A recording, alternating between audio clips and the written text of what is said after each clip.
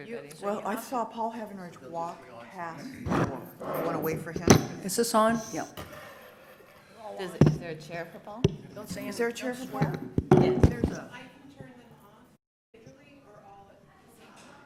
Turn mine off.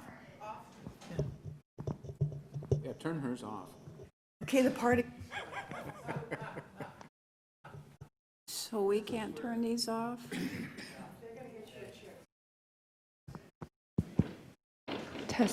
Testing.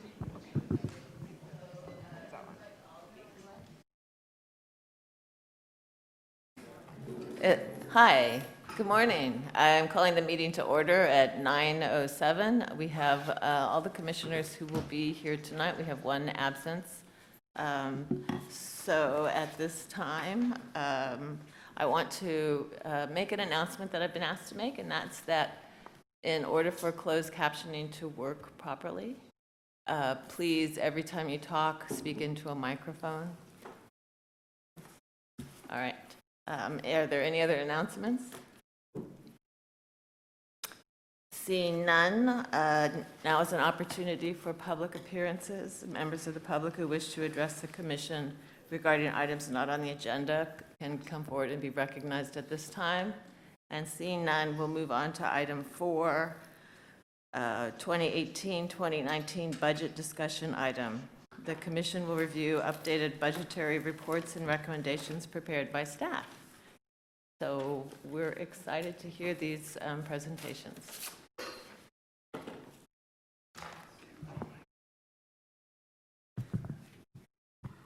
Good morning, everyone. So I'm going to kick off the presentations. Just wanted to let everyone know the preparation of this. The management team met over the last month or two on preparing the budget for 18-19.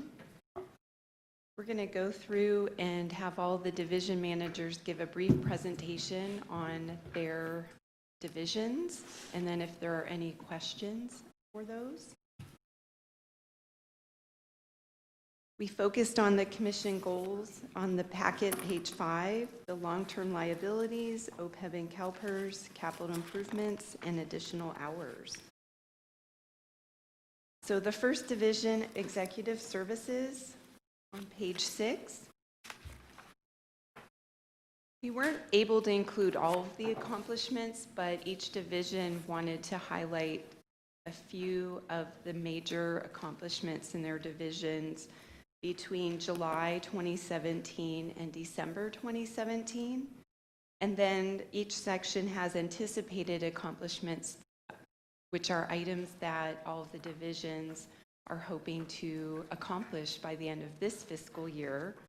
And then each division has laid out their goals for next fiscal year. As you remember, back in December, we presented an updated strategic plan progression chart. So the OMT went through the strategic plan line by line and highlighted things that have been accomplished, things that are continuing to be accomplished, and then goals that we can put in for this fiscal year. So we've included which portion of the strategic plan our goals are in alignment with, and there are copies of the strategic plan in the packet, as well as we have copies at the table here as well. So for executive services, some of the accomplishments: adjusting the staffing needs and restructuring the organizational chart was one of the accomplishments and first tasks that I did back in the summer, to have a more even flow amongst all of the divisions and direct reporting structures. We created a naming policy and gift agreement and re-envisioned library headquarters. The original plan didn't include all of the divisions moving to the building, so we added most of administration to the moving to headquarters. So all the divisions, except for IT and the graphics department, have been moved. One of the items that I worked on was updating the federal depository program and our agreements with various institutions. And then I included getting the library through the fires in October. The anticipated accomplishments: continue to meet with Roseland Coalition, the Community Development Commission, and other stakeholders to continue to meet about the permanent Roseland Library. And then the second that I hope to accomplish by the end of the year, fiscal year, is to have leases for all of our buildings. Then on page 8, a couple of the goals for next year. The first goal is to do an audit and implement a tracking system for all MOUs, agreements, contracts, etc. And this is something Jaylene is taking on, and she's begun creating a spreadsheet for this. This is a large project that will consist of finding all of the original copies, putting those electronically, and getting a handle on all of our agreements throughout the system. The second is to continue looking for a temporary location for the Roseland Library. It is anticipated that the area where the temporary Roseland Library is right now, per the last meeting I had with the CDC, they're planning on demoing about a year from now. And then lastly, one of my goals is, especially after the fires in October, when the fires got very close to the Sonoma County Archives, which are handled and overseen by the Sonoma County Library, finding a permanent location. One of the possibilities is the lower level of the central library, which has been vacated to headquarters because of the staff moving to headquarters. We're hoping that we can come up with a possible plan of moving the archives to the lower level of Central as a possibility. And I'm continuing exploring other possibilities, as well as grants for funding to create a more sustainable archives. So those are a couple of the main goals for next year. Any questions? Are we going to wait on questions? Well, no, we can have questions. I just wanted to first to compliment you on all of the accomplishments that have happened in this last part of, or the beginning part of the fiscal year, and that your goals, as stated here, are exciting to. It'll be exciting to see them come to fruition. So, Commissioner Garcia, you have a question?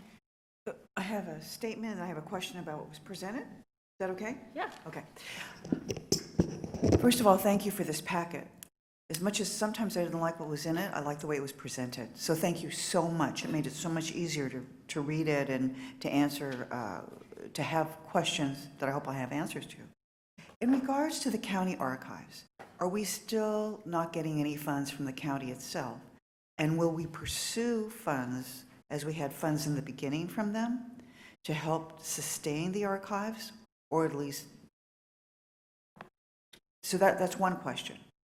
And the second question is that we are paying for the Rohnert Park facility $450,000 a year. And is that going to go up? Or is it locked into 8 years? I can't remember. Well, as I recall, the commission approved a lease that had incremental raises to the cost of the lease each year. Yeah. It was 6. Okay, so thank you, but what about money from the county for the archives? Sure. So as far as I don't recall when in the past we received any funds from the county for the archives. If anybody else has, the building is owned by the county and they lease it to us at no charge. but I don't recall that we've ever received funds from them for maintaining the archives. I think you'd have to go back. Huh? Well, I recall that when Catherine dug out the original agreement, there was some kind of payment was stated in that, but I think that was for retrieval services perhaps. But I think that, what I understand is that stopped years ago. And now what the county provides is the use of the building. Correct. Yes, if there was any funds coming to us, it would have been several years ago. But for the last several years, we haven't received any funds from the county. Commissioner May and then Commissioner Ebright. I'm not sure, I turned on, but they are the county archives, correct? They're not our archives, they're the county archives. They are, however, the documents that I have that I will be sending to our legal team for verification, when the county archives gives us a box to keep in the archives, it's a deed and it's signed over to us. So I need to find out if we then become the owner of those items. So I have a packet that I'm putting together with questions and about 5 different documents to send our legal counsel to find out legally now are they considered our items. And I will be continuing to work with Catherine Reinhardt on, she's received a grant to do some inventory of the archives. I would really like to see that in the archives in a better location. And if they are considered, when we get these items as it signed over to us, if they are all considered our items, then that will determine going forward what we do, and if we come up with pricing plan for anybody who wants something from the archives. I know Catherine's gone to Marin County and looked at their archives, which I believe are overseen by the Sonoma or by the Marin County Library. They just got a new building for their archives, and she's been talking with them regularly. So those are a lot of things to find out first in trying to get those documents, I think, and fast track it, so to speak, to, as we know, that area is susceptible, and after October, we don't want anything like that to happen again with the archives. 2 quick questions and a comment. The comment is, I like the goals. I think the archives are very important. I think the Roseland Library, maintaining a space is very important. And then just the organization and being able to find things that we are often liable for in terms of MOUs, agreements, contracts. It'll be nice to have those readily available for you folks to all look at and review. My question is on goal number 2. I don't know what funded/unfunded means. That maybe? So throughout the, good question. So throughout the packet, you will see if an item is funded, it means it's currently in this budget. If it's unfunded, it is not. So currently in next year's budget, we do not have funds for the archives put in place in next fiscal year. We were planning, because the lease expires in 2020, it may take some considerable amount of time to do some inventory, depending on if we can find a location, if the items will fit in the lower level. I didn't know if they would until seeing it empty now in the lower level of Central. And I know Dave has investigated compact shelving. So that's something that we'd have to look at and it's a big project. So we're planning on doing a Petaluma refresh next year and then starting Healdsburg, and then Central was the next branch. So we thought we would do that all in conjunction, moving the archives and doing the Central refresh or the annex refresh at the same time. So that's why it's not included in this budget. Okay. That's good to know. I think more specifically, I was looking at goal number 2. Where Sure, it says both funded and unfunded. sure. That's where my confusion Okay, came in. so the Roseland, we did include funds for a temporary location in Roseland in case, at the time of putting the budget packet together, the CDC had given us the deadline that November of this year, the Roseland area was going to begin the demolition. So we put funds in for renting a temporary location at that time, thinking that, well, the permanent location, it's going to take probably 2 to 3 years, if not longer, to build. So the funded part is we put in for leasing a space. The unfunded portion is we don't have funding for a permanent location. So Got it. that's why it's listed as funded and unfunded. Thank you. And then I'm sorry, I just have one last question. And that under the org chart, I see the community engagement coordinator. And then on page 30, I see the community engagement coordinator. And I'm sure Ken wouldn't allow this to happen, but I don't want to be double counting that salary into salaries and benefits. Correct. So on page 30, we were going to move the community engagement coordinator under that division manager, and currently the community engagement coordinator reports to me, so it's deciding which one that is. So that was an oversight on our part, Great, but thanks. it will be just one person. Okay. Thanks. I think I'll start with Commissioner Hauser and work our way. I've had experience with, I believe, the archives through the Sonoma County Bar Association, where they were looking for a place to deposit boxes of information they'd had, I think primarily from retired lawyers.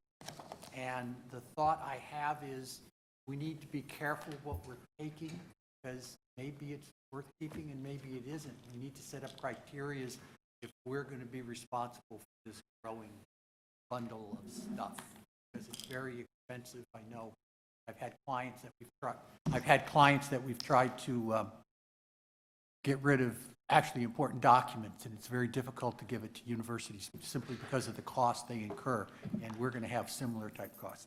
My other question relates to the goals up there, and underneath the goals it says July to June 2018. Now, I'm assuming that's the 18-19 fiscal year, so it's July 18 to June 19? Correct. It's that way throughout each and every one of them. Commissioner McKenzie.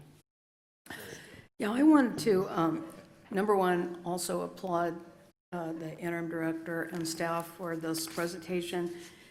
We've come a long way. We actually have a lot of information, a lot of transparency. I just think this is wonderful. I appreciate all the effort that went into it.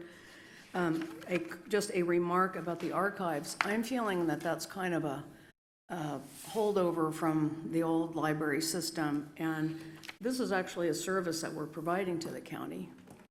And the county needs to reimburse the library system, in my humble opinion, for providing that service. And so I think you were talking about looking at fees to charge people who want to use the archives, but I think a greater thing, I mean, it's kind of like the county's storage. I mean, we're doing the county storage for them, so they need to, you know, step up. And I think we had talked about this a couple of years ago, but the conversations had never been followed through on. So that's my feeling about the archives. And I hope that, I'm sure that later on we'll have a more complete discussion about paying for the rent for Roseland. So I'll wait for my comments for that. Thank you. And I know Catherine Reinhardt worked with David Dodd a few years ago about a new structure of the archives, so I do have that draft. So I think it, and Commissioner Hauser's comments about this is going to, I can see this process taking a couple years of the archives and the inventory and the proper storage and retrieval systems. It's a very complex, it's not just, you know, opening a door and pulling out a file and giving it to someone. It is very complex. So, but I think it is a vital importance, especially what happened in October. So we'll be continuing the discussions about the archives. through the next year. In regards to Roseland, and I'm sure we'll have more of a discussion, but I think, first of all, that the department head has assigned a staff member, right, to look into where to house the library temporarily during construction. I think that's important. And then full disclosure, I'm a community development commissioner as well as a library commissioner. And the other thing is, if you're going to have the $150,000 for rent, just keep in mind that we could have a mobile library that we could put the Roseland Library in temporarily. And then after Roseland is in a permanent location, we could use that to serve people in Larkfield, Annapolis, Bodega Bay, and use the staff that it is in Roseland now in the collection.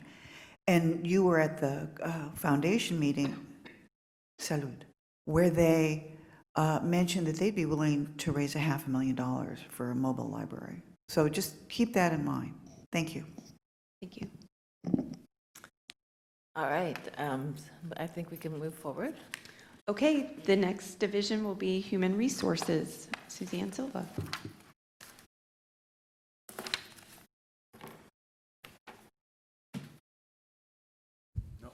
Good morning. So I came on board just over a year ago, and when I arrived, the former HR manager had been retired for, I think, a month and a half, and we were in the midst of recruitment for the opening, for the Monday openings, and in the process of hiring, I believe it was over 30 staff. And so there was a recruitment process on board, and we were using an outside consultant. And so with that process, there was several recommendations to revise some of our processes. So we were not conducting any pre-hire employment checks for our new hires. So that was they made several recommendations, and so those were one of the recommendations. We were conducting pre-hire employment checks for volunteers, but not for our employees. So that was something that was implemented. We also needed to bring on our own staff because paying a consultant to do some of our hiring was costly. And so we were able to get some positions in our budget to hire our own analyst and convert the admin staff from half-time commission, half-time HR to a full-time HR specialist. So that was a couple of the accomplishments from last year. We also the county decided that they did not want to have our benefits with the county anymore, so we were required to find our own benefit carriers, and so CalPERS was the carrier that we needed to convert our open enrollment with a very short time frame, and that was a very large task that we were completing in a very short time period. We also, to assist us in finding a new hiring process, we used an online candidate self-serve to convert our enrollments. So that was called CalOps. Shortly after I came on board, about 3 months, our former director, resigned, and that also caused a shortfall for human resources. So, and the agency. So we were able to find an interim director, Tracy Gray, which has helped us immensely in the leadership of the agency. So there's been a lot of process change, and I feel that HR has really led the agency in some of our accomplishments. So I'll just continue on down our list. With having several new employees, we've realized that we needed to engage in a new hire orientation program, which thankfully with my staff, Kyle, and other public services staff, we were able to do a new hire orientation and train all of the staff on customer service training, which utilized our core competencies. And so being public service is a goal. We've really utilized that. Every 2 years, we have to do sexual harassment training for prevention training for all of our managers. So we've trained, we utilize SCORES, which is the county's training to train all of our managers. We have initiated a hiring process using the RGS, which is Regional Government Services, who we utilized for our previous process to implement the hiring for the next increase in openings for the 46 FTEs that we'll be hiring. And we have located a new vendor to help us with our bilingual testing processes. We also took a vote last year when I came on board to implement state disability insurance. So payroll has had to take on the withholding of state disability. And also another thing that when I came on board was we had many staff that were working in multiple classifications, which required tracking, and it was a very hard workload. So what we did was we combined many classifications. We asked staff to not be working in several classifications, so most staff are only working in 2 or less classifications, which really lessens the burden on our payroll. So those are significant cost-saving measures for the agency. It's been a very busy year for human resources. Our anticipated accomplishments for the upcoming 6 months will be to train all of our managers on a new performance system, which Kyle, our trainer, and myself have been working on for the next few months. We have several trainings that we'll be doing for the next, we'll be doing 3 trainings for all the managers to roll out a new performance management system over the next month. We will be negotiating in negotiations with the SEIU for a new MOU, Memorandum of Understanding. And that will be starting in the next month also. We'll be selecting and implementing a new human resources information system, because one of the things that we cannot do is track employee changes in the system. We can only track really payroll changes. And so that is very difficult to track promotions and employee history as they move throughout the systems, throughout their jobs, and et cetera. We will be continuing to train employees on core competencies and other EEO, sexual harassment prevention, because while we train managers, we do not have the opportunity to train the employees, only at their new hires.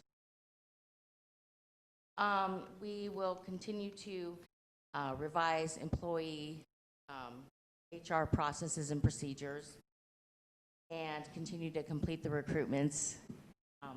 We've been promoting a lot of employees from within, so that's very important to do, but it doesn't always complete the recruitment. So we have a lot of continued, we don't really net the recruitments. There's just a lot of openings still because we're moving employees around, which is good for promotions, but we still have 29 openings that we need to fill. As a result of the fires, we realized that we did not have a lot of the contact information that we needed to do when we were when we needed to contact employees. So we've updated most of the contact information. We still have a few more employees that we need to contact or get their contacts for, and that is almost a complete project. There's a few employees that are resistant to want to provide that information, but they just don't feel, they feel like they don't have to provide updated contact information, and we're trying to tell them that that's really not an option, but still been a problem for us. Out of the 230 employees, it's about down to 30, so we're really trying to get that information. And for our goals for July, we will complete the implementation of the HRIS. It's a very cumbersome process, and it will take a while because all of the information that we've had for the employees has been stored in what's called a notes field, and so that will take time with analyzing data, putting it into database fields, and So we may require some of the assistance of an outside contractor. And trying to use some tracking metrics for our just time to recruit and et cetera. And the final thing is that we received a grant, I think I've said this before, from the Library Foundation, and to implement mental health training throughout the library system. So, been very busy. And how big was that grant? $8,000, And that was from the foundation? yes. Thank you. Do you have anything else to add before we start talking? No. All right, well, great. It has been a hugely busy year since you've come on board, and an amazing lot of things have been accomplished. So thank you very much to you and your section for all that you've done, as well as I know you've worked closely with all the other divisions to get this accomplished. So it's greatly appreciated. Are there any comments? I see hands, starting with, I'll see Commissioner McKenzie. Yes, thank you. And also, thank you to you for all of the work. Talk about walking into a whirlwind, you really did. And appreciate all the efforts to standardize and professionalize our HR department even further. We're, of course, hampered in the past by not having enough money to do that. So anyway, it's great. I'd like a little more clarification. Number 11, under Human Resources, it talks about the next recruitment of hires totaling 46 FTEs. And then I believe when you were making your verbal comments, you were talking about 29 openings created partially by moving people around with internal promotions. And so I'd like to know who that kind of next recruitment is, and also kind of whether, clarification about those numbers, whether it's 46 or 29 or. So we initially had 46 FTEs, and that would include mostly public services, because we had librarians. Some of the recruitments rolled over from the last, and then there were some retirements, but mostly librarians, library specialists, some aides, a couple of the positions that maybe weren't filled from the last recruitment. But we did, so I didn't bring my recruitment spreadsheet with me, so I'm going to go mostly from memory. But Jamie's, like for example, collection services had many increased positions. She had several implement or increase positions from acquisitions. Most of her positions, except for one librarian, has been filled. That's correct. Yes. We had increased positions in management, several library specialists. And so what has happened is several positions have been moved over because they've been they've been employee transfers. So what we do before we hire is we do a transfer request, and then employees will request to move over. And then what will happen is then that results in another vacancy in another in another branch. Right. So then before we post out externally, we'll make sure that all of the transfers occur. Then people can promote within a branch if there's a part-time vacancy, and then we'll go out and post the recruitment. So this is what is occurring. Right. My question, so these are positions that we funded in the current budget that we're in right now. We Yes. just haven't filled them yet. Yes. Yet haven't filled them yet. Even though it's February. Right. Yeah. And then what's the difference between the 46 that it says the next recruitment and the 29 openings that you mentioned? So those are the ones that so 29 is what is left. We still have 29 that are left because we've actually, Okay. so we still have multiple children's librarians. Okay, so 17 Several. are done. Yes. Okay. Yes. Gotcha. Sorry. Thank you. Mhm. Commissioner Garcia? I'd like to add my thanks to everything that this department has accomplished in 1 year and what you walked into. So thank you.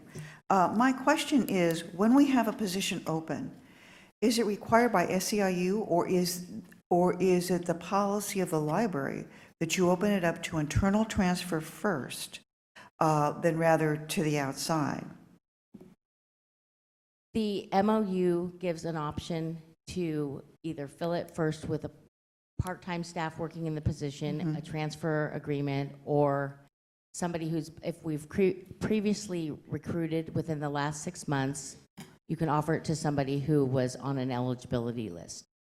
So if they've previously recruited and did not select somebody from a position, but said, no, like basically, no, not at this time, but they passed the interview, then you can offer it to that person before you go out and post it. So this, and it's not just a lateral transfer, it's a promotion also? No, just lateral transfers? Just lateral. So Okay. example, if you've recruited for a library specialist and then there were several people that interviewed, but you can only pick one, and then you said, well, I liked these multiple other people, but I can't pick everybody, but they're a successful recruit, then somebody else from a different department can go back to that library specialist and say, well, I wanted one of those people. Okay, so here is my concern, and that is we need new people who are reflective of our clientele that don't exist in the library right now. Public money, public access, in terms of recruitment, in terms of the desirability to have a bilingual individual in every library, which is my own desirability. But if we look at the strategic plan number 1, where we're looking at our customers, are we just moving people from within, or how many people are we bringing from the outside? So let me address that. We have been recruiting from the outside. We post on ALA, Calix, multiple, sites. And we have been interviewing candidates from outside of the state, inside of the state, Southern California, multiple areas where there are bilingual candidates. One of the problems is that Sonoma County is very expensive. There is problems with the lack of housing at this time. And so we have made several offers to candidates who, a few candidates who have actually even accepted, and then they have declined even after they've accepted, and so it has been presented a hardship. So I don't know, because we are a public agency, we cannot necessarily do extra to incentivize, because that may be a gift of public funds unless we come up with some type of a No, strategy. I appreciate your answer, and thank you very much. Thank you. Other comments or questions from commissioners? Oh, Commissioner McKenzie? Just one more quick thing. I came across CalOps inadvertently by some conversation I had with somebody. Could you just fill us all in just a little bit about what that means? My understanding is like you go online, you register once for a job. You don't have to keep applying over and over for a job with our system, because the application is held, and I'm sure there's a lot more to it. Well, you can create a one-time registration, but you do need to apply for each and every opportunity that comes. Okay, so it's a one-time, you don't have to do your application every time. You don't have to Right. create a new registration, but you do have to, apply for every position that you would like to choose. So each opportunity, you would have to click send for each opportunity, but you don't have to create a new profile. And is there a recognition every time somebody applies for a job? Not a recognition, but a acknowledgement that we know you're applying for this job? Like send a postcard or anything? Yes, we do. Does that come out of this CalOps thing or from our system? No, it is CalOps, but we generate it automatically so it's sent from our HR. So basically, when you apply to a job to our agency says, thank you for applying. So it's automatically in the system. What do they get? A Just, postcard or- it's generic, it's an email. It's an email? Yes. Okay. So it's all through email. We don't pick up the phone and call. Okay, thank you. Commissioner Hauser, did you have a question? Okay. Okay, so I just have a question, and that's on the proposed budget, and maybe we'll get to some of those later in more detail, but that's about it's a question about mileage reimbursement, and I looked at the overall budget, and I see that our total reimbursement request for this budget is $20,000 less. I think we have 50,000 listed here and 50,000 in public services. So I just wondered, is that for the whole staff to go to training, or what does this mileage reimbursement cover?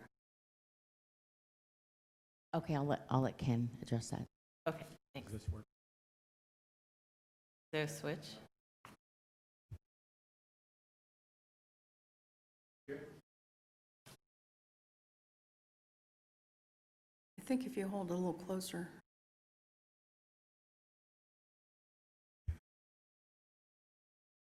Back and forth with it. Is it now?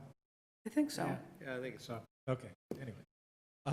Yeah, the reduction in that, as in some of the other things that we'll get into later, was basically based on what was happening this year. It's not that we are paying people anything less or anything like that. It is not only mileage reimbursement for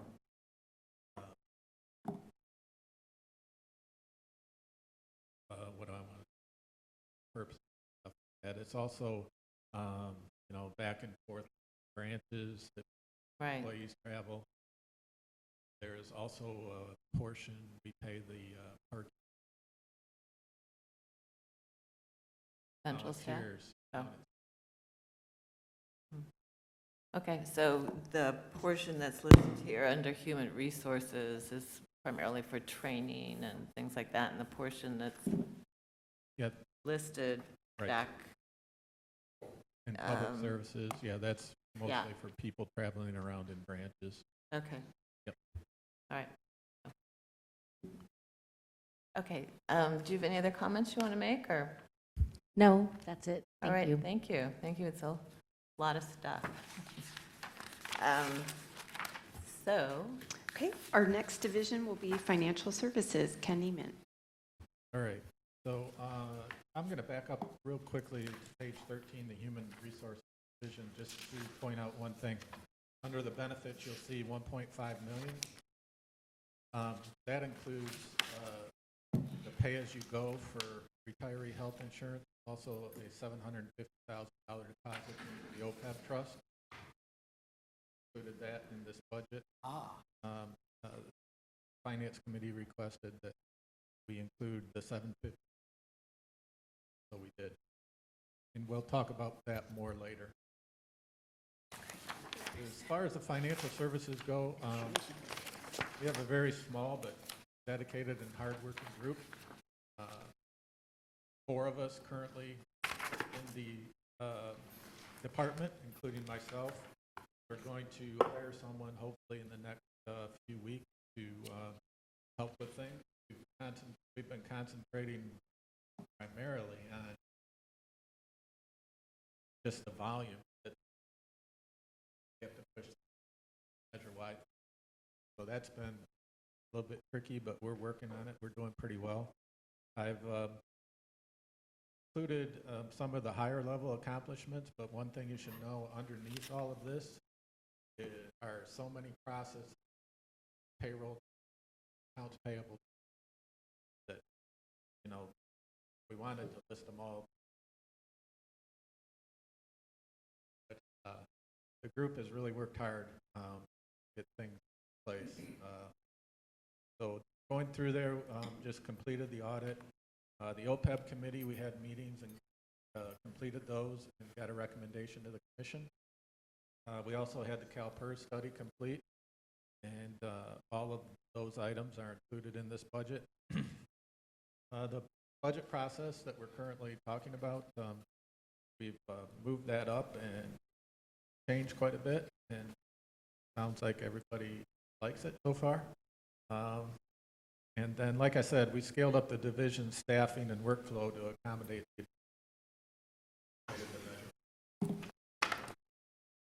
moving forward in the next 6 months, we want to integrate the new employee into the department, move the department to the new office. Last 2 weeks, last week, remember when? Let's see, we're continuing to refine and create new reports for managers and commissioners, as well as Measure Y Oversight Committee. Want to complete this year on or under budget, and we also have to modify procedures and processes as we move to the new office space, just making sure that all the paperwork gets where it needs to be so we can continue to pay bills on time, and also how we get money to the bank. That all changed. So The goals nuts for and the next year, bolts. The nuts and the bolts. Getting the paychecks out. right? Paychecks are, most of those are direct deposit, thank God. So that hasn't been a big problem. So the goals for next year, again, we want to continue to refine the reporting and refine the budget process, completing the audit on time and without any reportable issues, and then Suzanne talked about already, implement the new payroll, HRIS. That'll be, as she said, a big job. And budget numbers there, nothing out of the ordinary. I'll talk numbers a whole lot later. But question? Well, I wanted to thank you for running a very smooth ship. It's amazing. It's the grease that makes everything else work. So, and I know that how important you and your area are to the running of the library. So thank you very much. And there's a lot of things you didn't mention that were really, really good accomplishments. So we do recall those. So thank you. So right now I can't form the words to remember what they're called. There was the internal audit you did of all the, yeah, that was huge. Yeah. So I'll open it up to comments and questions from commissioners, Commissioner McKenzie and then Commissioner Garcia. Thank you. I have had the pleasure of working with you, Ken, for the last 3.5 years. I'm chairing the Finance Committee. And I want to thank you for all you've done, all the staff support, all the direction. After our library director left, I think you added a huge level of senior leadership also as we were going through this transition, and really appreciate your steady hand. I've never seen you panic, and, at least I've never seen it. And just that steadiness has been a tremendous, benefit to the library from all that we're going through and have gone through. I think that this budget process is just a gigantic leap forward, and really appreciate it. It's just wonderful to be having these meaningful conversations about items and having the clarity and the detail. And I think that the fact that the audit, this year's audit, this was just our second year with the new auditors, and I've said this before, but I'll say it again. The fact that we went through an audit with absolutely no significant findings is all credit to you and to your staff. And it's a huge, big thing. I just want to underline, clean audit is great. And the OPEB committee and the CalPERS study are two huge pieces of information that we haven't had, that now we have. And, those are just gigantic accomplishments. And so, anyway, thank you for all you're doing, and especially, it seems like kind of shorthandedly doing it and then moving on top of it. So, anyway, really appreciate it. And thank you, Ken. She said most of what I was going to say. My only question is, when are your vacancies going to be filled? I mean, you're going to be dangerous when you're completely full. Yeah. Well, we're actually going to set up interviews for the senior account clerk, which I think is at the bottom of the org chart there. And we're looking, originally last year we put in an accounting manager, and part of that was because top-level administrators would stay at Central, and my staff would have been down at headquarters. That's changed, obviously, now, so we're all down at headquarters. And really trying to figure out what that position should look like. I'm not sure it needs to be an accounting manager. We definitely need an accountant, though, and just, something that's changed. And we were also waiting for just a position, someone that had been working for us, just figuring out what was going to happen. Well, yeah, well, good luck with that. You produce a lot for being such a small staff. And remaining so laid back. I think it's amazing. Any other comments or questions? All right, well, thank you. Thank you very much, Ken. And, you know, everybody can attest that they've seen me before. Yeah. And I just want to say one thing, Dave. Dave got hired in Mayor. Oh, he's just been a tremendous asset for the whole organization. I just want everybody. Yeah. Okay. Thank you, next Dave. de- Did you want to make a comment? Thank you. Okay. Okay, I will introduce our Division Manager Facilities, Dave Tasheva. Good morning. This is my first ever budget workshop, and I'm excited about it. I've heard a lot about them, and so it's really cool to participate. So under my org chart, I have two divisions, delivery services and facility services, and we actually have two more, or like one more full FTE in delivery. There's the delivery support staff. They're the actual guys who sort all the books, or the personnel who sort the books, get them loaded into the correct carts so they can be loaded onto the truck. So, and I think I have two extra help sub-drivers. Anyway, minor thing there. So, facilities accomplishments, and forgive me for not having any delivery accomplishments in there, because that's brand new to me. So those guys work tremendously hard. They work a lot of hours. They get our books to people, the holds to people, like, you know, incredibly fast. So I don't want them to be not seen because they're not here in this conference. So anyway, other than they get a new truck. But so when I first started in May, we were like in the middle of redoing everyone's staff area, every branch's staff area, to accommodate all their new staff. So that was quite the project. All the different personalities that go along with that. Having to work with Vicki and her staff was great. Getting all these.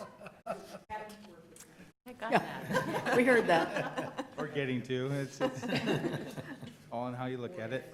And so you know, having all that stuff just work out, you know, with very little problems. I don't think we had more problems with the physical things that we were purchasing than we had with installation, or, you know, the inconveniencing the staff because they didn't have a workstation today or something like that. So that was really the automated preventative maintenance program. So that was a huge accomplishment. So what that does is, in our work order system, which was generated in-house by David Lytle, we have the ability to have work orders self-generate themselves. So if we have certain things that need attention on a weekly basis or a monthly basis or biannual basis, annual basis, we don't necessarily have to remember that. The way we did that before was with a card. And if that card got misplaced, well, then you wouldn't remember that, you know, this sub pump needed grease, you know. So that just self-generates now, and the guys are just alerted immediately when that needs to be taken care of, and they can put it on their queue to get done. So that system there is fantastic. That is part of the upgraded computerized maintenance management system. So in that system, I have a whole way to track all this stuff and generate reports, customize reports. That combined with HVAC controls and lighting controls and all that make up a computerized maintenance management system. So that's very much in its infancy, sense that most of our buildings are, very old, and their systems are all manually controlled at the site. So, but slowly with the refreshes, we're trying to implement some of these controls so that, I can change, or the guys can change the temperature at a different building from a remote location.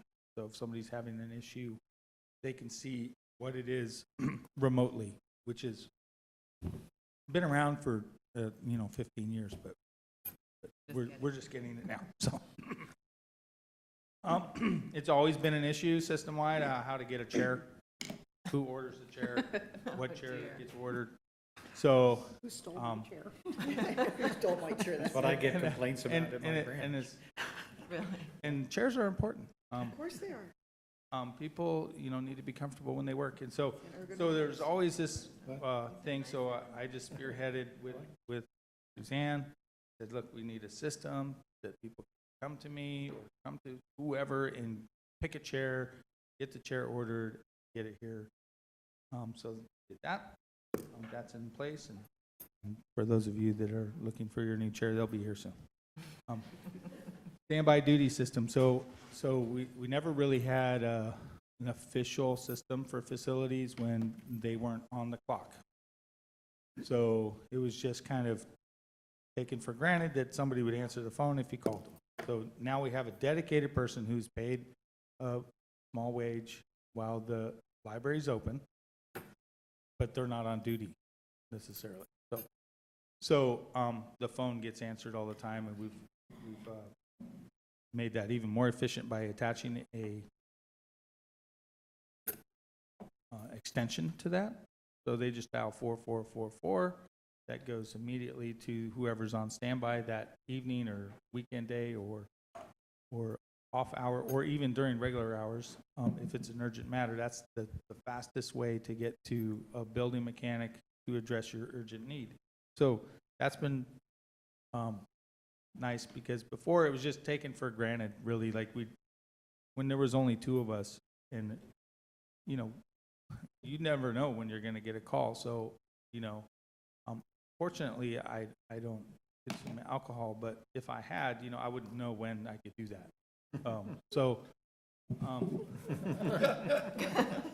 really that's kind of like putting, No downtime. right. So you were basically on the clock, the entire time libraries were open. So then, pre-employment testing for building mechanic classifications. That was something that I worked with Suzanne on, and it was a great accomplishment. Kind of weeded out people who were, could talk a good game but didn't really know. That was great. Converted the water fountain at Central to a planter box, and the one at Healdsburg, which is getting redone by the Friends group there and the lab there in Healdsburg. They like the plants, but they like the fountain better, I guess. Anyway. That's what I heard.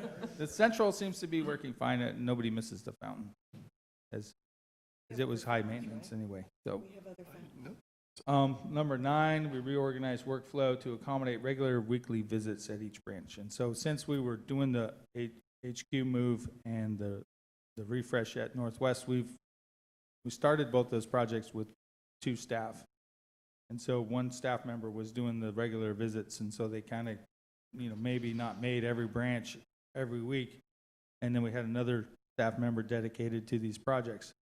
So very recently, we've now hired 3 more staff, so we're able, or 4 more staff, so we're able to resume our weekly visits to the branches. So that's something that the guys go there. They have a preventative maintenance list to go through. Even if there's not a substantial work order for them to do, they have something to do. Now that we have 2 different locations that building mechanics can report out of, the bigger branches such as Petaluma and Rohnert Park can actually get more than a 1 weekly visit. They can get 2 weekly visits, as like Central gets a daily visit, right? And it's really not fair because like their work orders are always just being done on the spot. You walk in the door and the people say, "Hey, yeah, I need this moved here now." Okay. So Anyway, now Petaluma and Roanoke Park will start seeing a higher level of service, which has been, when we were closed on Mondays, we actually spent just about every Monday at Roanoke Park because the lighting system really heavy maintenance. So anyway, so we added additional work truck to accommodate the new staff. And I've also developed a senior delivery driver position to take the place of Wade. This is a critical position as basically the drivers right now, they like, if they're not available and we can't find a sub, there's no delivery. So these guys feel a tremendous amount of pressure to come in sick, work sick, not ask for requested time off. There's, I'm extremely appreciative of their dedication and their long hours that these guys put in. But what Wade would do in supply is if they called in sick, he would do the route. So we don't have that person. We have sub drivers. They don't always want to work. Like this weekend is a good example. Both the drivers had family engagements that they needed to go to and needed the day off, and we weren't able to have sub drivers deliver on Saturday. So nobody was available. So they did the best they could to get everything they could out to the branches on Friday and resume back on Tuesday. So, anticipated accomplishments for the rest of this fiscal year. Well, we're doing the Northwest refresh. Along with the regular chair procurement process, there's an ergo chair procurement process, and the ergo chair is if somebody needs a special accommodation and they've had a review by their job hazard analysis has proven that they need something more than our standard chair can provide. So I pretty much have that accomplished now. Just Roanoke Park headquarters, we're in there. We've moved. Everybody's gone, and take a tour if you haven't. You're here now, so maybe at lunchtime. Facilities transit van has arrived. We are using it now. This is a great asset to the department. It allows us to keep stuff out of the weather. We move a lot of furniture. Some of that furniture has padding in it. You just can't do it in the rain. So that's a great addition to the fleet. Petaluma Walking Garden is starting to take shape a little bit. They were worried that that's going to collect rainwater to water the plants, and so it hasn't been raining. So people were getting a little worried about how is this going to work. And that is completely a nonprofit's doing all that. We're just going to be tasked with maintaining. So there'll be an additional annual cost of maintaining that garden, but hopefully the staff there and the patrons there will enjoy another area that's outside the library. So Petaluma will have two areas outside the library that people get to enjoy. Their garden out in front, and now the walking garden. Fully staffed department, so we are down one FTE now. We have a temporary person filling in, as we had a building mechanic resign. Central staff area is another project that we are looking forward to completing. Having Kate redesign now that we've vacated the area, and there's a lot of space, and so there's actually a lot of talking about who gets what. Kind of interesting. Anyway, Rincon Valley landscape upgrade has been completed. As you might have noticed if you've gone to Rincon Valley, there's redwood trees out in front. There's the split rail fence, the new irrigation controls, that kind of stuff. And then we will begin planning, the preliminary planning of the Petaluma refresh, which is exciting. So we'll be putting out an RFP for the architect and meeting with staff and going over needs and funding and all that good stuff that Tim and I have eagerly been awaiting. Okay, so on to the goals for next fiscal year. Well, after we plan for the refresh, we'll do the refresh, so that's good. You continue to upgrade the CMMS system and include the motor pool into that. So that's like we got to do maintenance on all our vehicles. So, and we're getting more vehicles. So it's important to keep track of when vehicles need to go in for maintenance. Our vehicles last about 10 years in facility and about 4 years in delivery. So delivery puts a lot of miles on their trucks. And so we will need to be replacing those vehicles, 2 of them. So headquarters phase 2. So we want to move the rest of our administration over, which would include IT and graphics. That's going to take some planning and some building of walls and offices and redesigning, some of the open space that you see when you walk in there.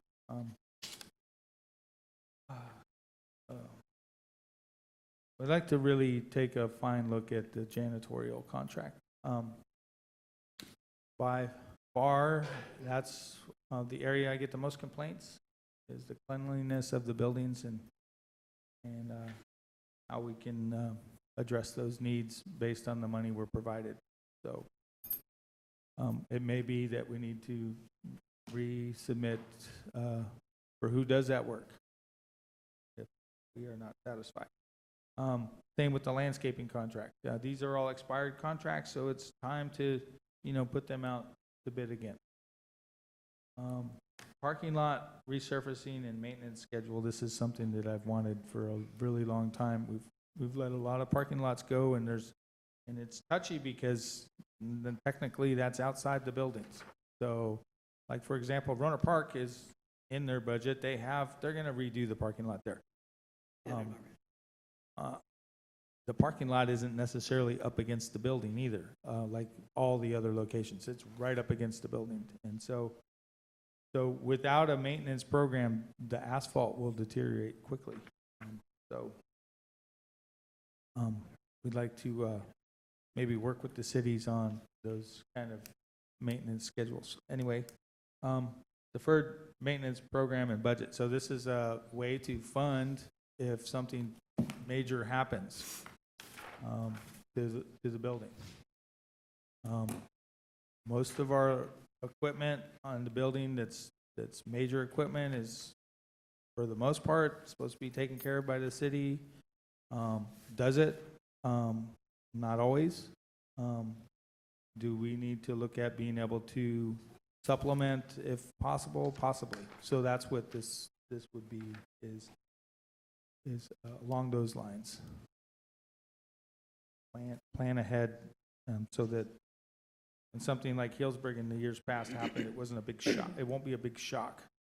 That was quite a big shock to the whole, well, at least to the facilities department, and I think to the budget and finance department. That was deal. So that's the end of my presentation. Do we have any questions? I just want to make a comment, and that's that I'm speaking for myself, but I think the entire commission feels the same way, is that we're so happy to have you in this role, and you've accomplished a tremendous amount in the almost year that you've been here. It feels just so much more organized, and it directly affects staff and the public. That's the things that we hear complaints about more, is the quality of the buildings and things like that. So I'll open it up, and I see Commissioner May. I basically have 3 things. Will you be involved in the lease negotiations at all? I would hope so. Okay. And my question is, 2 of my pet things. One of them seems to embarrass people, but I would encourage you, especially with the water problems, re-looking at the possibility of waterless urinals to save water and our water bill. I know the city of Petaluma has them in all of their buildings, and I know that there may be some issues, but that, and also I would encourage as a part of the leases that we talk about solar, as a part of the lease possibility, which would help the environment, but also our PG&E bill. Any other comments? I see Commissioner McKenzie and then Hauser. Yes, thank you. Back to Ken briefly, I want to thank you for all the work you did on the maintenance. I mean, you kind of took over all the facilities stuff, on top of all the accounting stuff. So that was really, huge that you had to do by yourself essentially for quite a long time. And I also applaud, of course, Dave and all of his accomplishments and the organization that he's brought to this, and that's great.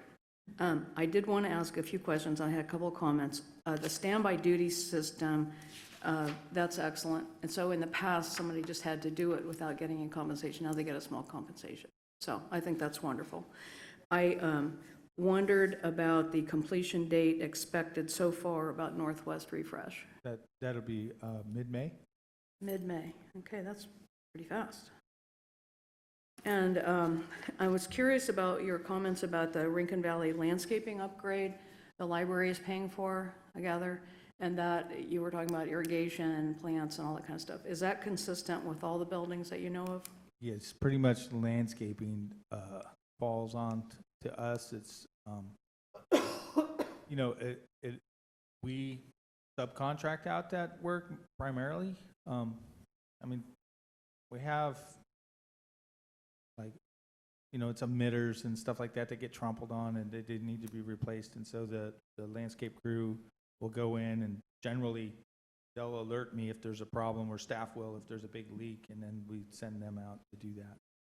So we're taking care of the landscaping on all the buildings? Well, we pay for somebody too. Okay. City of Rohnert Park, we pay the city. Healdsburg, Rincon Valley, Central, Northwest, Sonoma, there's all Gardens of the Wine Country. The county does Guerneville. The city of Sebastopol does Sebastopol. Since their city hall's right next door, they do that. I don't think we compensate for Sebastopol. The city of Cloverdale does Cloverdale. So there's consistency in the landscaping, that's good. No. Some No, it's cities do not it, good? and some, Except for Sebastopol and Cloverdale. Cloverdale are not consistent. right, they're inconsistent. There's a lot of consistency, but it's not complete consistency for a lawyer. Do you know if the branch managers are notified when the maintenance staff make their weekly or hopefully 2 times a week visits? They will be, it will become routine. When we were, prior to my becoming the facilities manager, we had set days and all the branches knew, and if we were gonna miss a day, we would email them and say, we can't make it today, we're coming on this day. So that is a directive I've given the staff, yes, to have a specific day for a specific location. Really helps to consolidate the issues and Right. branch manager when they're coming. And it really helps the branch managers to okay, so you noticed a change in their habits of submitting work orders. It would be the day before the visit. And then immediately after the visit, oh, I forgot this. Right. Okay. And I want to agree with what you were saying about the parking lot resurfacing maintenance schedule, and hope that further conversations happen with the different jurisdictions about who's responsible for that. I think if there's inconsistency, it's not fair to the different jurisdictions if some are paying and some are not. The deferred maintenance program and budget, you mentioned that the trucks last 10 years if they're maintenance trucks and 4 years if they're delivery trucks. And we had kind of a conversation about having capital accounts put aside, so if it's 4 years, then we put a fourth of it a year. Is that what you're talking about? Yes, exactly Okay. what I'm talking about. Okay. Thank you very much for everything. Commissioner Hauser. You have $1,827,000 in capital outlay. How does that break down? Well, right there, And as you go down the column, so we have, Yeah, but I'm looking at the last item there. the last item. Capital outlay. So capital outlay would be I'm assuming that's the refreshes. refreshes would be in there. Yeah, there's a detail of it. So Ken converted that. I didn't call it that. So, anyway. Page 57. Okay, thank you. Thank you. Right. More discussion on that. Any other comments? Commissioner Garcia? Appreciate everything that you have done in such a short time. And I have just one question, and that is maintenance of $210,000. That's for administration, or what's that for? Those are, Ken, you want to take that? Yeah, those are basically, most of the contracts that we have for HVAC, we're supposed to maintain the HVAC and electrical system, boilers and all that. In all libraries? Yes, Okay. that's what most of that is for, along with equipment maintenance and along with just normal things. Thank you. All right, well, thank you. Thank you very much, Dave. You're welcome. Appreciate it. Okay, I will introduce the Division of Collection Services, Jamie Anderson. Good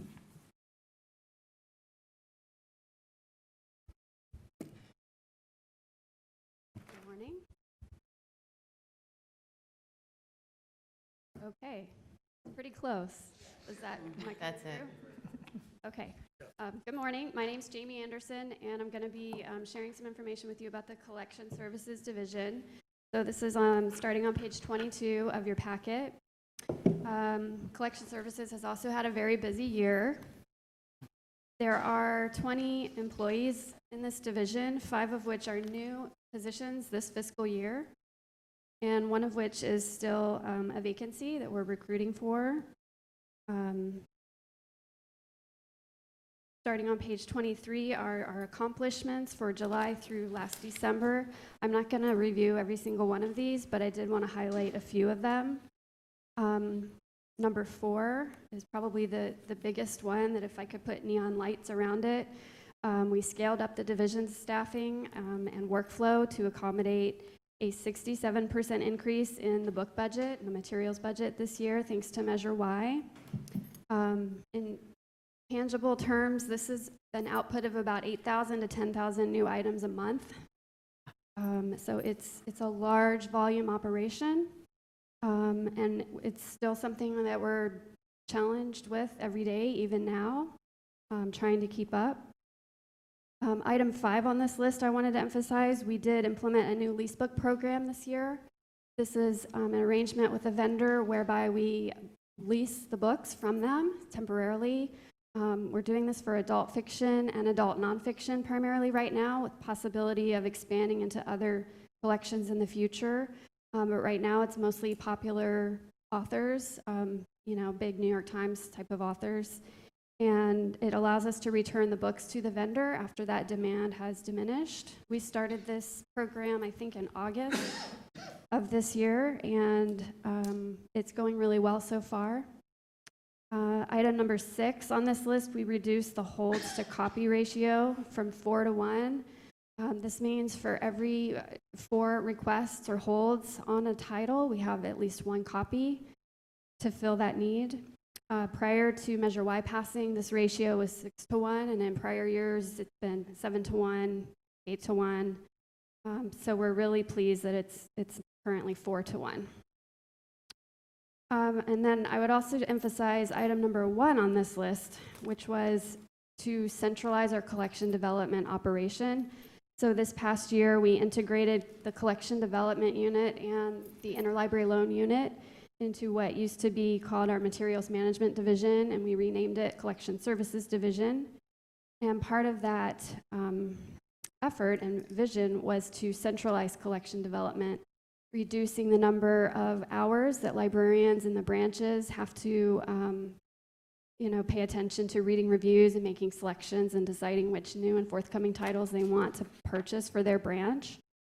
and freeing them up to do more outreach and events and programs with schools and so forth.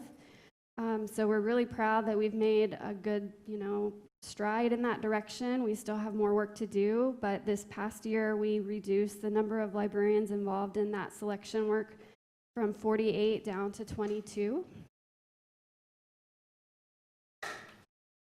And we also added, I would just also emphasize item 7 on this list, that we added several new electronic resources this year, a new ebook platform called Access 360, and several other e-resources that we're excited about introducing to the public.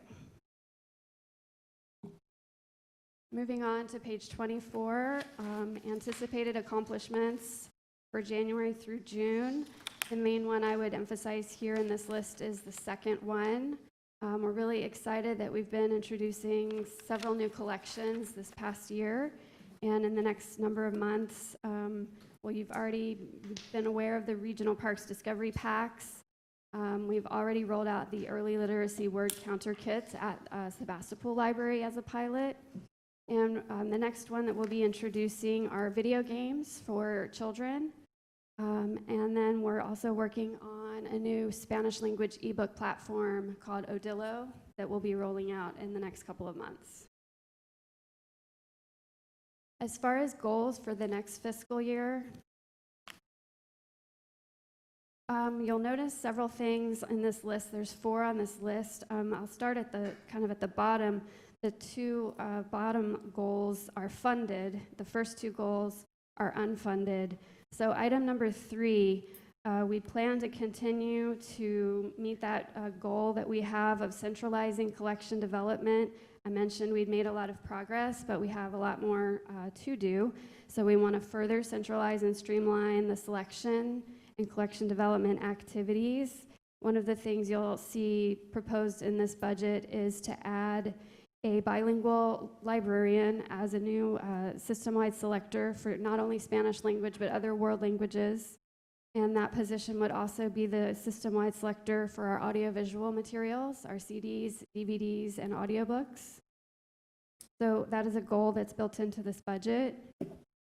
Item number 4, Collection HQ, which I think you've been hearing about a little bit in my monthly reports all year long, but Collection HQ is a product that we invested in this past year that helps us basically make data-driven decisions about our collection, what we're purchasing, what we're weeding, what we're retaining when we need to transfer an item from one branch to another because we think it will circulate better elsewhere, these kinds of things. And so we did introduce it this past year. We aren't fully utilizing it yet. We're still learning it ourselves and working with the branch librarians on it. So goal number 4 there is to continue to fully utilize that and make sure we're doing the most with it to establish consistent workflows and reports system-wide for our collection management. And then circling back to the first 2 goals, the first one is regarding a program called Link Plus, which you may or may not be familiar with. So again, this is not part of this budget that you have presented for you today. Link Plus is a really popular resource sharing service that many public libraries use, and it allows patrons to go to a single searchable catalog of many different libraries, and patrons can search it and request materials without regard for where it's coming from. It's basically a version of interlibrary loan, but it's faster and it's more affordable in terms of the cost per item. Patrons would not be charged anything. It would be a free service to them. For us to be able to join Link Plus would cost about $100,000 to $110,000 as a startup first year cost. So again, it's not in this year's budget. And then item number 2, the materials budget itself. When we were all pulling together our budget requests for this budget year, I had requested a 10% increase to the materials budget over this year to meet that strategic plan goal of expanding our print and digital collections. And that has not been funded. In fact, it's been a reduction of about 5% is what you will see built into the proposed budget you have today.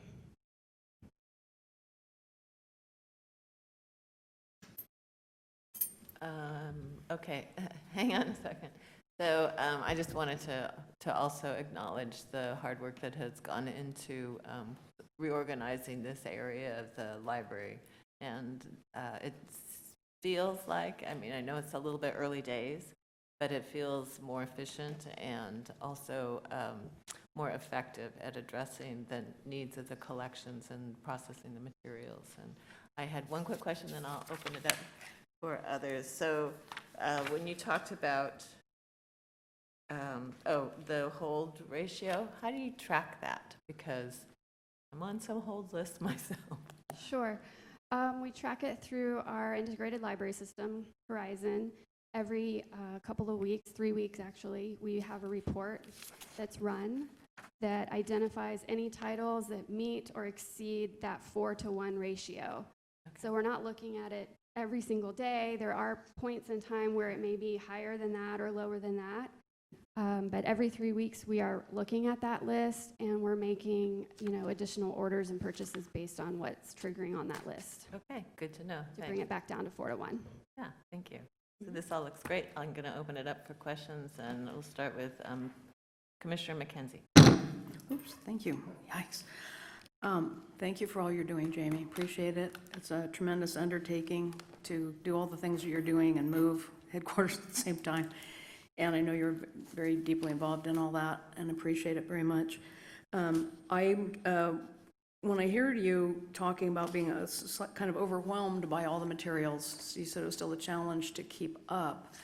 And rather than get the 10% that you asked, it's actually a 5% reduction in materials. Are you okay with that? I mean, it sounds like that might be a little more manageable anyway in the context of what you're saying. Well, part of the reason why it's been a challenge and still is a challenge has to do with the timeliness of getting the additional staff on board. I mentioned we had 5 additional staff, and that was, what we anticipated needing to be able to accommodate the workload this year. And obviously, they can't all be hired overnight and begin on July 1. So that didn't happen, and that set us back. So now what we're up against is a bit of a backlog to get up to snuff.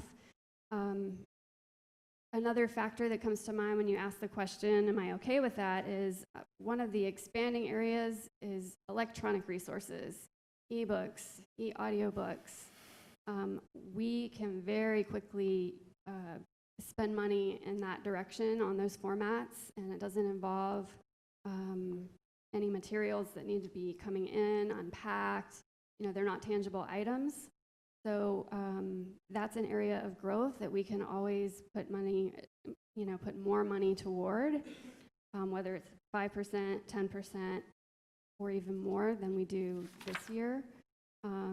So I didn't want to put through a status quo budget. I did want to ask for a slight increase, again, thinking about the direction we've been given to grow, expand, move in new formats. We are constantly getting new proposals for new collections.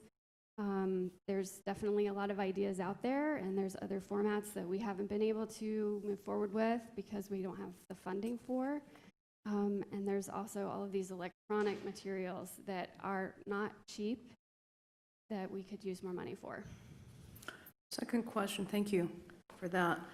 Second question is about the impact of the leasing program, which I think we all thought was a really great idea, and you said it's working smoothly. Do you have any sense of, I don't know, like happy patrons and how long we're keeping these on lease before they go back, or what that, just kind of a little more information about it? Sure. I don't have a lot to share about it yet. We just recently sent back our first batch of returns. Okay.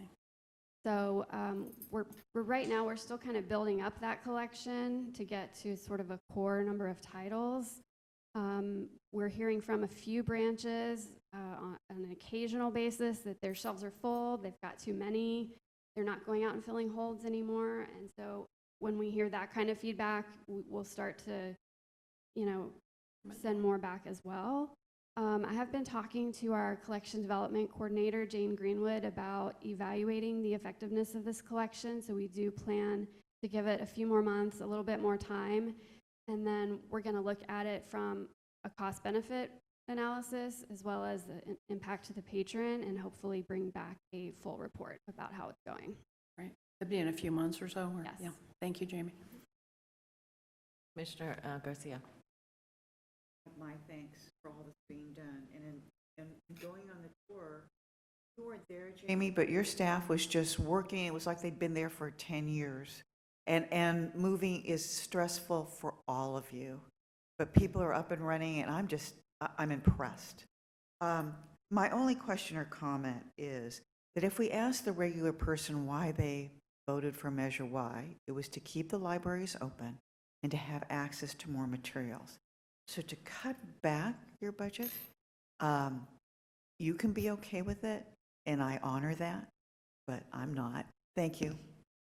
She's not either. Commissioner May. I have a couple of questions.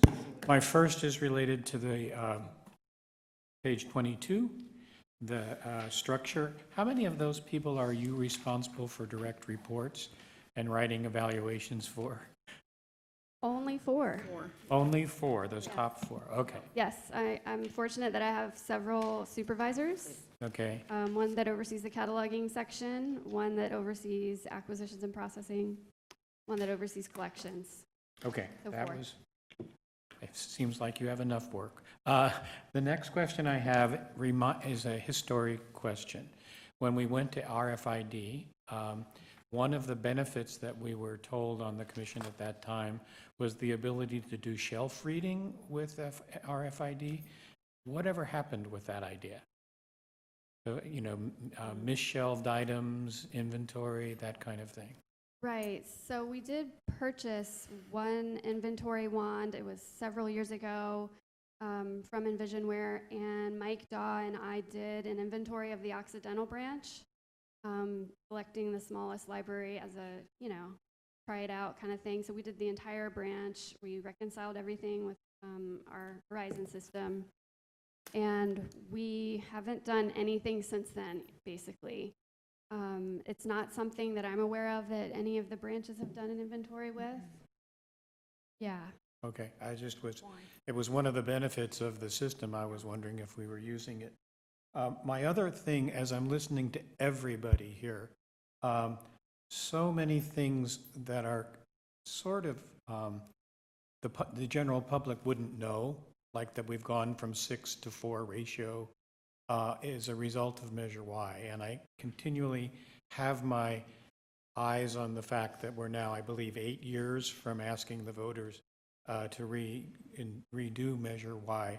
So I'm wondering if these kinds of things are getting to the Measure Y committee so that they're aware of the improvements that are being made as a result of the tax initiative. Are they being, is it being overtly mentioned to the Measure Y committee?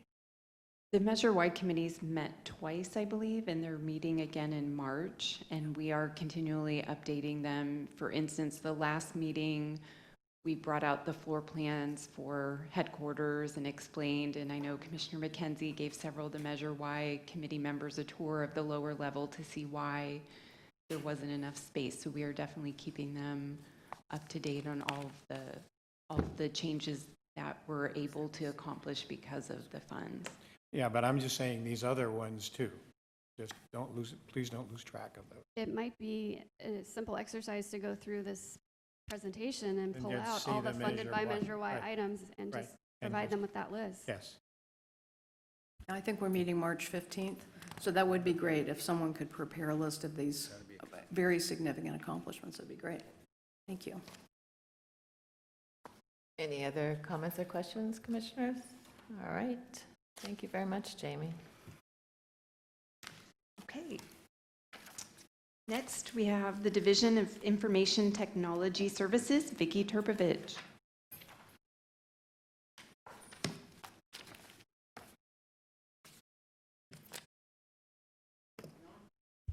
Now we are. Okay, good morning. Good morning. We've done a great deal with a very small staff in information technology services.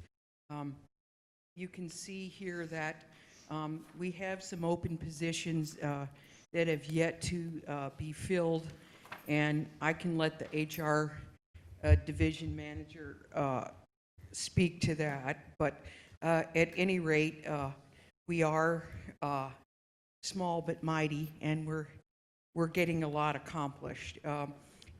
So I'm going to just, you've had a chance to look at the org chart. We're down a desktop technician or a info tech 2 that's vacant, and we're also down a digital literacy specialist. Now, what does that mean?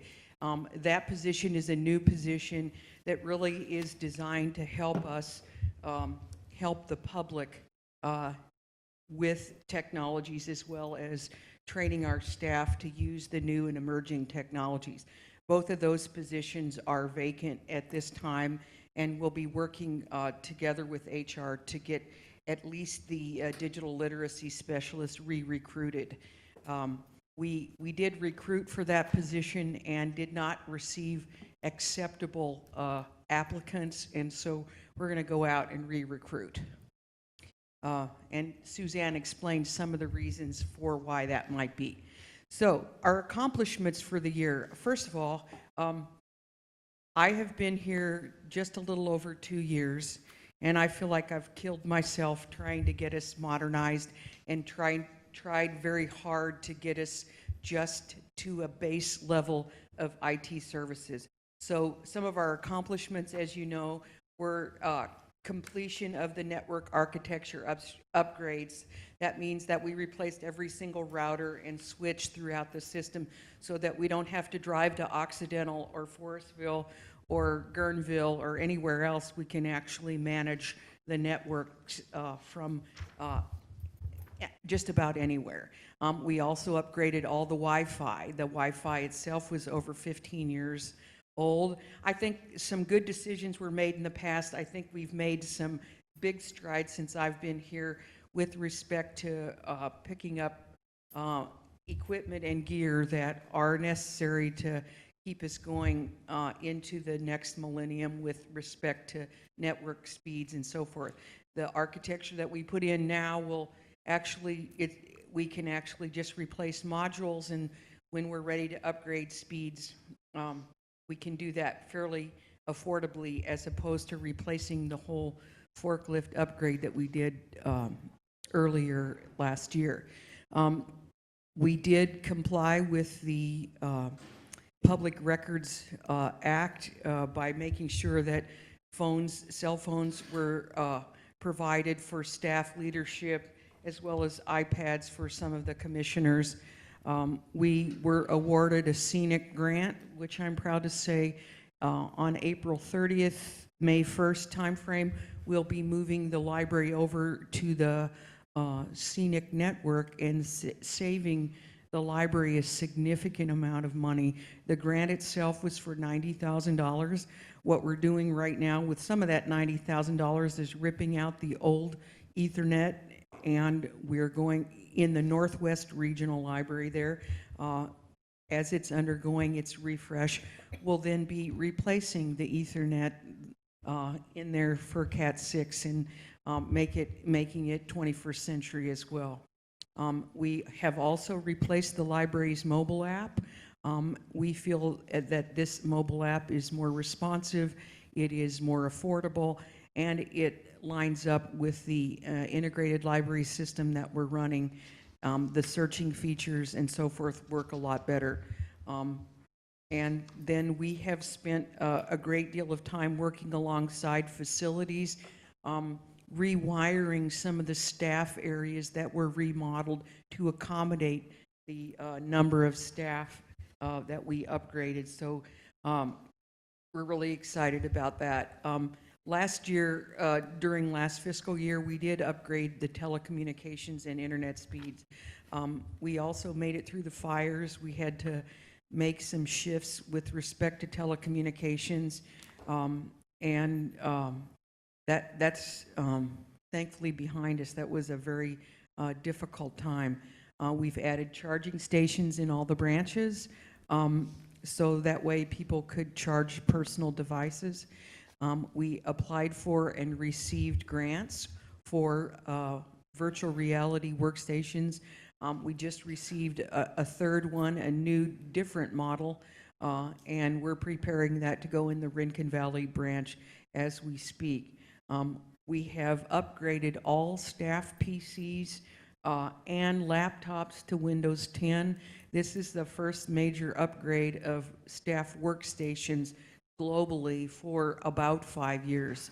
So we feel very excited about that. And then we have also deployed laptop carts to all branches with laptops and Chromebooks. So we have enough laptops for training classes, both for staff and the public. And this was part of our effort with Measure Y, of course, to get these resources out to the branches.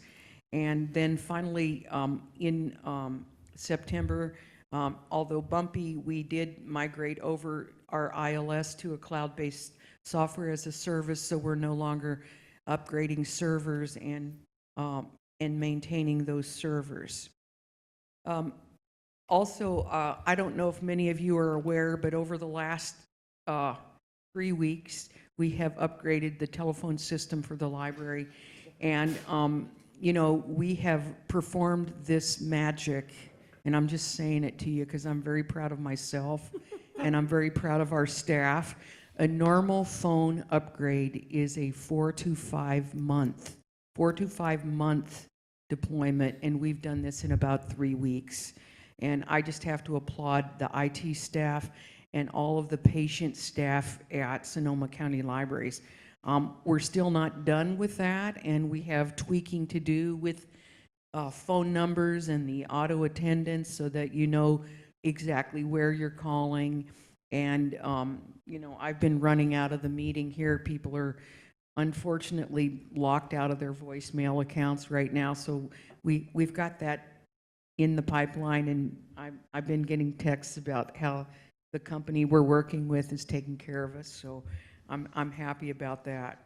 The staff PC refresh, that's over 250 staff PCs, and I am telling you that I want to send a shout out to my desktop supervisor, Graham Tretton. He engineered this. We were able to, since we're down a technician, we were able to use a temp, and I think they did a bang-up job of getting all these PCs rolled out to people, and particularly the collection services staff and the staff that moved over to the Rohnert Park Administrative Services Center. We deployed many of those PCs in collection services ahead of time so that we could monitor and watch and make sure things were working fine, because there are various tools that collection services use, like scanners and different kinds of printers and so forth. And so we needed to be mindful of how that played out with respect to the PC refresh. We also upgraded everybody to Office Suite 2016, and we utilized our relationship with TechSoup via Microsoft. So let me just tell you how we saved money. About $289 is what you would pay for Office 2016 Suite retail, and we paid somewhere in the neighborhood of $45 to $60 per seat. So thankfully, with our relationship with TechSoup, we were able to afford that in a better way than had we had to budget full retail for those kinds of things. Further, I do want to say that this migration was very well executed and planned out, and I'm really proud of the fact that we got all of that done. And essentially, every single person, with the exception of circulation services, got new desktops. And next year, we'll be doing the circulation services desktop, because we're now on a refresh cycle, and that's important. We added new self-check stations for Healdsburg, which never had a self-check before, and Cloverdale, and Roseland and Northwest, and we're able to shift some things around so that we can add a self-check-in unit at Sebastopol, which they've been requesting now for about a year, and so we're pretty excited about that. I told you about the additional VR station that Rincon Valley is getting, and we've begun the small forum room branch refreshes. We just completed Healdsburg's forum room. We added a short throw projector, something really exciting called an idea board. And if you've been in the school environment, these are like touch screens that you can actually draw on with your hand. You can also connect a computer to them. You can connect other devices like like a DVD player, a laptop, and so forth. So this will, and also we're adding Apple TV and Chromecast, so that whatever kind of technology the public brings in or the staff pulls together, there's good sound in those rooms and so forth. We've added Bluetooth surround sound, and in fact, I'm just looking at the bids for the large forum room at Rohnert Park next to do their refresh. The larger branches like Petaluma and Rohnert Park, their forum rooms are much larger in size and scope. So there's a little bit different footprint for those, but those were funded in this fiscal year, and we intend to move forward with them through as soon as we get a breath of air from the phone system deployment. So we're going to complete the replacement of the phone system, and we are in process of bringing in a trainer to deploy 3D printers to, it says 7 here and I miscounted, it's 5. And we're going to be deploying 3D printers to 5 branch locations. These were purchased in large by the Friends at the various organizations and at the various libraries, and we will be having a trainer come in mid-March. Her name's Lindsay Hunter, and she'll be coming, we're going to be doing this training for all 5 of the libraries. We're asking each library that's getting the 3D printer to bring 2 people so that they can come and learn how to use the specific 3D printers that we have. And we already have this really good relationship with Lindsay Hunter. She has an organization called Nut Bar Studios, and she's doing training for kids throughout the Sonoma County libraries on STEM or STEAM training. She's also doing other kinds of 3D printing in the schools in Sonoma County. So we're very excited to invite Lindsay to come, and I'm really excited because I think this will be an excellent way to kick off the 3D printers that we have purchased for those locations. So the locations are Healdsburg, Petaluma, Sonoma Valley, Sebastopol, let's see, I'm missing one other, Guerneville, actually, I think. Anyway, so we're very excited about those. We hope that, well, we know with Lindsay helping us get the staff trained on the use of these that we will be successful, and then we'll probably be rolling out more as time goes by. I'm really excited. I know that John Hout, who is one of the branch managers, and Joe Cochran, another branch manager, are working really hard on coming up with the curriculum and ways in which they're going to deploy these. Also, let's see, anticipated accomplishments.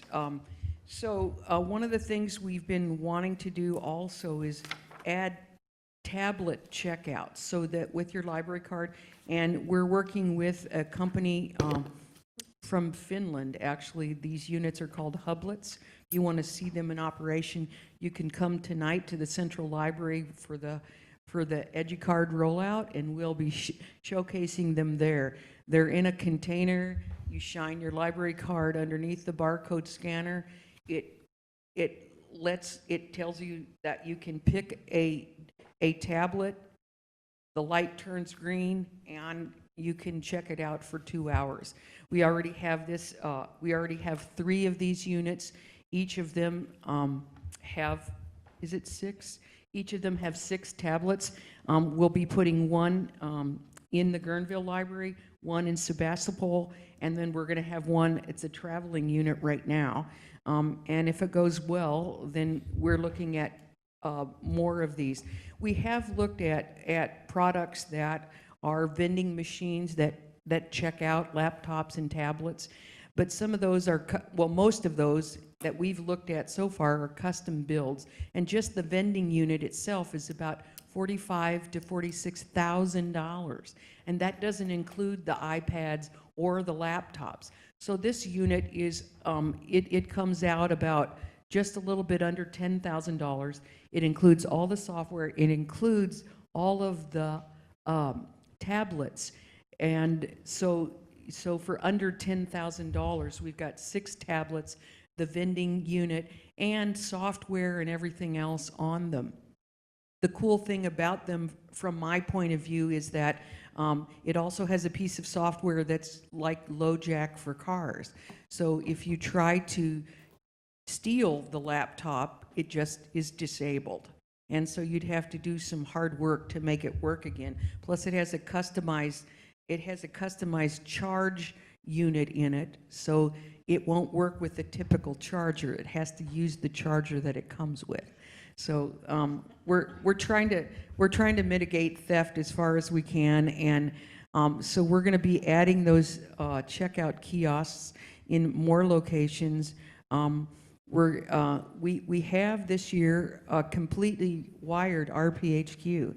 So everywhere you look, in some places where you're not even looking, we've wired that building, and in anticipation of, you know, adding the rest of the staff that we need, we have a tiny server room there. We're very happy with the performance of the network. You know, we're not dealing with any of the past practices or anything, so that's really exciting. And I think the next exciting thing from my point of view is the intranet. We've actually purchased a product, and it is basically an intranet in a box. And so basically what this means is that it has the infrastructure built into it so that there are already forms and functions and database capabilities built right into that. So we can take some of the things that we have on the sort of handmade intranet and actually incorporate them into a functional intranet, excuse me, and staff will be able to log into it with their Active Directory credentials, as will commissioners. There will be sections of it that will be accessible only to the commission in terms of adding content and things like that. And so we're very excited about what we've done there. All of these things, you know, very much are thanks to LSTA grants, to Measure Y, and so forth. I think that some of our goals for the coming year are to further develop public technology training programs, you know, giving people of all ages and opportunities the ability to acquire new tech skills. And I've been working in conjunction with the Children's Services Coordinator, and I think that the biggest thing that we've got now that we've got some of the basics under our belt in technology, like a working network, a working phone system, these kinds of things, we can focus in on developing and implementing a technology strategic plan that supports the priorities that we have as an organization. It's kind of hard when all the time you're just trying to keep things together with spit and toilet paper. And now, thank goodness that we don't have to do that anymore. We have a sound foundation and network infrastructure that we can count on and rely upon. And secondly, we have some of the basics like a phone system that we can actually hear one another when we make a call and that sort of thing. So this technology strategic plan that I'm talking about will actually line up with the organizational strategic plan. usually a technology plan, works for about 3 years, 3 to 4 years, and then, and then it's time to really update that, because why is that? The technology turns over every 18 months. It just completely changes. So what we've got to do is come up with a viable technology strategic plan to help us move forward in the rest of this 21st century. So that's pretty much all I have. I know it's a lot, and I want to open this up so you can ask questions. I just want to say, wow. I just think that the work that, and thank heavens for Measure Y, but the Correct. work that you and your group has done is overwhelming, as you say, and kudos to all of you, and thank you so much. So I'll open it up. I see I'm being waved down by Commissioner Heavenridge. That's on. Good. Yeah, wonderful job. Thank you. I know it was a big task to come and replace this. And I also want to acknowledge, and you mentioned this, it's like painting the Golden Gate Bridge. Once you get it done, you have to start back again and repaint it. So that's technology nowadays. So thank you for getting the basics and the infrastructure. I did have a question, because we talked about this before, and this is partly you and partly some of the other programs, but it was really interesting to get some of the basics started for our makerspace in the library. And we had talked about that. I don't see anything in the budget per se, but I know it's a program also. But I would really encourage the libraries to have a look at makerspaces, and the 3D printer's a start, and Right. getting some of the other things. So. Well, and I think I can speak to that a little bit. I've been working with Director Gray about this, and we're going to be heading over to Sonoma State to look at their makerspace and get a sense of what that might be like. And as we're doing the refreshes both at Petaluma and Healdsburg, we have it in our minds that, once we take a look and talk with Karen Schneider and her team at Sonoma State, that as we're, doing these refreshes, that we can actually create some spaces within the two branches that we're going to be refreshing. Because that's really part of the problem also, is that space is at a premium in terms of where we're going to host this. And then secondly, I think that it is going to be a staff training issue, which is why the digital literacy specialist, we need to fill that position. We need to be able to make sure that staff can handle the equipment that we put in, and thus the training class that I was talking about with Lindsay Hunter from Nut Bar Studios.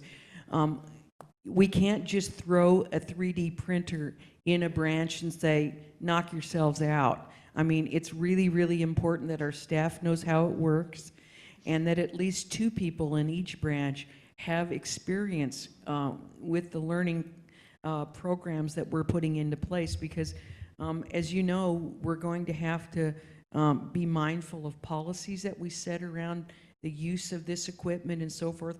And we have been looking, and when we purchased this equipment, I vetted, I went to Library Journal, I went to Library Technology Reports, and then I talked to 20 libraries around the country before we selected the model of 3D printer that we're using. So, we are taking great care with this, and we are looking toward the future with maker spaces and portabilizing them, if you will, and so forth.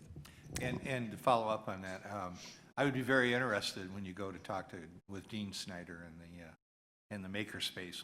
We did, when the grand opening, we were all there for it, and I had made contact with some of the other people, and there's lots of opportunities we can work with other groups and other corporations to help fund this, and I think it's real exciting. And I have to put a plug in for a bookmobile that also could be a makerspace. So I know it's not in the budget, but I think it would politically, and it would serve a lot. It would serve a lot of these little gaps that we have. And so I don't volunteer for much these days, but I would volunteer to help with that, so. Well, that's great. And in one of my previous iterations, I actually wrote grants for 2 Techmobiles in rural Maricopa County. So, and those are both still in operation, as I understand it. So, In knowing you, you have that digitally already. You didn't throw it away, right? what I didn't. The plans, the I grants. didn't. I didn't. Good. So I just want to interject here that when we're finished with Vicky's portion of the presentation, I'm going to call for a short 10-minute break. So Commissioner McKenzie? Yes, kudos. Tons of work done. It feels like we're moving into the modern library period. And I wanted to just make a couple of comments. I'd be really thrilled to see the flat screen panels are going up. I mean, every new modern library that I visited, my travels, they have these every place. And so they're educational and helpful. And we don't have to have these standing sign things everywhere.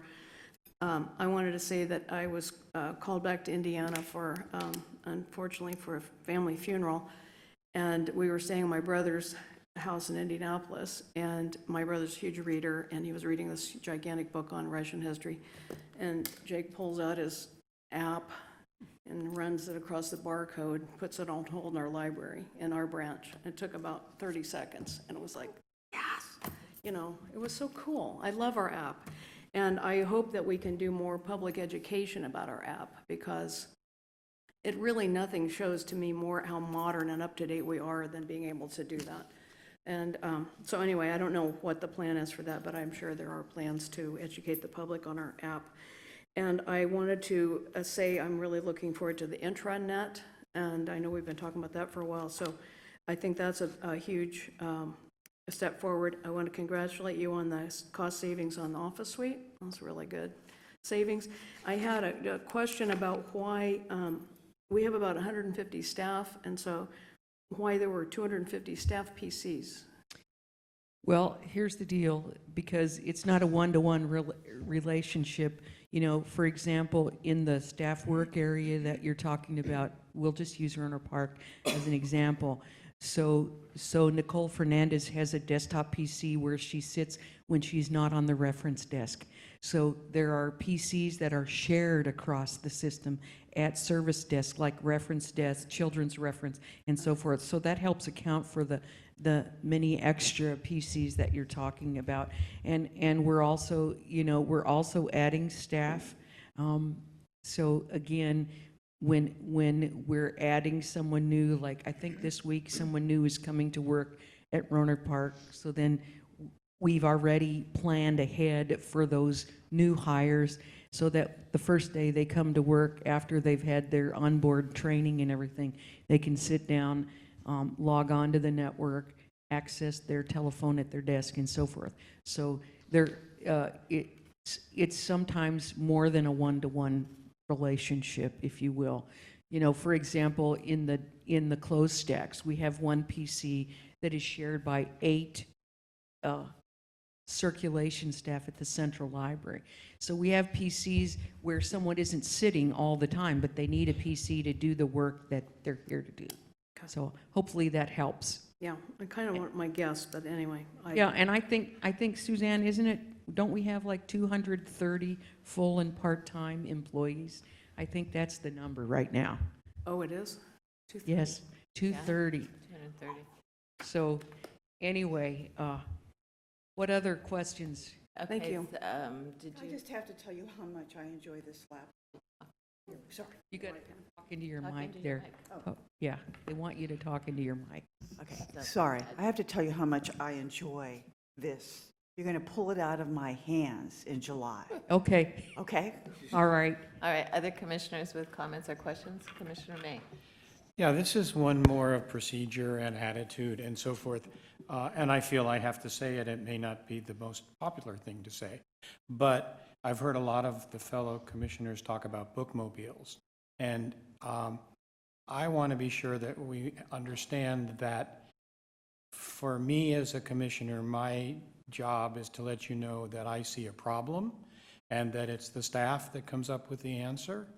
and that perhaps a bookmobile is what we need, but if a couple of commissioners are saying they want a bookmobile, it doesn't necessarily mean that all of us are the direction from the commission.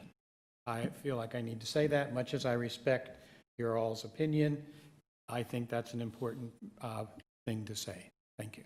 Great, thank you. Any other comments or questions for Vicki? All right, thank you so much. And we're going to take a break now. Please get back here about, let's just do a short break, 20 after. I'm not sure what time lunch is being delivered. Oh, okay, sounds good. Yeah, so then we can finish the presentation parts and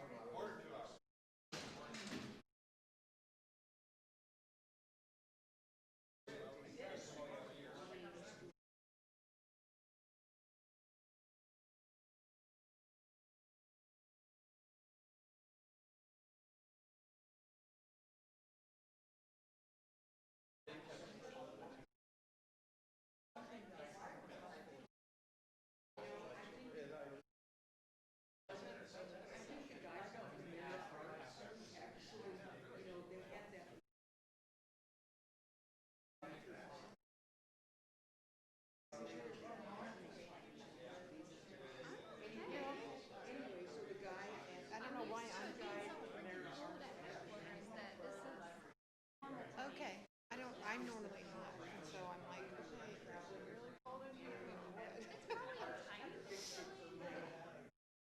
Well, I just put it up 1 degree, just. Okay, just want to check with a couple people, sure.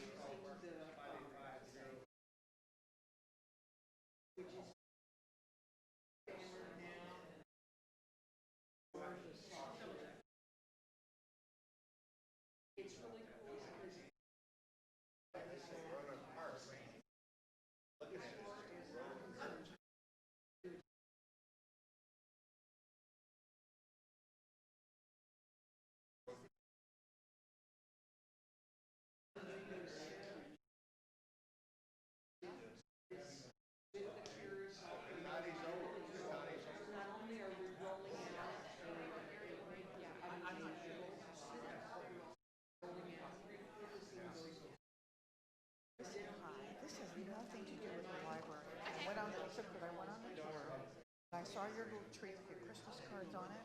I would have known those were your kids, even when it wasn't even in the area. They look so much. Now they're all grown up, or? 15 and 19. Where's the 19-year-old?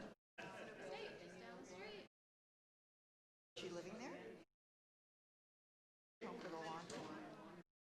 Oh, yeah, Oh, yeah, I had one that came back from UC Davis with his laundry. Hi, Mom. I said, okay, great. And the laundry would go for the 2 days that he was there. He'd come about once a month, and everything would come. But when I saw those pictures, I said, they look just like their little Yeah, clothes. I sell those Christmas cards every year, and my staff onto them. I didn't put those up. It was one of my Oh, I don't staff. care who put it up. And they hadn't been up like at our old location, but one came to headquarters, all of a sudden she put them up there, and I was like, okay, I didn't know you wanted these. And they're flush. And then you have all of the staff, you know, and they're in small cubicles. So that's just an observation. We could use more space, And, but we have to be together.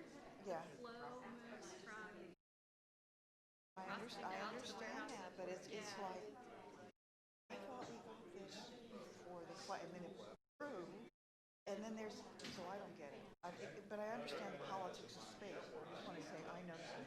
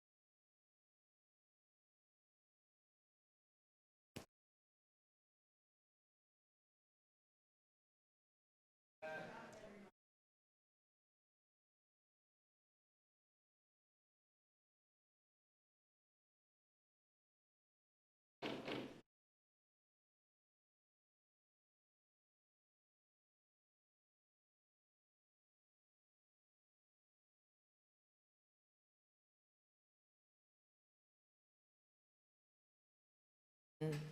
11:23. And thank you. So we'll continue on in the agenda with the presentations from the different areas. And the next one is marketing, events, and community services. So the next two divisions used to be public services. So there's two different presentations based on breaking up these divisions into two divisions. So the first one, division, marketing, events, community services, I'm going to say a few words, and I'm going to hand it over to Kathy DeWeese. This position, or this division, we have a couple vacancies. Our adult services administrator, this position we haven't had in the library for several years. There was a position like this several years ago. It's basically the adult services administrator, comparable to what Kathy DeWeese currently does with youth services. So this is a vital position. I'm very excited to get this position on board. HR is planning on posting that position this week. We will be moving the literacy services under that administrator as well. And then another position, an events coordinator, an administrative specialist. We've posted that position last week. The adult services administrator will oversee all the services programs that the adult librarians oversee and have some coordination. So we're looking forward to that. So I'll give it over to Kathy DeWeese. Let's see if I can make this work. Yes, I can. Hi, good afternoon. Morning, it's still morning. Good morning. So as Tracy said, I am part of the Marketing, Events, and Community Services Division, which is in flux or is in transition. And I'm happy to report on behalf of that division. And she went over the org chart. So in the accomplishments that we have had in July to December, again, I'm not going to read out all of these things that we've been doing. A lot of what we've been doing is the front-facing, the public-facing services that are offered in the branches. A lot of that is what are the accomplishments of this division, or of the part that I work with. And then I'm going to actually go to number 15 in this year's accomplishments. Is that a lot of what we have been doing is to have a structured way that we approach events and classes planned and executed in support of the strategic plan. And we have been looking at that very closely this year. We have continued offering like health literacy classes, following up on the healthy living. We have really got a good handle on the digital literacy, the basic adult education computer classes, and we've actually started some of the more advanced computer classes at all branches. We have had career and job classes that have been regularly, I think we're in our second cycle of that at all branches. On the children's and teen services side, we have been expanding the Path to College series that we've been doing for a few years, and we have really expanded the, what are they called?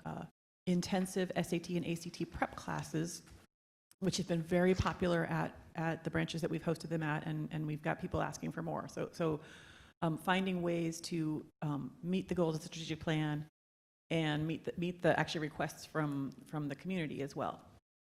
Other stuff we're doing in terms of early literacy and school readiness, we've had a few initiatives that we have accomplished in the first half of this year. One of them being the early literacy circulating kits that Jamie mentioned. We also have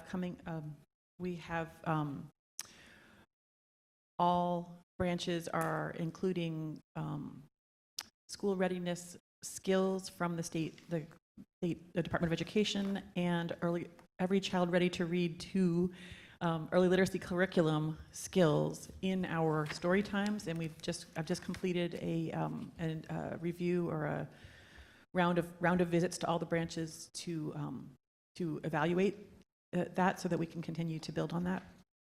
Coming up in the second half of this year, we actually have a training. We have a very well-known early literacy trainer coming to train all children's services staff to help us to improve how we implement that curriculum. So we're excited about that.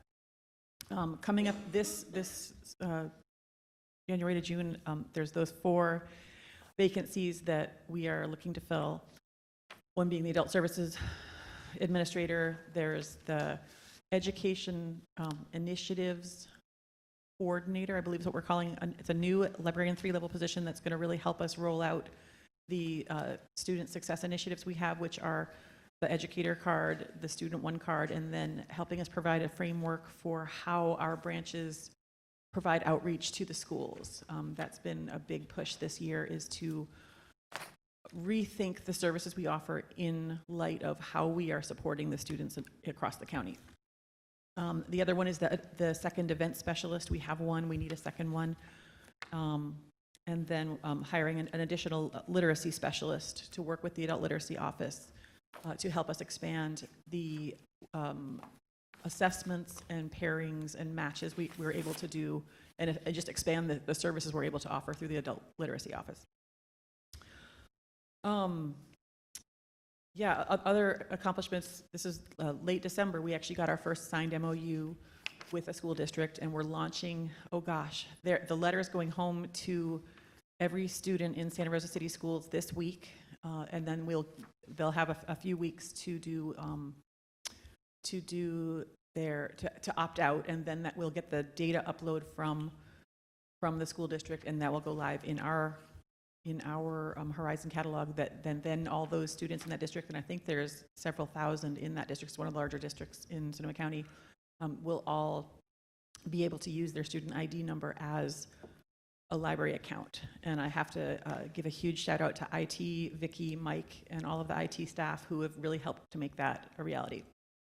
The other big initiative that actually launches today, our big launch party is tonight at Central Library, is the Educator Card initiative, where we are at the county-wide level offering teachers a separate card with perks that is intended to help them to support their students in education. So we're really excited about those two initiatives. Other stuff that's budgeted in this fiscal year, we are, Paul mentioned maker spaces, but we are creating some rotating, what we're calling STEAM kits, that have kind of a program in a box that then every branch will have access to the same kinds of activities and technology that then will be kind of a program that they can host for a month and then pass it on to the next branch.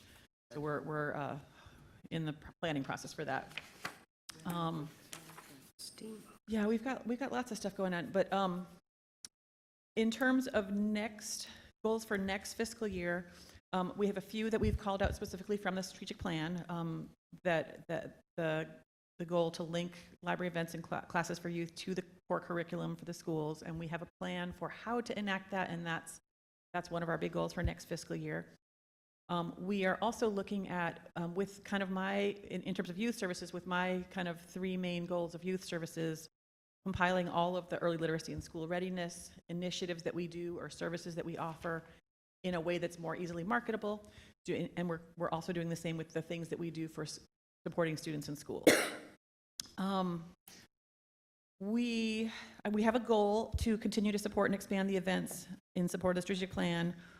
The budgeted amount actually that is on the budget includes a cut from what we requested.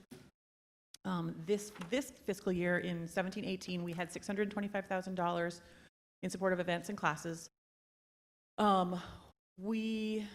With the staffing that we have had this year, and given that we have had unfunded positions, we've been spending a lot of money on outside performers and presenters. What we are expecting is with the additional event specialists that we will be able to spend more time cultivating relationships with community presenters and spend less money on the same number of events. That's our intention. So what we had requested initially for the budget for this year was about a $75,000 less than what was in the FY18 budget. So we'd requested $550,000. What is being put forward in this budget is a $425,000 budget. So it is a $125K cut to what we initially requested to offset other spending.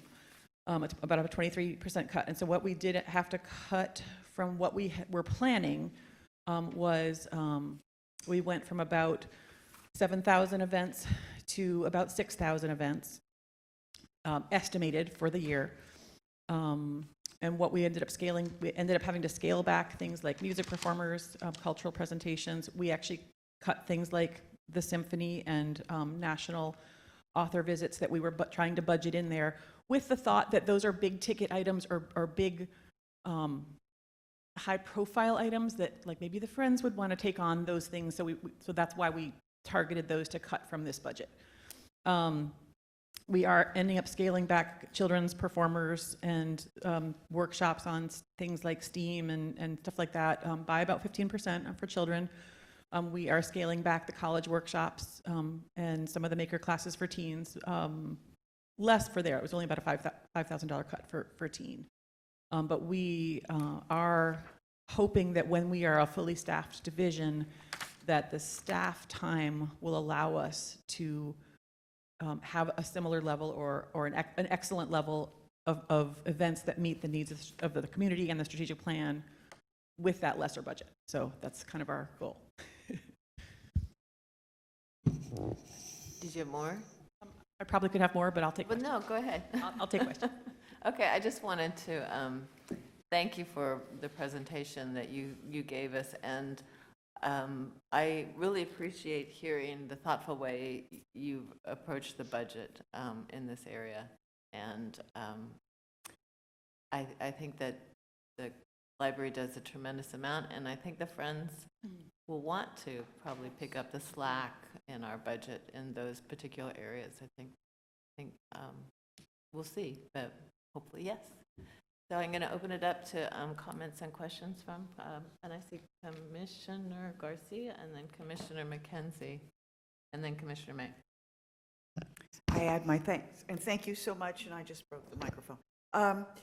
I just want a clarification, number 6 and 7 on anticipated accomplishments. Are those funded from last year's budget, or are you asking them? So were they funded for last year? So I think those goals in here, the intent is that things that are funded are the staff that we have hired in the past year that are now on board and able to be out in, encouraged out into the outreach. So once we have that outreach position, or the education initiative specialist or coordinator, whatever, once we have that position in place, which is funded in this fiscal year, that the staff that is funded will be trained and given the framework to offer that outreach. So 6 and 7 are already funded. You didn't ask for new funding on that. We Thank did you. not ask for new funding. And I also wanted to say that I had the opportunity to attend the, what was the workshop? The Together at the Table, and I was very impressed. Thank you very much. Thank you. Commissioner McKenzie. Yes, thank you, Kathy. I have a kind of a vague feeling that you've been kind of a jack of all trades, involved in a lot of things, and appreciate all that you've done and your flexibility and Thank you. I'm looking willingness to forward to step passing in. on some of those to new positions. Many hats. Giving somebody else the opportunity. Many hats you've been wearing. I did want to say that under goals, on page 33, I like the fact that number 1 is linking library events and classes for youth to the school system core curriculum. I think that's really important liaison thing. But I probably think that number 6 is the most important thing, is having comprehensive marketing and community outreach strategy, because again, how do we let the community know all the things that we're doing, all the things that have happened, from why, how to use our apps and all that stuff. So I'm really looking forward to that. And that's funded, and where is that kind of on the timeline? I can answer that one. So part of the Adult Services Administrator position, Angelina is currently our Community Engagement Coordinator. She's doing a lot of our marketing and publicity, but she's also organizing the Together at the Table, which is a huge program. So what I'm hoping in the goal, once we have an Adult Services Administrator, they will be taking on those roles, and that our Community Engagement Coordinator will focus on the marketing. She's actually written a draft marketing outreach plan for the upcoming year. So I'm hoping, as for her goal, it will be to really focus on the marketing and publicity and getting the social media out there, just getting our services and programs out into the community more. It's kind of a domino effect. You got to get that other job filled, so she's free to do it. Correct. Okay, thank you. And I did have one other comment. I appreciate the number 1, anticipated accomplishments, which is setting quarterly goals for event planning branches to improve the consistency of programming and ensure equity of service across the branch. I think that's really important. And yet, I like the other thing you said, which is getting to a place where there's some more flexibility, and the branch managers or whoever makes the selection has ability to do what they need to do or want to do for their branch. And I have a friend who's a gold miner, and I said, "Oh, Randy, you have to come and do gold panning at our branch. It'd be great." And he tried to do it, and he got all caught up in the fact that you have to be available for all the branches, or you can't be selected for one branch, and it just kind of took the whole kind of flexibility thing out of it. So I'm really glad we're going to try to move to that direction. That's what I heard you say. Yeah, we're currently doing that in the Children's and Teen Services, where I have been setting them, the quarterly goals for them, specifically targeted at areas of the strategic plan. Like this quarter, I want you to have 3 financial literacy events. And it's a goal. And if branch A takes that and has 6 financial literacy events and branch B gets 2, I mean, that's great. And then but those are goals, and that the branches are welcome and encouraged to do event planning on top of that. Yeah. And this connection with the locals, I liked what you said. You can save some money by having some local people instead of having to hire everybody. So I think that's a really good direction that we're going. And also, again, an underline. Takes more staff time. Yeah. Underline, though, this role for the Friends, which I know many people are working on, but the Friends really do want to pay for some specific things. And this is just something they used to do, and they need to get back to doing it again. And so I'm glad we're going to move in that direction. Thank you very much for all you're doing. So the Friends presidents actually met last week. Commissioner Whistler and I were there, and I did give them a heads up that we were having our budget workshop and that all of the branches, we would be asking the Friends for money for materials and programs. And the foundation, Commissioner Garcia and I were at their meeting last week as well. And they asked for our wish list for them. So I gave them 3 main items which were related to programs and materials. So they'll be deciding that at their next meeting. So we're hoping we will get the funding for materials and programs through the foundation and all of the Friends group. That's great. And then every time they fund something, we'll have a sign up in the branch that's saying who it's funded by, right? Correct. Thank you. Commissioner May. I'm wondering if there's a mechanism, procedure for the public to have input on what kind of classes and programs they might be interested in. And one of the options that I think might be useful, if that were put on some lab agendas, so that the labs had a chance to have some input. For example, I know a lot of people have no idea how to use their iPhone camera, and a simple class on that might be useful. I don't want to overburden you with ideas for classes, but to have a chance for the community to have some input in what they want might be useful. Others? All right. Thank you so much, Kathy.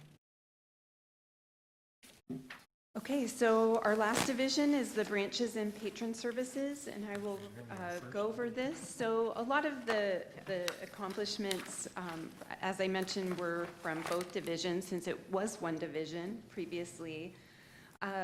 Just a couple of the things that I think are amazing programs we've been doing and continuing to do: the Food for Fines. In the winter months, we did it this year for 2 months, November and December, and it's a win-win for everyone. People can reactivate their accounts by bringing in food. We were able to donate a lot of food to the various organizations around the county. The Lawyers in the Library program has been getting a good turnout as well. And then the summer lunch in the library program, which feeds the kids, brings them into the library, and that's been a great program. So those are some really great programs that we hope to continue. One of our anticipated accomplishments coming up in April, we're very excited. I believe it's April 6th, the first Saturday in April. I'm going to double check that. April 7th, we will start our Saturday hours being open until 6 p.m. So that's due to Measure Y funds. So I think everybody's excited for that. We're working on getting all of our materials updated in anticipation of that, and staffing and so forth. And then some goals for the upcoming year. I had just one listed here, and I wanted to verbally give a list of a few others. The branch managers met last Thursday, and I was at the meeting, and we talked about a volunteer recognition program. Matthew Rose volunteered to help work with HR and trying to get a streamlined process for volunteers throughout the county. And we're probably going to also do another goal we have is extra help. So we have about 50 extra help staff who work in various branches, locations as librarians, associates, specialists, and aides. And I'm hoping that the Adult Services Administrator, Kathy, as well as the division manager and a few of the branch managers will help sort of get some structure to the extra help, training, getting them information. Right now, they're overseen by, well, it's a vacant position, so we're hoping that we can have some structure for the extra help. And that's going to take some planning and well thought out processes and procedures. So I've asked for a couple volunteers from the branch managers. Matthew Rose has volunteered to help me, and I'll work with Kathy, and when we get our Adult Services Administrator on board and developing that. And then I also, the continued training and staff development. HR has been visiting the branch managers meeting and giving training to the branch managers and supervisors on various HR related topics. So we're going to continue that. I think training is really important. So that's a goal to continue. And then I'd like this division to continue to look at service models and one desks, especially as we do the refreshes. Somebody mentioned we have 8 years till we have to go to the voters again, and I'm one who likes to long-term plan as well as plan for next year. So how can we run things efficiently? In some of the branches, I know we have several desks, and for instance, our next refresh after Petaluma will be Healdsburg.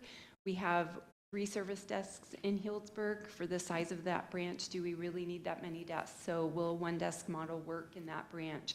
So coming up with efficiencies in the branches and the service models. And then in this division, one of the teams under this division is the circulation team. So as you saw, that was brought to the commission, some changes in the circulation policies. I want to continue to look at that. Several of the staff attended a really insightful program at the California Library Association conference back in November, and some libraries have taken away fines, some have taken away fines for teens, etc. And I'd like us to continue to evaluate those and get more data and information to make great decisions on our fines and fees, library cards, accounts, loan limits, and all of those kinds of things. I'd like this division to continue to evaluate patron needs and usage of libraries. As Jaylene had presented to the commission the report to the survey to the state library, electronic content went up 19%. So how are people using libraries? Are they using us more online? What do they want when they come in the building? Do they want free Wi-Fi? Do they want a place to stay? Are they looking for meeting rooms? Are they looking for study rooms? So looking at trends going forward in libraries and how we can redesign and rethink our libraries as we're doing refreshes. And then to evaluate our policies and continue to have safe, clean buildings, look at our, we're going to be adding security at our Northwest branch as well as Petaluma in the next month. And at Northwest, when they reopen, there is a component of the strategic plan to have safe, clean environments. So we want people to feel safe and comfortable at all of our branches. So those are some added goals for the next year for that division. Any questions? I think my question is on when we might be filling the Sure. vacant It is still division. in the recruitment process, and I should have an update either in my weekly update this week and definitely by the next commission meeting, but hopefully sooner. Okay, thanks. Commissioner McKenzie? Yes, I wanted to thank you for all that. It's very good. I like all your forethought or your thinking about the changes that may be coming up in terms of the uses of library and so forth. I did especially want to say I'm really pleased to see establishing a consistent volunteer recognition program as a top, I guess that's a goal. In Roanoke Park branch, I don't know how it works anywhere else, but the Friends, who are, of course, volunteers, thank themselves with a lunch, and then also thank the other volunteers in the library, and also buy everybody a holiday present. So it's that's the volunteers thanking themselves. So I'm really glad the library is going to step in and really appreciate the time and effort that people put in. And I don't know how, I'm sure you'll report back on what further clarification on that is, but at the same time, sometimes can step on toes organizations that have always done something, and then, maybe they want to keep doing it. So anyway, just, there's thinking this through as we work on volunteer recognition. And as Paul said, he's volunteering for something. I would volunteer if you put together a committee or something, or want a commissioner or liaison or whatever. I'd be happy to work on that, but not necessary. But. Thank you. Commissioner May? I haven't said it each time, and I've been on the commission almost 10 years. When people ask about the library, up until the last couple of years, I've had a furrowed brow. Now I need to say that I have a proud look on my face, and I know that that's not accidental, because a lot of you have put in a lot of time and effort to make this library the library it currently is. Thank you. Commissioner Foxen and then Commissioner Ebright. Well, I just want to say I've been sitting here in awe of all of you and of the work you have done in moving us forward. And I'm just frankly at a loss of words for how I feel. And I want to thank you all from the bottom of my heart, from all our communities and everything, for all you have done and the progress you have made over the last few months. Thank you. Commissioner Ebright? Yeah, I'd like to add that one of the things that I've heard throughout all of the reports is training, in particular staff training and development. And to me, that equates to literacy and helping to promote that. There's nothing worse than walking in someplace and asking a question and having someone say, gee, I don't know. And I walk into the library now and ask a question and I get an answer. So the staff are trained, and I think it's also good for the staff to have continuous education and development. So it was nice to see that mentioned in each of the reports, so thank you. And I just want to add that I was at the Sebastopol Friends book sale recently, and somebody came in and said, every day is a great day to come to the library. And I think that to see staff so happy and engaged, and so many patrons coming into the library, and I talk to people and they say, I just love the library. I just love the library. So it's all that is owed to all of you. So thank you. So we could, do you have a comment? I just want to, since we're concluding the division manager reports, stepping into this role back in May, one of my goals was to keep the momentum going. And I want to thank all of the staff throughout the whole system, but particularly this group of staff here, the division managers, Jaylene, everybody. I'm very proud to work with such a high caliber of people who know their stuff, run their divisions really well, and we have a great unit, and I want to thank everybody and acknowledge them because it's a great group, and they help support me and make my decisions easier, and I count on them, and they're very knowledgeable, and so I wanted to thank them as well. So we could break for lunch a little early. Okay, should we do that? And how long should we take? Half an hour or 45 minutes? Or How about 12:30? half hour? 12:30. 12:30. Thank you. We'll come back at 12:30. Thank you.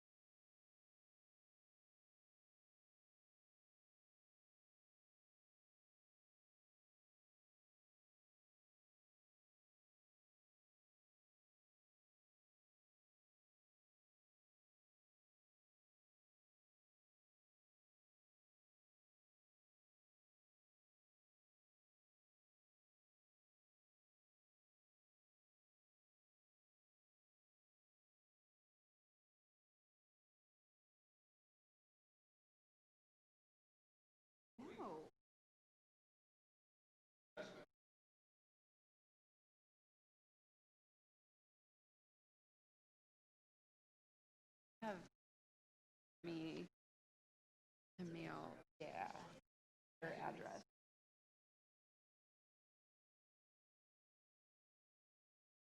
She sealed it already. Yeah. Yeah.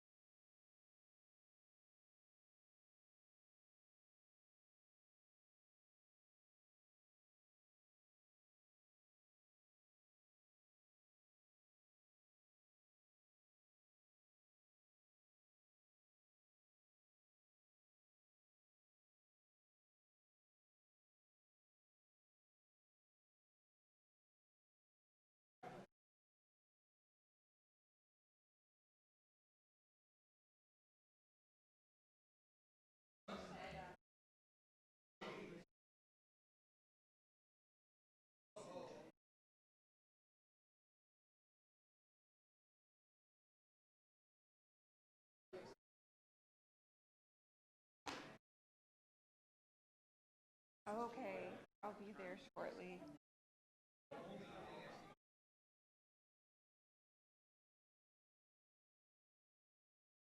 Try to get that finished up with. Yeah, I was just on it. With Meredith Schmidt in Canada, so we have to.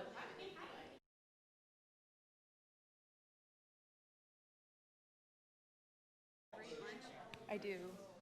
I never see you with food. I do. I usually bring a She sandwich. doesn't eat. I She's usually in one bring. of those air plants. Gets her nutrition from the air, right? All right, here's our lecture series.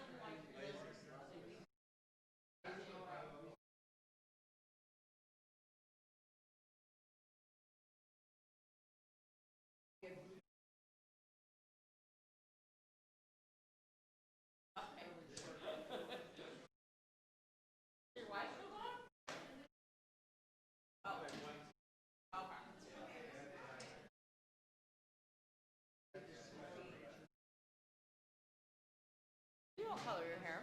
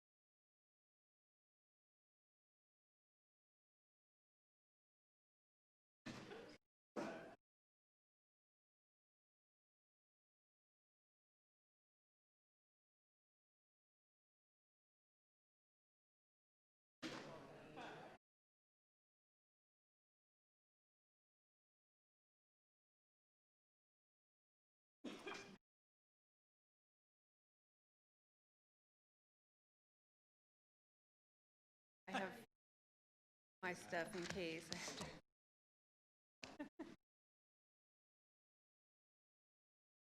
What you feel.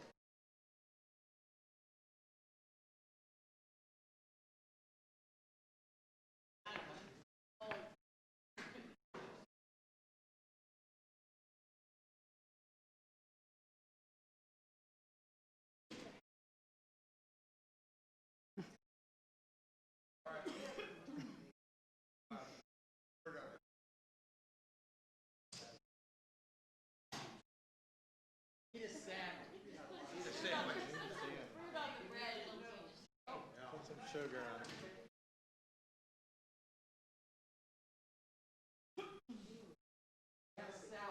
I'll go out and get some ice cream for everybody. I'll be back in about, okay, I'll be back in about half an hour. I'm gonna go get ice cream for you.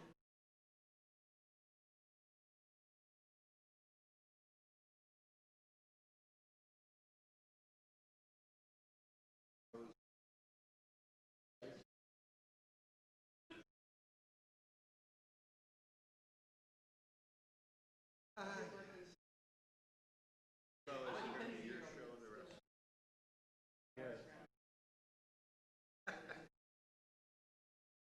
Hey, I read everything. That's good. You know, we've all budgeted our time.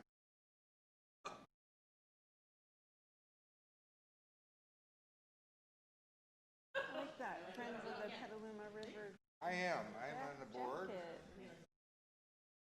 It's a nice, it's nice. It's a good thing. Done as a fundraiser? You know, they should. Board kind of got it. Or Actually, they do sell some of this. River Revival. You ever go to that? You've been there, I think. I have not. I am Paul Seiden, in charge of all the water. Seiden. Got a whole ocean, I got a lousy. Call it a river. Oh well, I'm a minor. I did have, first year I had a whole, bought a, looks like a bronze breastplate, you know.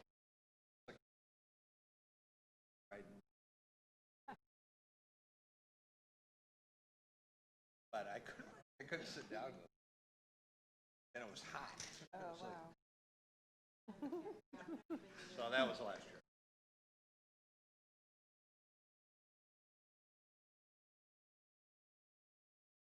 We'll have to wait till.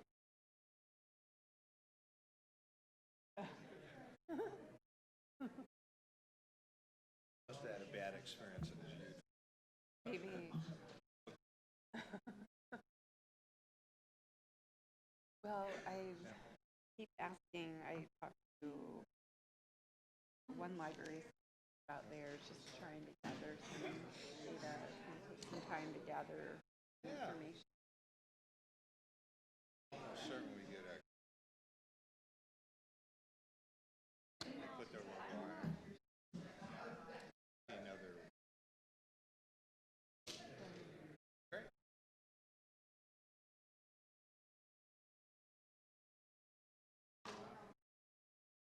And.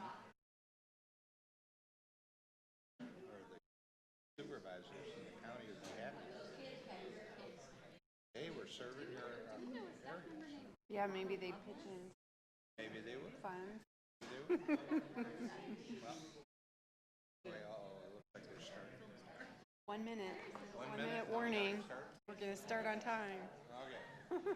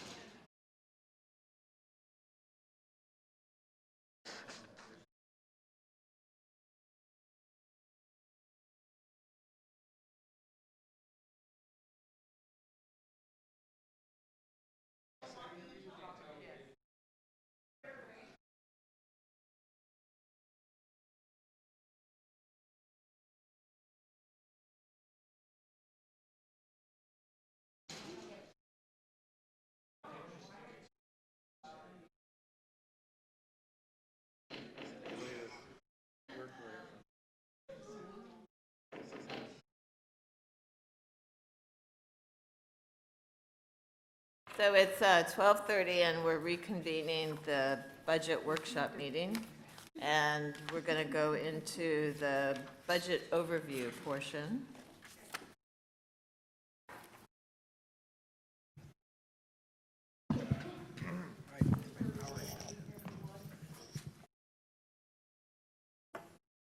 Oh, that's a page we're on, 42, Page 39. 39, 39. where it says budget overview. So you've got a good idea about what's going on in each of the divisions, and now this is all the fun stuff, all the numbers that we put together. So there's a lot of detail here. I'll go over it, ask questions as we move along through it, and then we'll see where we end up. So on page 40 and 41, I did just a quick overview of some of the highlights.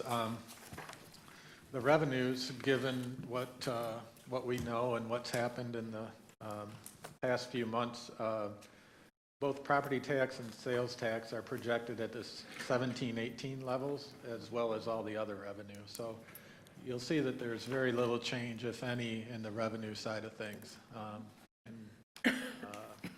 Like I said, that's where we're at right now. In the expenses, there's no changes in the service hours. I know one of your priorities were to look at the service hours. We looked at 3 different scenarios: Tuesday and Thursday evenings until 9, Sundays noon to 5 at all branches, and then the combination of the two. And you can see the dollars that we've projected that would cost per year on an annual basis. 1.4 million for the Tuesdays and Thursday evenings, 2 million for the Sundays, and if we combine them both, it'd be about 2.4 million. There's 2 new positions included in the budget. One's, as Jamie talked about, a librarian for collection services. That was for different languages, things like that, and then in IT, a web designer for the IT department. An increase in health insurance of 6%. The CalPERS payroll percentage is 11.67, plus an unfunded portion of $908,000 that we need to pay for next year. We've got the pay-as-you-go retiree health cost, as well as a $750,000 deposit into the OPEB trust.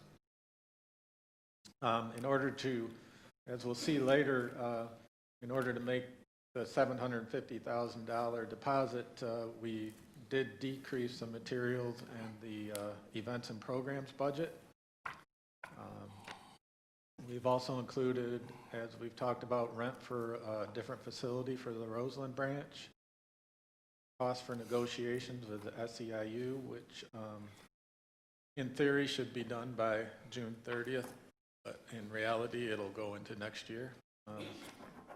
And then there's some IT items that are included: public stations, system-wide, updated intercom systems at all branches, additional self-checks, a couple of new microfiche machines, and a media lab for the Santa Rosa branches.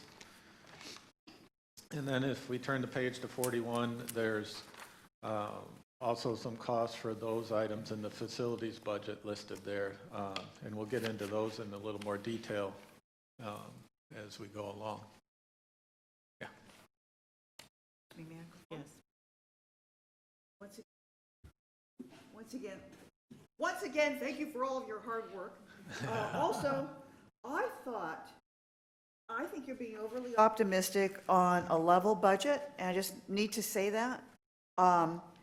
Given what the County of Sonoma is going through right now, and the City of Santa Rosa, their council people saying that they're broke, right? So because of that, we may have a little bit more impact than we're planning for, given that 7,000 structures aren't going to be paying taxes and did not pay taxes in November, and rebuilding is slow.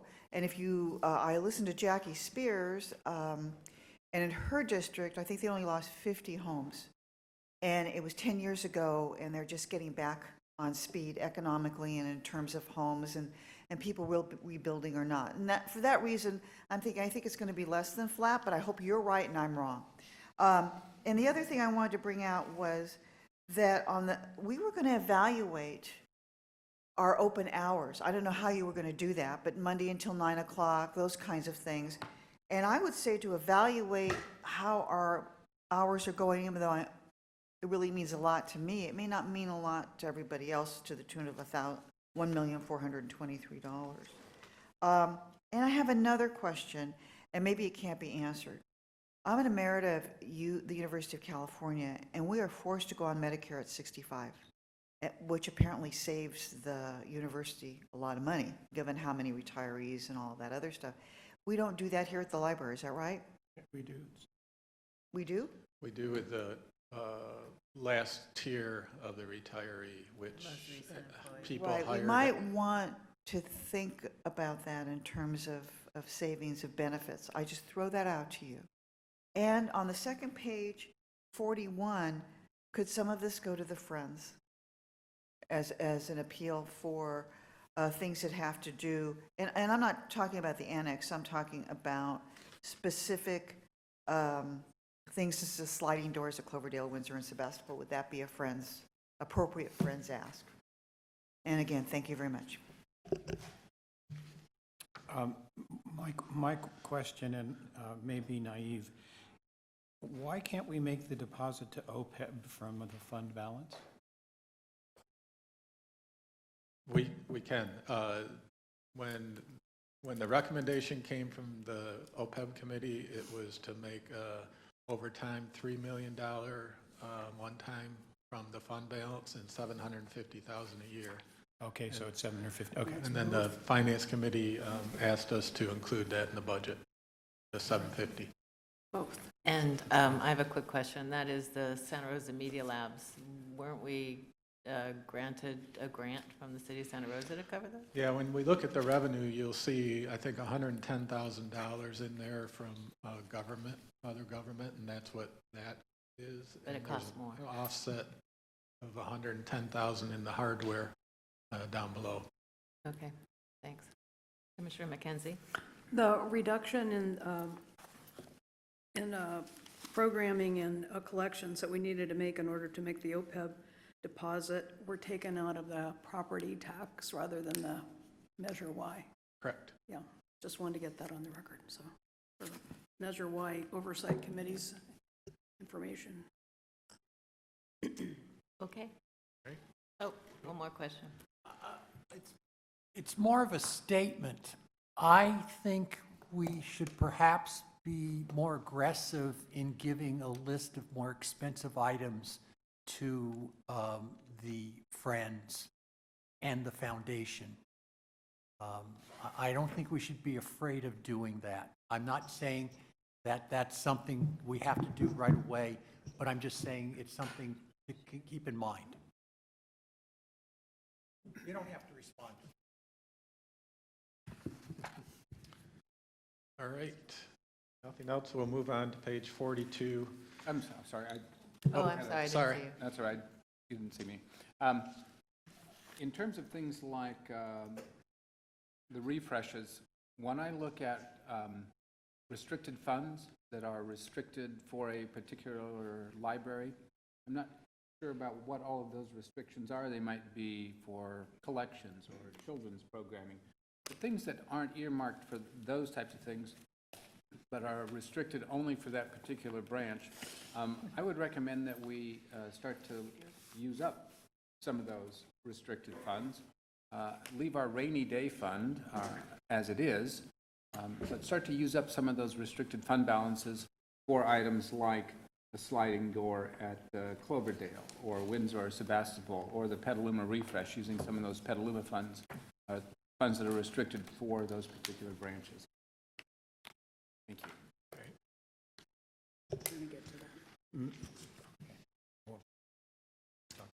So on page 42 through 45, you'll just see the detailed budget that I put together. And first column is the property tax column, second column sales tax, then a total for 18-19 and compared to the approved 17-18.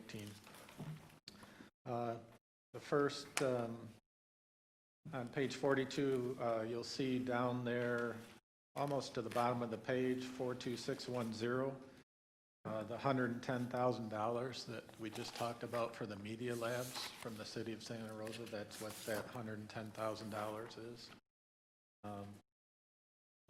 Other than that, the revenue, like I said, is pretty much the same as it is this year. Hopefully it'll be that way. If we go to the page 43, the start of the expenses is in the middle of the page there, and the salaries and benefits, and you'll see some big things there.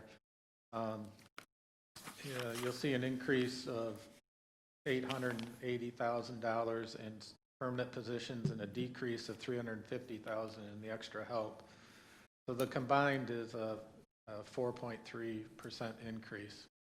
1.4% of that increase is the 2 new positions that we're proposing. And then the rest of it is anticipated increases that may or may not happen given the negotiations as we move through that. You'll see also, I'm gonna go down and use the right-hand column, the difference. You'll see an increase of $302,000 under CalPERS, and that's because the percentage continues to rise, as we were told last commission meeting by the Bartel Associates people. The health insurance, the increase, the $250,000 there, you can see it. And then the $639,000 increase in retiree health care, that's really, the bulk of it is the $750,000 deposit included. Going on to the next page. I'm still just going to kind of stay in the left-hand column, or the right-hand column, I'm sorry. Just go through some of the differences. As we talked about before with the mileage that Elena asked, or Commissioner Whistler asked about before, some of it, there's slight up and downs based on what the spending is happening this year. So it's not necessarily that we're dropping it or increasing it a lot. It's just kind of reflecting what is actually happening. You'll see the communication expense, that's down by $70-some thousand. That's Vicki talked about that with the scenic contract that we're getting and coming up on soon, right? And so that's why that is down. The online catalog and network, that's because there's a lot less maintenance on the network this year because it's all new. So we don't have to spend so much there. There's a $40,000 increase right below that in legal fees, and that's for negotiations. Go down a little bit further, there's an increase of $140,000 in rents and leases for buildings, and that's the Roseland facility, $120,000 that we talked about. There's a decrease of $45,000 in other contract services. It's similar to the drop in extra help. We plan on having all the positions fully staffed by the beginning of this budget year, so we won't need temps and or extra help as much. There's always going to be some vacancies, but we hope to see a decrease there. On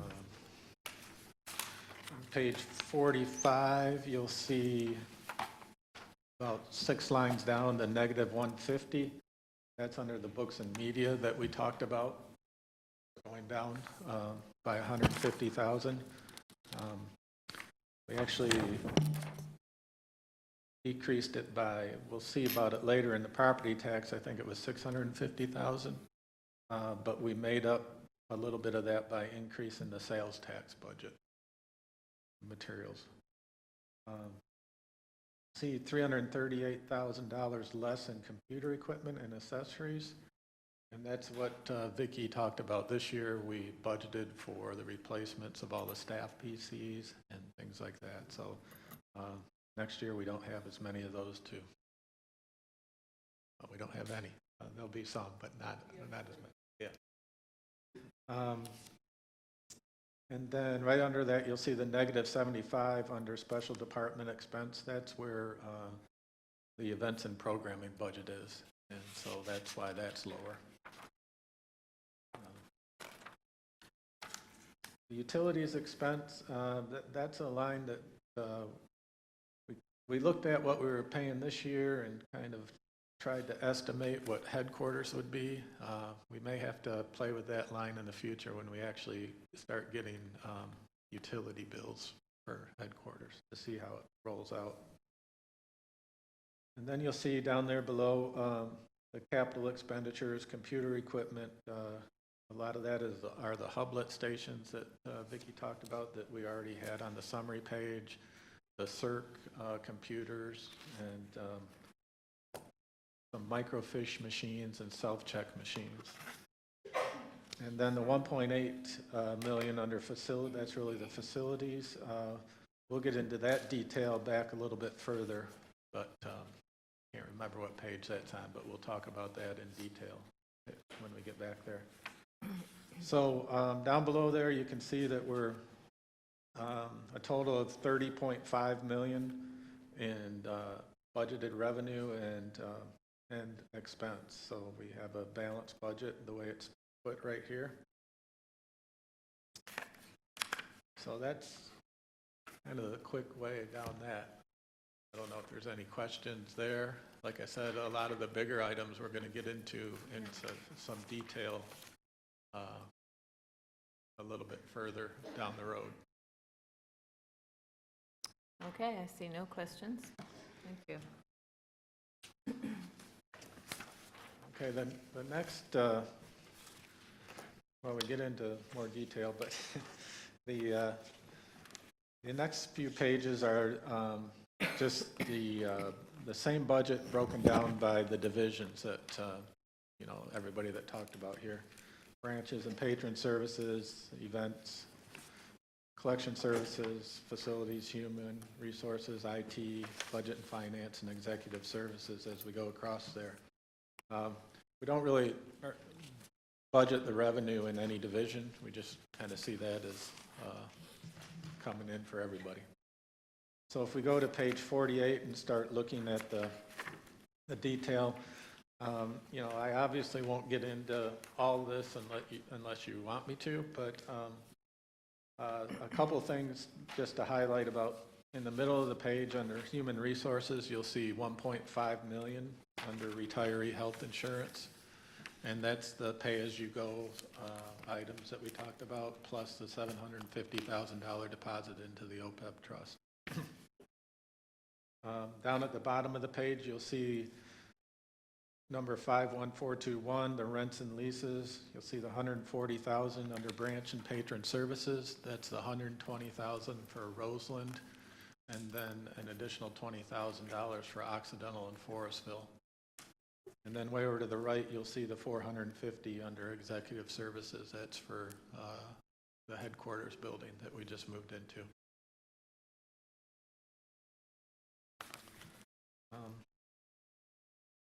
We flip the page to page 49, a couple big items there. Under the collection services column, you'll go down there about the middle of the page, see 2.9 million. That's the materials budget that we've talked about. And then just to the left of that, you'll see a number $550,000 under events and community services. That's the events of $425,000 and literacy of $125,000. So some of the big items. And there again, you know, the capital expenditures we'll talk about in more detail in a few minutes. The next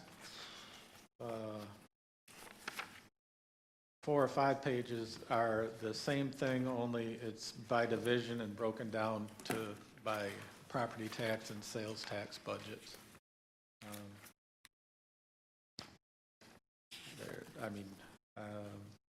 We can go through that detail if you'd like. It's it mirrors what we've already talked about, the combined budget. But Commissioner Ebright? I'm just curious, was it going by the language in Measure Y? How did we break out sales tax versus property tax as to where that revenue was, where we were spending it? the expenses, Yeah. the people are actually, or the employees that we hire are actually pretty easy from that standpoint because, you know, they're new positions.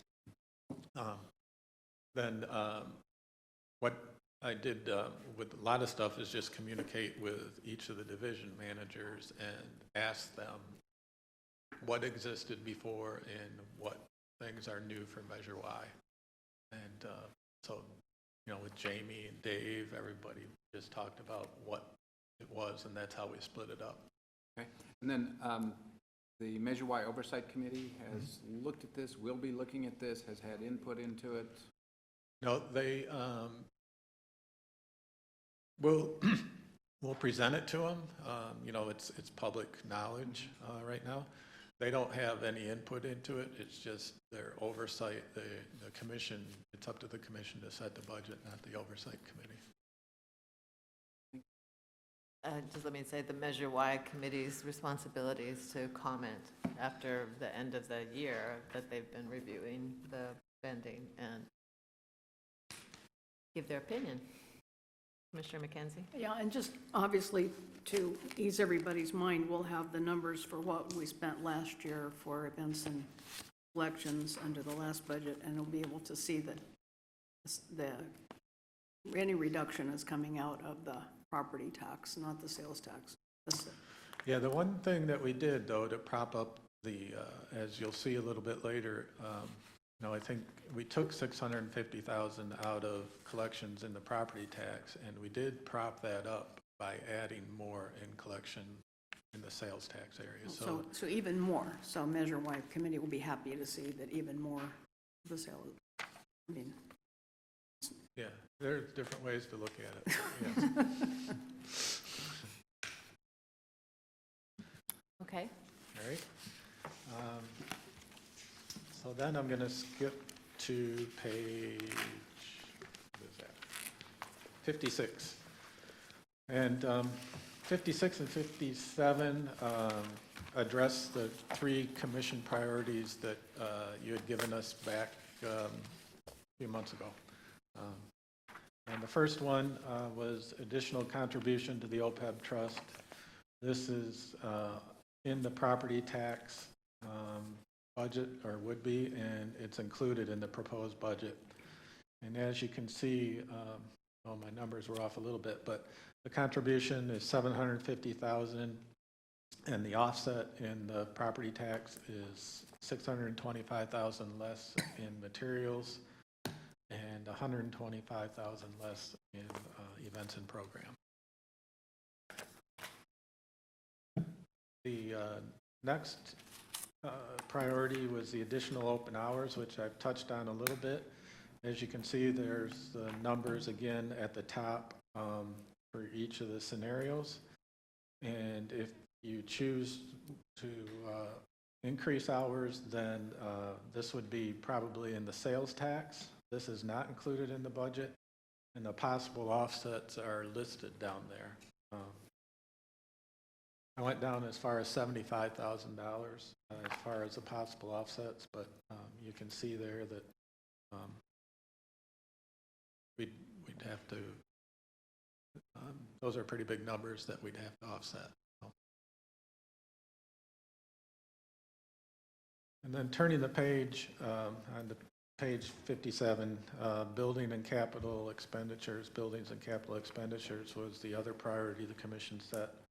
And as we discussed, the 1.827 is in the sales tax budget, and the items are listed there below in descending order as far as dollar amounts go. And then the items below that were also on Dave's list of things that he would like to see done. But as we discussed them they didn't make the budget, the best way to put that. So, like I said, this may be, it sounds like this is an area where people want to have more discussion about. So if you want to have it now or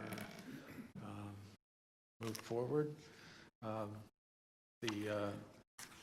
The remaining items in here are just the 10-year projections, which, you know, we have to look at, but might be a good time now to have this discussion about your priorities and what you may or may not like to include in the budget. So in the projections, you have the OPEB projection in here? In the The projection. OPEB projection, if we, Yeah, I know we went over that one meeting recently. But 10 years includes it, the 10 years does? but we're going to wait, aren't we, until we...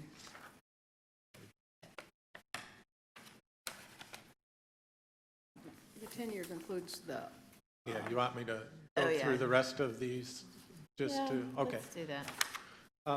Page 58 is just Oh, yeah. the fund balance that we talked about. It's right off the audited reports of June 30th, 2017. In theory, if we have, you know, a zero budget revenue and expense for this year, these items would look the same. They always change a little bit, but that's what our fund balance looked like at the end of June. It may change a little bit by the end of this June, but not a whole lot. So those are the restricted funds that you were asking about, Commissioner Ebright. And then I guess on page 59, I wasn't clear if Yeah, 59 is the 10-year projection, the combined property and sales tax, and then page 60 and 61 are the property tax and sales tax split out with the assumptions. But overall, the retiree health insurance line item has $750,000 per year for the 10 years. That's what is shown there in that. The tax revenue, property tax revenue is at 4% and then at 3.5%. That, you know, I mean, those are just, hopefully those are conservative, but you never know. And then the sales tax revenue, there's an increase that I showed of 1.5% per year. That could be conservative too. It's just unknown at this point, but you'll see, yeah, that with adding that $750,000 into the property tax budget each year, it runs into a negative right away, and the overall runs into a negative. You know, it also points out that the sales tax is great, and I've said this before, but it hasn't made us a rich district. It's got us to where we should have been a long time ago. And the other thing that is in there is, you know, the salaries and benefits are our biggest expenditures, and we have to remain vigilant every year when we talk about negotiations and raises and things like that. And we may need to change contributions, or Commissioner Garcia said talk about Medicare earlier for retirees and things like that. So it's, you know, it's not a pretty picture when you sit there and you see negatives on the way out. A lot of it's just a lot of guesswork, but it is projections. And, you know, there are things there that we can move around every year to make things balance. And that's just part of what we're supposed to do. So. Right. So the commission had priorities for this budget fiscal year coming up. Perhaps we should review those and have a discussion about about those issues, and this is a good time to open that up. And we have time, and now is probably the time to do it.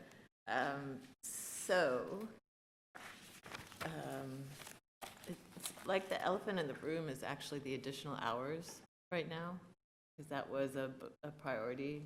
That's part of the strategic plan to expand hours. And sorry, not talking into my mic.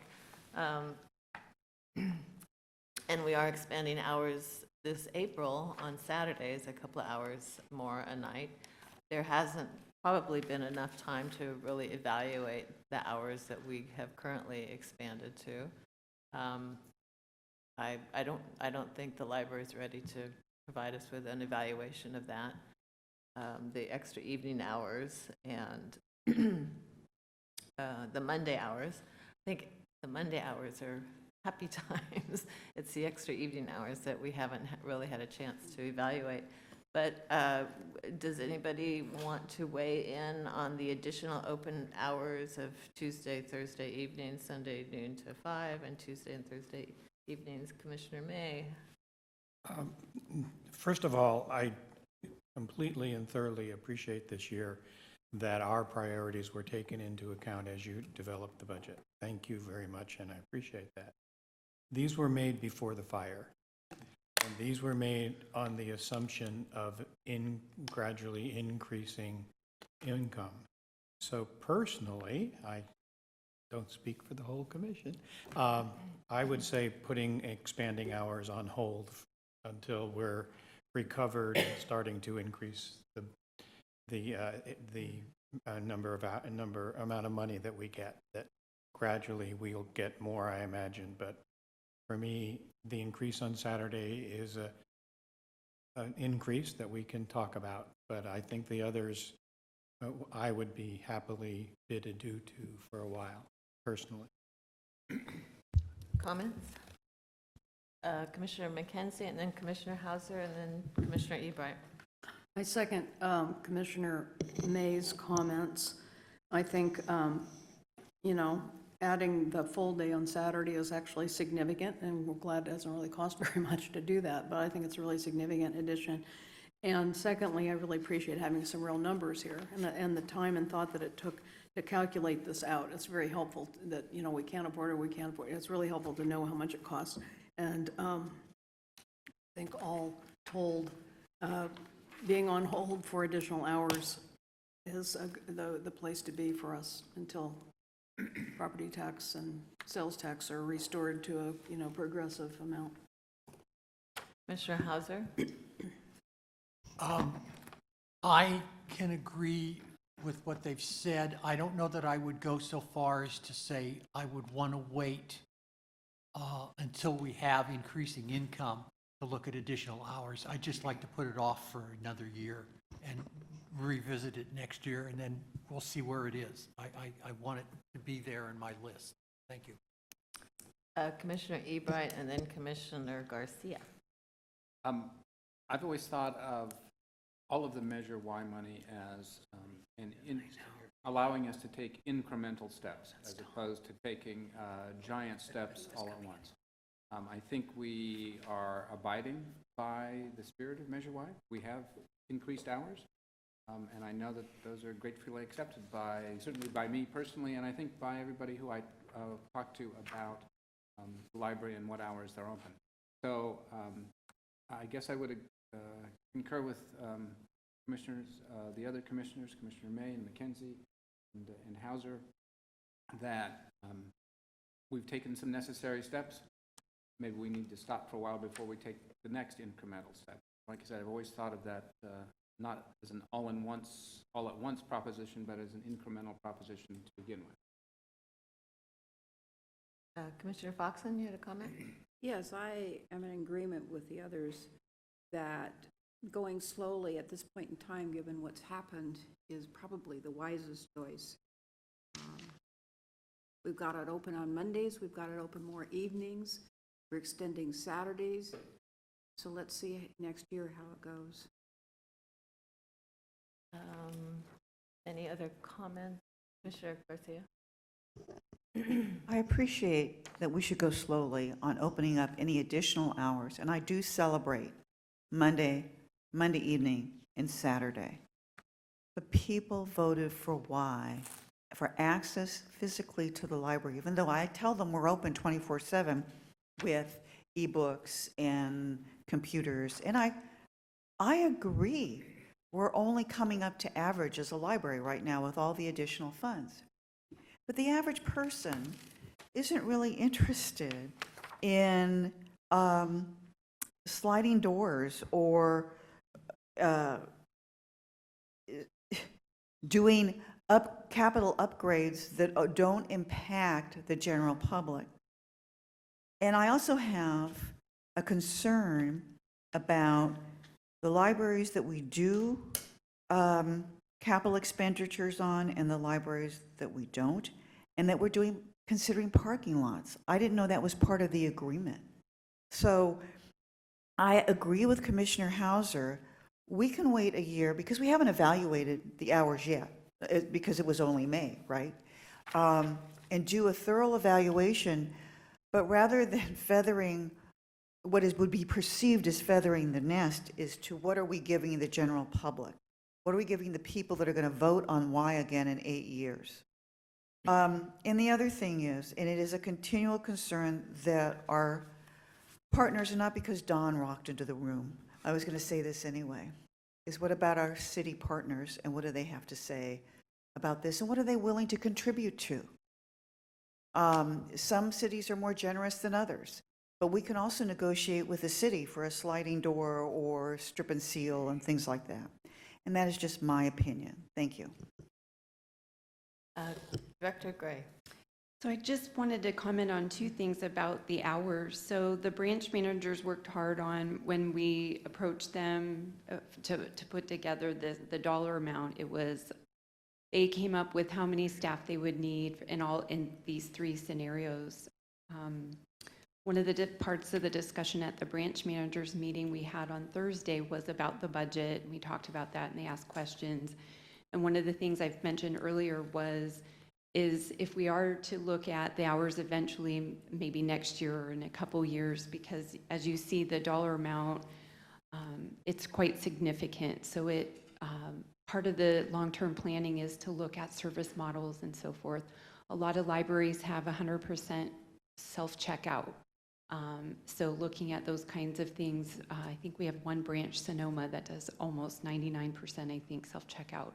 So looking at that in the branches, having more self-checkout machines, having staff around to help people. But those kinds of things we will be definitely looking at long-term. I did also looked at when we were compiling the hours, our neighboring library systems. So Sonoma County, after April, when we add our 2 hours, will be open 56 hours a week. So I did look at Marin County, Alameda, San Mateo, Mendocino, and Napa, and looked at their branch, whatever branch was open the longest. Firstly, most of those systems, not all of their branches are open the same amount of total weekly hours. I know in our JPA, besides Central, all of the libraries have to be open the same amount of hours. Most of these systems had some branches open 20 hours a week. So I looked at which branch was open the longest of each. So ours is 56, Marin County 56, Alameda 47, San Mateo 57, Mendocino 48, and Napa 60. So the good news is we are comparable to all of, if not have more weekly hours than our neighboring libraries currently. So I wanted to relay that information. Thank you. Commissioner May? The one thing that I find uncomfortable, and I'm not sure if that's the right word, but is that the 750 donation to OPEB seems to be at the cost of materials and programs. And I'm wondering if it's possible that the pain can be spread out a bit more through some other departments so that we're not we're not hitting those departments, or perhaps Friends can fill the gap, I don't know.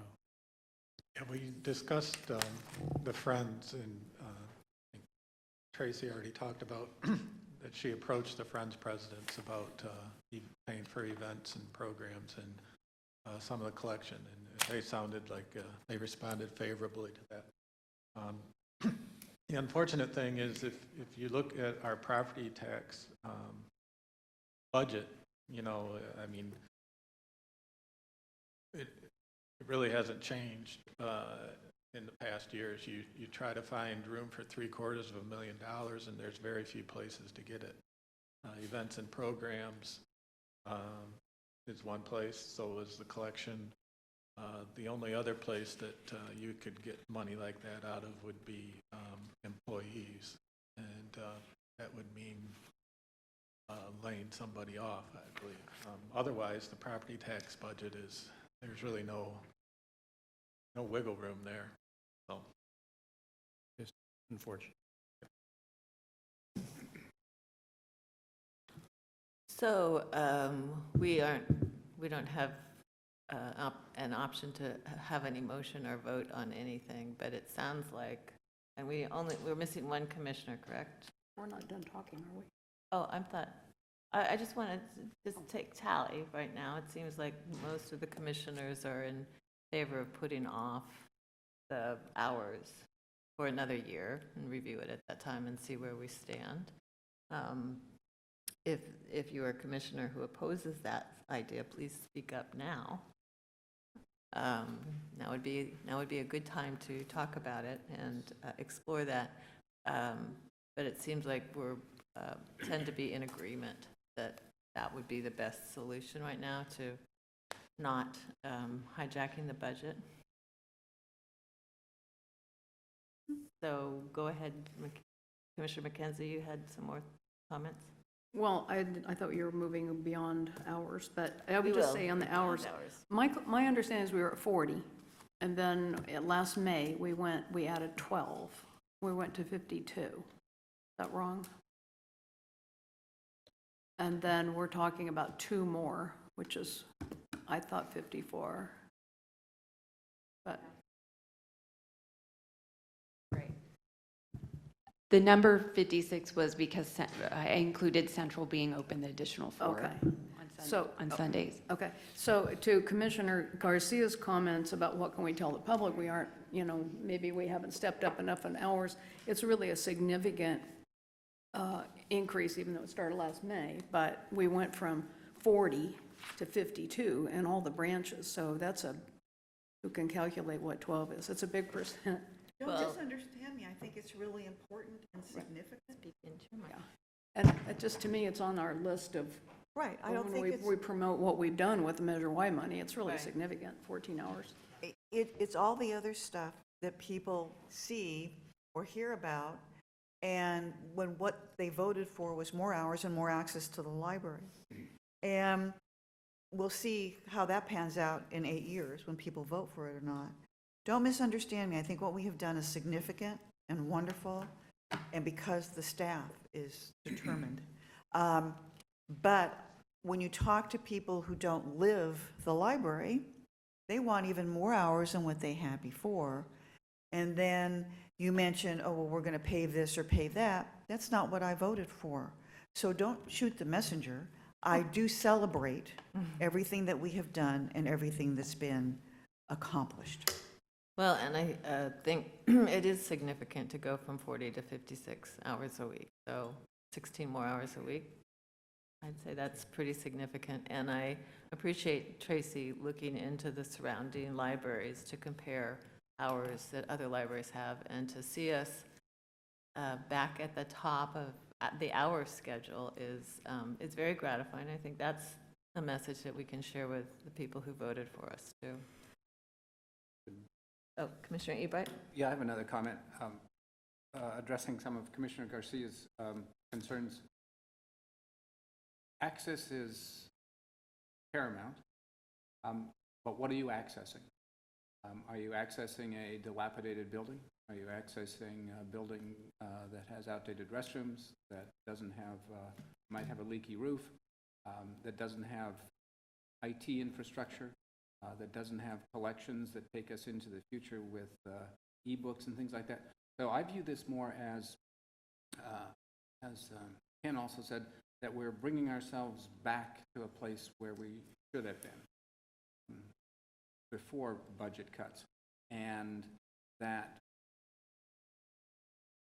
by building the infrastructure now, then if we need to, we will have access to something that's even more worthwhile than something, and I think that is important to people, in addition to access, but I think people want to have a safe, secure, and a healthy building, or healthy library facility to actually be in.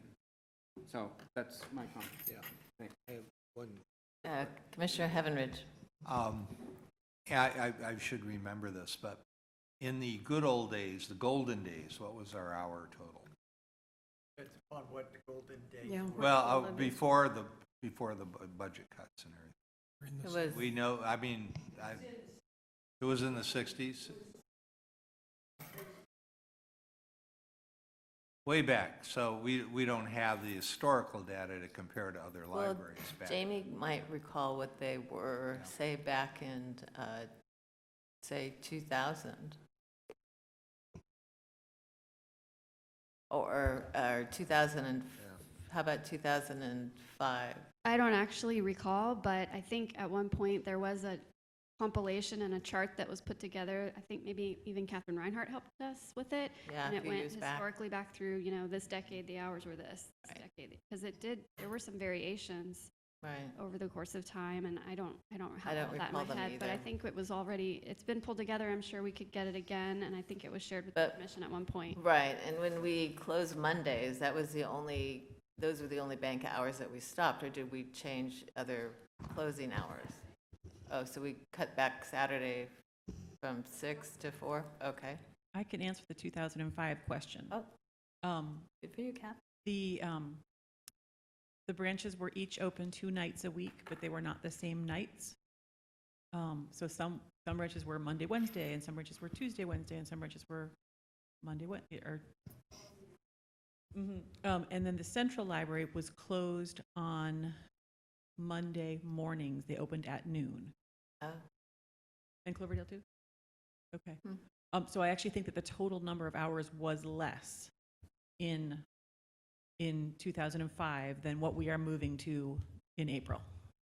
And, excuse me, and that my point, just to, and this goes to Commissioner Garcia, is when we're talking about this and the perception, it would really be good when we talk about the increased hours to say, you know, this is more or it's the same as, you know, in this period of time. And that I think that would help the perception with the public. I thought Commissioner Hauser, and then Commissioner McKenzie, and then Commissioner May. Going back 40 years, Sonoma Valley, we were open Monday through Friday, 9:30 to 9 p.m. I think it was 8 hours on Friday and Saturday. So that's about 62 hours. So that's not 2000. That's going back what I call the golden That's age. like the 70s. When I was young. When you were young. I would just say, since the crash of 2008, which everybody understands, we will have restored, according to my trusty calculator, our hours by 35%. 14 is 35%. That's a lot. So I think that's a good number to throw around. Commissioner May. I've been around since the 70s, and what I had seen in the decrease in hours has been based on, first of all, there was the decrease in night hours because the staff was saying people weren't there from 8 to 9 o'clock. We cut back that.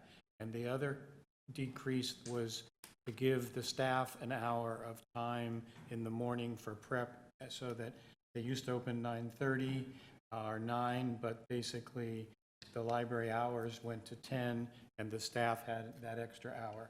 So that was another decrease. So, and we've, to my knowledge, have never been open on Sundays except for Central. I can remember in about 1978 requesting it.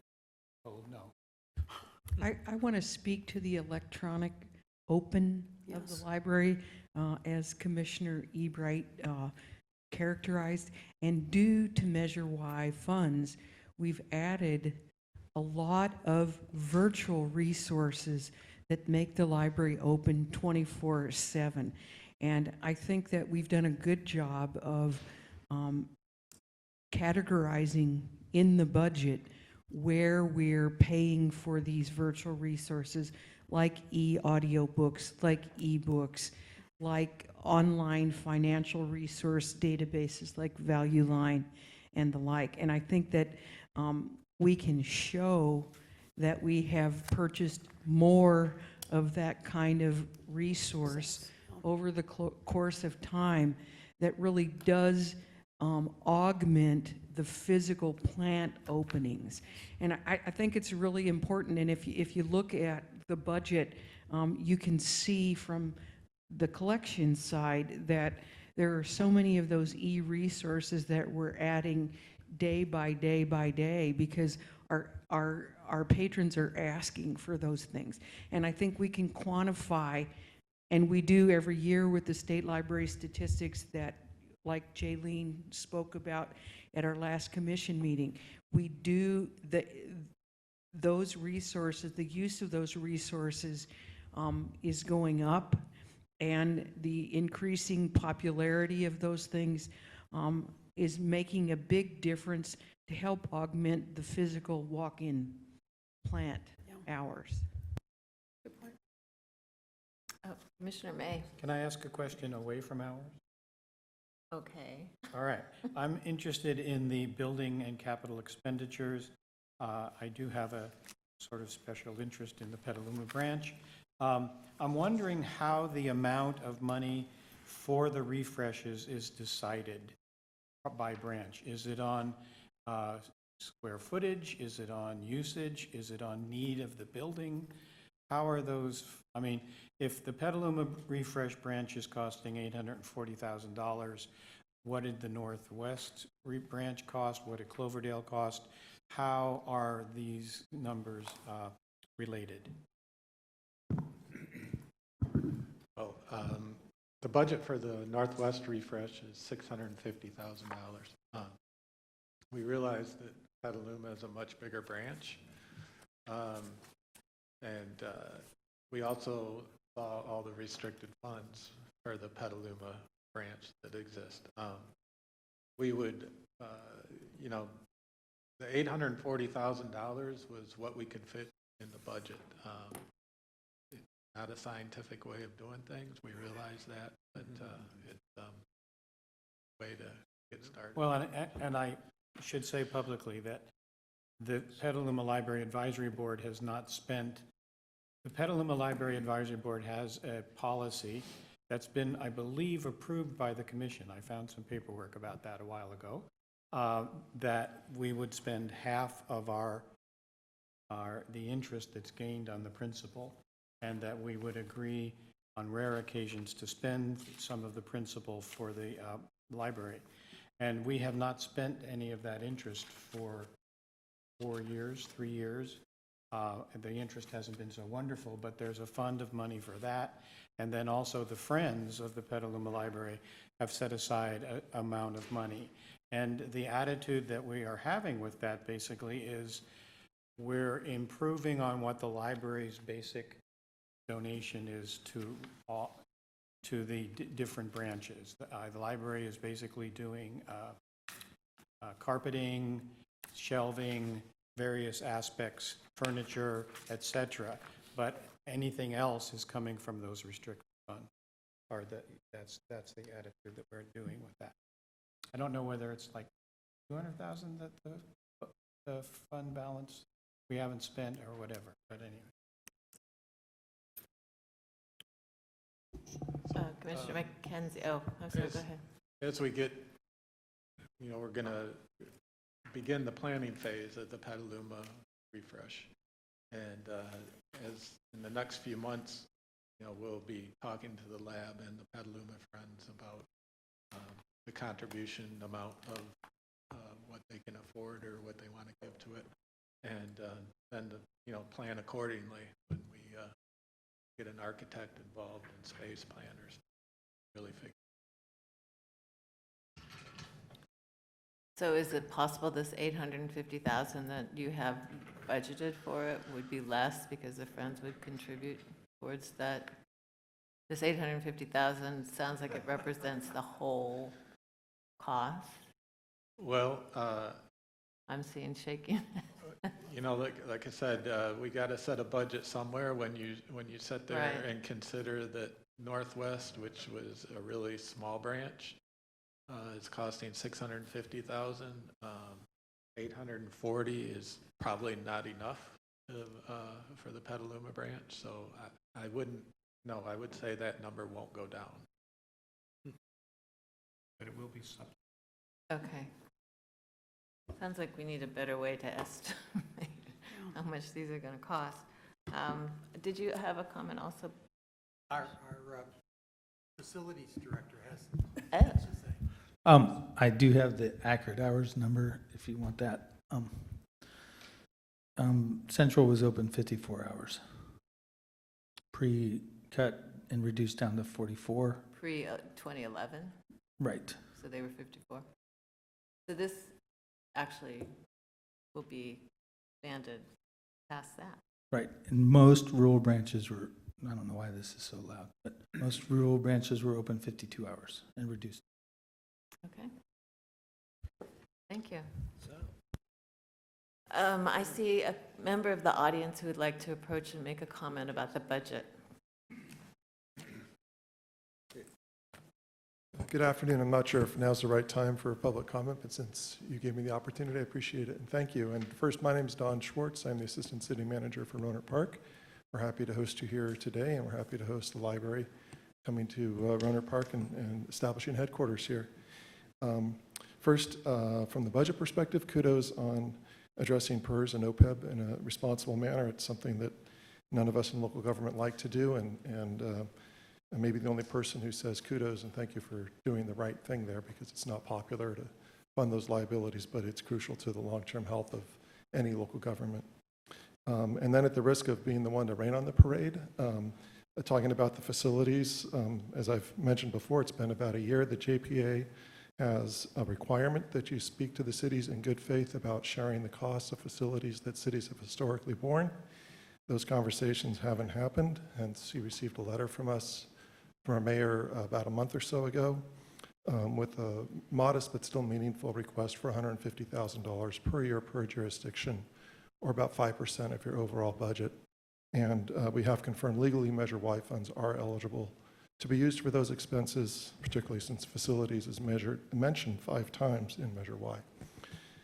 As I mentioned a year ago when I spoke to you, I believe spending all of the available money for these conversations have happened is not an act of good faith and runs counter to the spirit of the JPA, so we're disappointed in that. I also note on page 57 on the capital expenditures that there's a considerable amount of money going towards capital expenses that cities that have leases have historically covered, but that those who don't have leases, the library is covering them. So the message I'm taking away from this is the way to get the library to pay for some of the capital expenditures is to not have leases.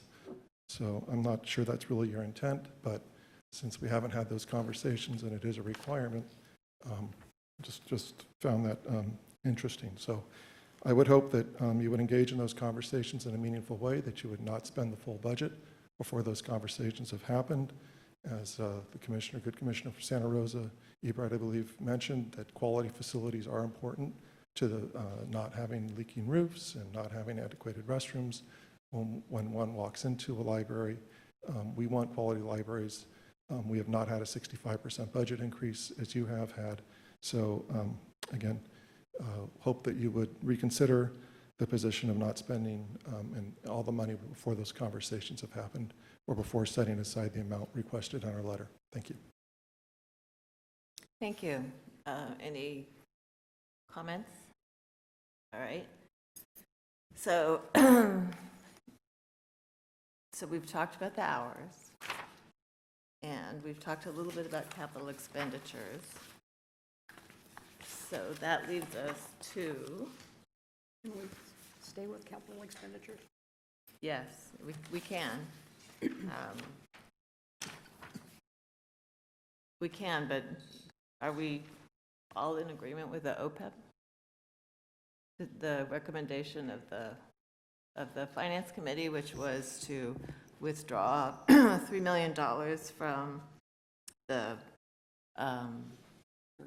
reserves, and I think the recommendation that we've received was to pay that over time, to pay down the, a substantial amount of the OPEB liability, and then to commit to paying $750 this year, and hopefully from now on, but that the commission would have to make that decision. And the value of this is to, in the long term, put the library in a better position financially when the OPEB is no longer an outstanding liability, but something that is paid out of the trust fund and not out of the budget. Commissioner Hauser? It's more than put us in a better position. It's to not put the library in a terrible position 5 or 10 years from now. Right. If we don't address it now, it's just going to get worse and worse and worse. And we have to do it. And I'm 100% behind. Commissioner May? I'd like to make what I think is what's happening today. Today, we're basically looking at the budget proposal. We are not approving the budget until April, correct? So these are this is our chance for input and discussion about the budget. So Right. we're not approving the budget today. Secondly, I'd like to recall the fact that one of the future goals that Tracy has suggested that she wants to accomplish as soon as possible is leases. And it seems to me that a piece of the issue is to be sure that we have appropriate leases with each of the cities. And it's something that I've been asking questions about, not necessarily in the meeting, but that we need to be sure that that negotiation happens and that it not be, they are interesting discussions to have, but I would like to encourage that we do have that. And then thirdly, no, just secondly, that's it, I'm done, thanks. But I would really encourage that the leases be finished. Well, I just want to assure you that the leases are in progress and that the library is discussing leases with every jurisdiction, every JPA member that doesn't have a current up-to-date lease. So those are in progress. I want to go down the list, though, because I want to check where the commission is on the OPEB recommendation, because that's part of the budget decision. It's one of the commission's priorities, and I think, if we can, we're not voting on the budget today, but if we can see where people stand, or convince people of a different position, then this is the time to do it, I think. So I'd like to just go down the line and check with each commissioner about the recommendation from the Finance Committee on the OPEB, which would be the $750,000 from this year's budget to the OPEB, and the $3 million. And I'm not sure what overtime means. I don't remember what that time period was. Is it 2 years? It didn't really say. We didn't really say. It was just don't put it all in at once because you might hit the market high or low or whatever. Right. But, So do it like every 6 months, something like that, incrementally? Ken could come up with a good plan, We'll I'm have to sure, come but up, yeah. So I just wanted just to see, because I think we need to decide if we're going to take this $750,000 that's been included in the budget and let it stand the way it is. We see the holes that it's creating, but Yes, I'm definitely for the recommendation. Commissioner Neff. I think 750,000 this year is a good idea. I'm less enthusiastic about the 3 million. And that's coming. 750 in the budget this year is, I'm all Okay. for it. Okay, Commissioner Ebright. Yeah, I think it's a good investment into the long-term financial health of the library. And I think you said, and I'm for it.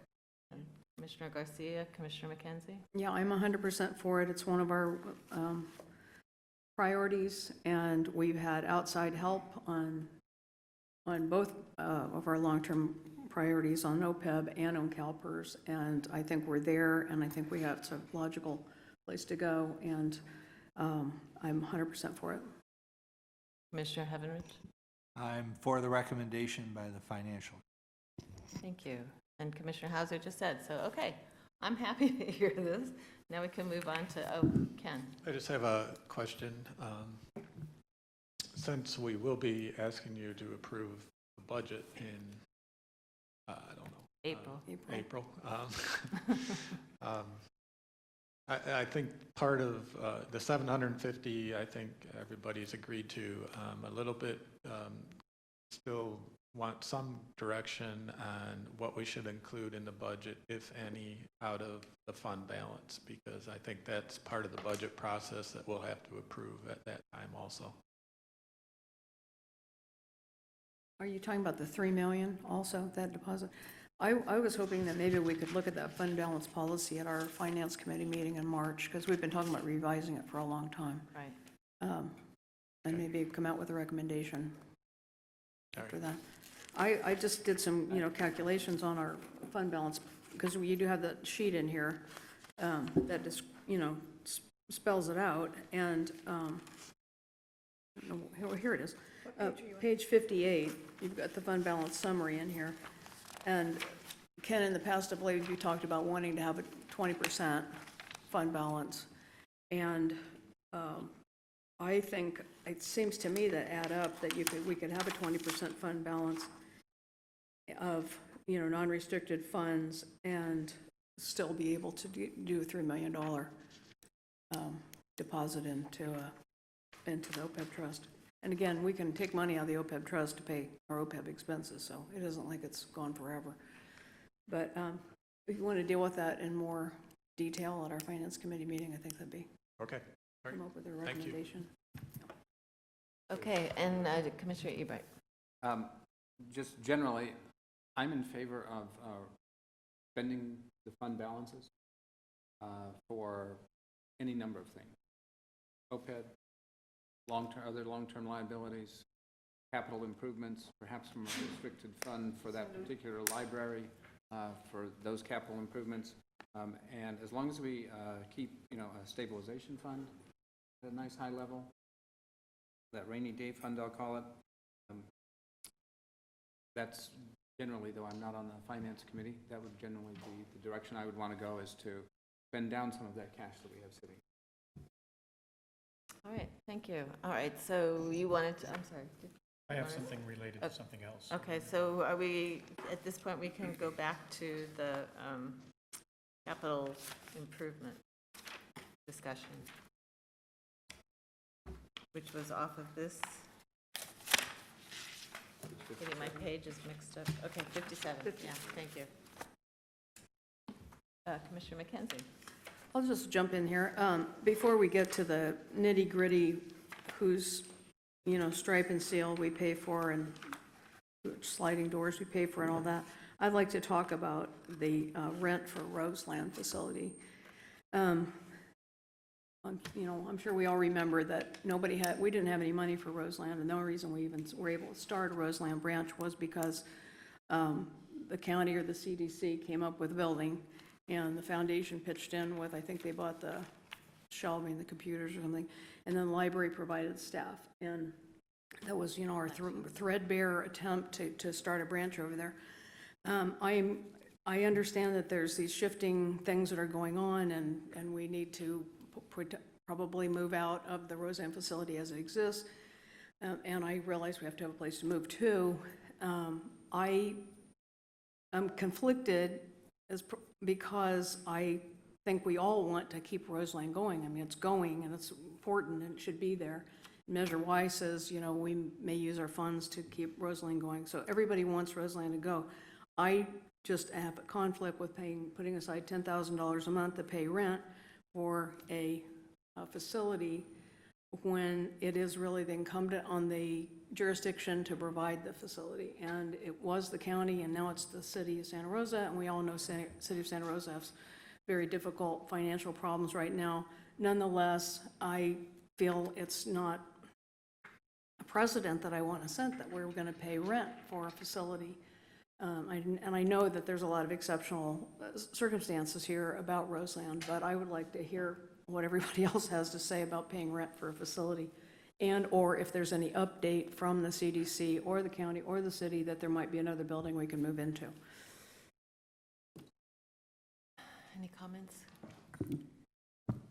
Well, just that I stated earlier, the last meeting I had with one of the members of the community, of the CDC, was that the demo was starting about a year from now, so it buys us a little more time. As far as update of a permanent, I don't have that, any information on funding of a permanent and so forth. Are they is the CDC looking for another place for us, or? I did, so I know Dave is looking, was, when they first gave us the November date, Dave had a realtor looking for us back then, the same one who found our temporary location at Northwest. So we have ourselves looking. I also asked them if they can keep their eye out for any location as well, preferably at no charge. So they said they would do that, but there's no guarantee as far as the space goes. Who's looking at no charge? Not the I've asked the realtor. CDC. I Oh, said, the CDC. if you hear of anything, a vacant building somewhere where we could be during the demo, because the plan is, once they start demoing, it will be all gated off, so there will be no portable possibility of us being there on that site. We'll have to be at a completely different site. And early estimates are a couple years for building the plan, but they still have to get plans and so forth. They're still in the very beginning planning stages and permits and all of that. Well, what about taking a slightly different approach? Instead of asking them if they might find something, to say, you need to find something, because this is their obligation. It's the jurisdiction's obligation to provide the facility. That's the hard line we're taking with everybody else. You provide the facility, you upgrade your facility. I mean, we're taking that position. And this seems like, if we're talking about 2 years, we're talking about $110,000, like $250,000 in rent. And at least, that just doesn't seem, fair to the other jurisdictions. I mean, this is a Santa Rosa branch of a library. And so, I don't know, I'd just like to hear maybe from our Santa Rosa commissioners and what they think. Commissioner Garcia. First of all, I'm thinking positively about this when a department head has assigned a staff member to go and look for it, and when Supervisor Hopkins has sat in and said, we will find something. That's number one. Number two, if we look at the strategic plan, number one, to serve our underserved audiences, I can't think of anything other than Roseland.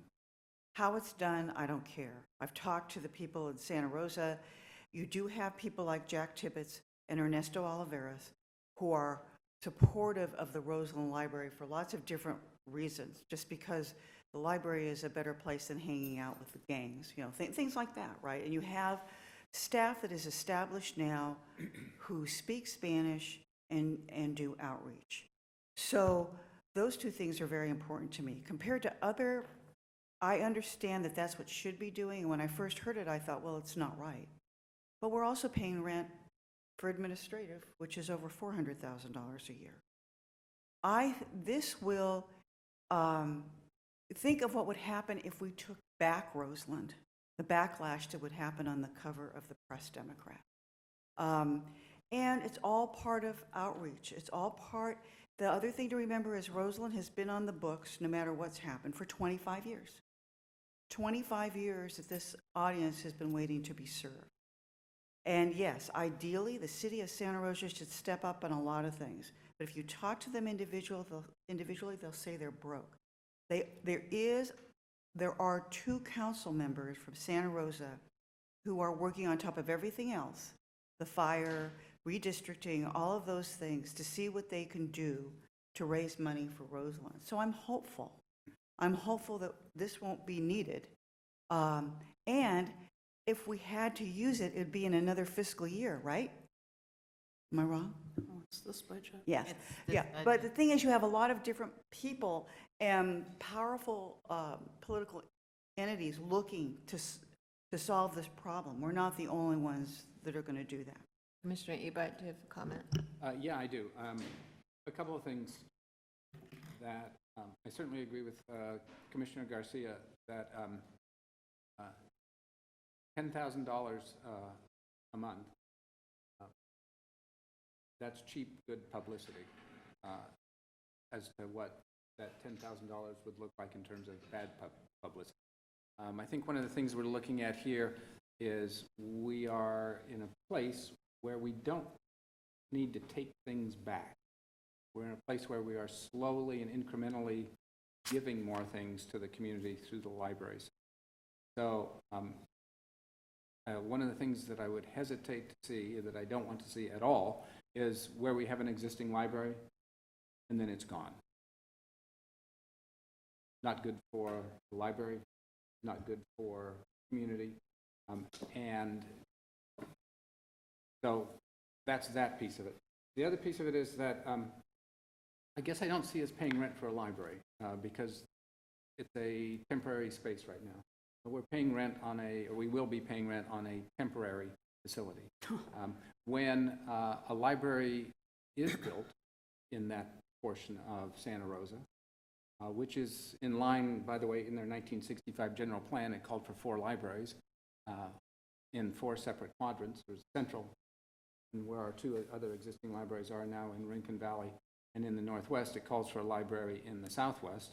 So I'm hopeful that even though that was back in 1965, that general plan notion of a library in every corner of Santa Rosa will continue to happen. And as we've talked about with other things, capital improvements, this may be, we do have some powerful and some wealthy friends. We use that generically, but we also do have friends groups. We do have a foundation group that stepped up before for Roseland. So I think that we have options ahead of us, in front of us, to help pay rent on a temporary facility in Roseland someplace so that we do not discontinue library coverage there. So, okay, one more comment, then I'm going to say something, we can move on to another topic. I suppose, I understand the 2 points of view that are being expressed. I'm wondering if we need to be more specific in our statements to the county and to the city of Santa Rosa that you guys made a deal that you were going to create a branch there, and now you're dumping it on us, and we don't have the money for that. So what are you going to come up with instead of putting it in the budget? Maybe we should just take it out of the budget until they're going to tear the thing down and just say, well, what are you doing? It's your responsibility to come up with something. They found us a free place, find us another free place. I'm just wondering if being a little harder would be a better idea than just saying, well, we're going to take this on. Okay, that's interesting, and not without some merit. But I just wanted to say that I think that it seems to me that a lot of work is being done on a couple of different fronts to try to make it possible that either the city of Santa Rosa step up or the county steps up, and that the budgeted amount is a placeholder in case we get down to the wire and we have to come up with something. And I agree, we don't want to leave Roseland in the lurch. So I agree with what you're saying, Mr. McKenzie, that it should be something that is taken over by the city of Santa Rosa. And I think work is being done towards that end. I think it's just the danger of having it in the budget. It's like, oh, well, they're paying for it. I mean, it's in the budget. Well, a lot of times people put things in a budget as a placeholder just in case, so you don't run up short. Okay, but if you were the city of Santa Rosa, what would you think? I would say that doesn't seem like enough money. To pay rent? Well, it doesn't seem like enough money to really fund a library building, does it? Well, it's not, but we're talking about $10,000 a month rent. Right, it's a renting a placeholder so facility. that we don't have to take money from another fund later in the year if it comes to that, because we really don't want to lose the library. Nobody wants to lose the library. So the alternative is what right now? Because we have a budget that we have to approve in April. Come back later and do budget adjustments? Between now and when we approve the budget, have kind of a hard-nosed talk with Santa Rosa, or you say these talks are going on, so I think that's wonderful. And just to hear a little bit more about it, I know it can be delicate discussions, but I just think that we need to take a firmer point of view, as Point Commissioner taken. Hauser said. Point So, taken. yeah. Thank you. Commissioner Foxen? Why don't we put it in the budget, not under rent for Roseland, but as an alternative? I mean, then it could be applied to anything. If it happens to end up in rent, okay. If it happens to end up in a bookmobile, okay. If it happens to end up back in our pocket, okay. I mean, however it goes. But if we just say it's rent, then we're kind of locked in several ways, and it does send out a perception that we're willing to pay for it. So maybe rephrasing what that placeholder is the option. Something to consider. I have another thought. I think, Director, you were saying that it's going to be a year from now before they're going to start ripping things down, Correct. which puts us at least halfway through our fiscal. So why don't we cut it to 60,000? Right, correct. So when we put And Rename it. rename it. when we put the numbers together, it was with the old information. That demo was going to start November, so I just had that meeting about a week and a half ago with the update. And then once it is torn down, is it 2 more years? Is that what you think? I mean, That's being very optimistic, I think. okay. And without the last meeting, probably a couple years, and it would also depend which buildings get built first, if the affordable housing go up first. I think that's probably their priority, if I could guess. So the civic building would probably be last. And I think they estimated about 2 to 3 years, but you know how development goes. So that's 2 to 3 years of paying rent unless, yeah. Correct. Right, so we're motivated to find a solution. Vicki, I think you had your hand up. Well, I was just going to say that, you know, I talked earlier about us getting the scenic grant to get the library on telecommunications, and because Roseland is a big question mark, we're talking about giving up about $15,000 annually in telecom costs because we can't hook up the current Roseland site when it's going to be destroyed. And the reason we can't is because in the area where it is, the telecommunications cost just to hook it up is $7,500 just to get started. So that's one amount, and then the monthly charges that, you know, we can't do right now. And I did not want to have them hook it up and then say, okay, now we got to tear this out because they're tearing the building down. So I kind of had to just put a big stop sign on their telecommunications. So we're going a different route with it right now, but it's not as if there aren't also operational costs that now the library system is absorbing above and beyond the, you know, the monthly costs for operations. Good point. Commissioner May. I think I may be in another ballpark here. From my perspective, we have 2 stations. We have Forestville and we have Occidental. And those are rented spaces. And it seems to me that with the fact of looking forward to a possible Roseland Library branch, with the city stepping up as they can, it makes perfect sense to me that we rent a station until that is met. That's my perspective. And it may not be the best negotiating place, but it's more a case of we're providing services to the people who need it in Forestville. We're providing services to the people who need it in Occidental. And we have a part of the community that needs it in Roseland. And that, I'm fine with it.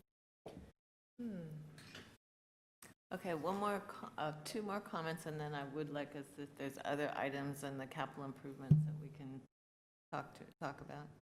My So- question is just where are the rents reflected for Occidental and Forestville in the budget? They're the same line item. Because I see the 120,000 under rents and leases, It's in the same line item, isn't it? but The is- Roseland's in the sales tax, and Occidental and Forestville are in the property tax, $20,000. So it's the page that has sales both of tax them on the division sheet. combined. God, I gotta get in the right one, sorry. What line is it? Rents and leases, 51. Page 51. 421. The bottom of the, page 51 at the very bottom. 51421.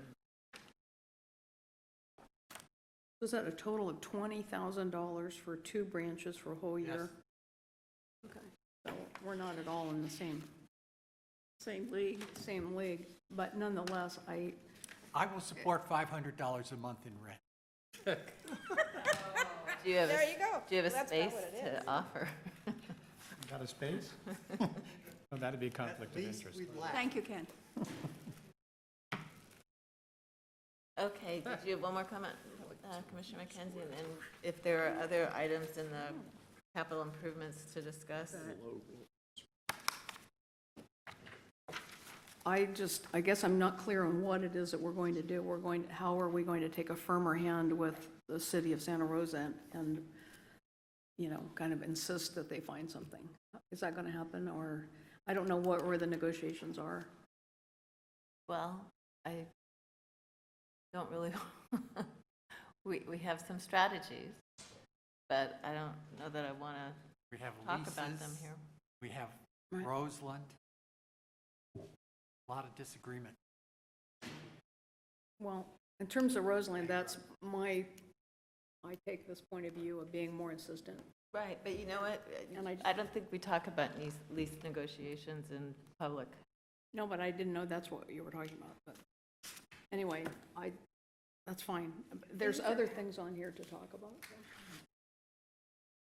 Things are Do happening. we have a consensus in the budget about what is now $120,000? There's been a suggestion to reduce it and a suggestion to rename it. Should we talk about that? Because that's something staff will need some guidance, either do it, don't it. Go ahead. Well, my thought is call it something else that's a little bit broader and less specific. And then we'll let you guys do your negotiations or whatever, your talks, whatever you do. You have the latitude, you do, but at the same time, you can do a whole lot of other things with it if necessary, or need be, or what provides the most. Commissioner Neff, you have thoughts on this? I think we should rename it to something else.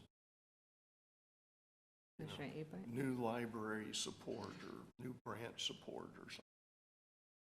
Yeah, I agree. I'm happy with leaving it the fund amount, or the budget amount as it is, and to recharacterize it, maybe put it in a different line item. It might give us a little more flexibility Get you more latitude.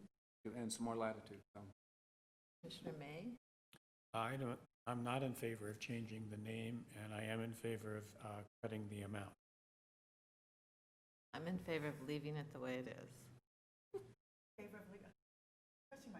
in favor of leaving it.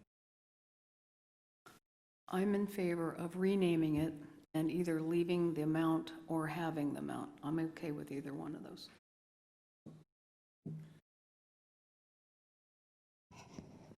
I was going to say something to throw a wrench in this, but I don't think. You want to go? Yeah, we have already. No, I'm in favor of keeping the amount in there, but I think renaming it gives us a little more flexibility. I agree with you. And you agree to 500 a month? I agree with renaming it, and I'm just thinking if we're sure we're not going to need 120,000, why put 120,000 there? Other things we could probably spend it on. So I'd like staff to see where they could spend 60,000 if they thought that was a good idea, and they feel confident about the timing. Well, we sometimes have budget adjustments to do later in the year. So, anyway, so you, you have all this information now. No, Um, consensus, but we don't have direction. Right. You have direction to Well, rename it. There's a It majority. sounded like the majority said rename it. But you can come back next month and show us what happened. You want it, is it not even worth a motion? I mean, it's not a. Well, it's not a motion, but if you want to do, okay, so all in favor of renaming it, just And raise your, keeping it the same amount. renaming it and keeping it the same amount. So that's one, Okay. two, what was that? Well, I want to reduce it and Okay, so I have 2 in favor of renaming it, 3 in favor of renaming it and keeping it the same amount. Okay, so that's 5. That seems like that carries it. Is that good enough? Direction? good. Okay, Commissioner May. I don't know if this is the appropriate time, but I would like to have two elements. One of them is, I believe lease negotiations can be closed session items, and I would like to put on a future agenda that we get an update on the status of lease negotiations throughout the system. So that's one of my requests. The other is that we did have that letter from Don, and he did mention that they had a lawyer's response that it was within the purview of Measure Y to use those funds. I would like to request that we get our own legal opinion about whether it's in the format of Measure Y to use those funds. Those are 2 requests. Okay. It's the same lawyer. And just so to share with you, I have been in touch with Mayor Stafford, and she's fine that it hasn't been responded to yet. Okay. Okay, so do we have other items on the, do we have other questions about items on the capital improvement? Can I just say something about the leases just for Yeah. a second?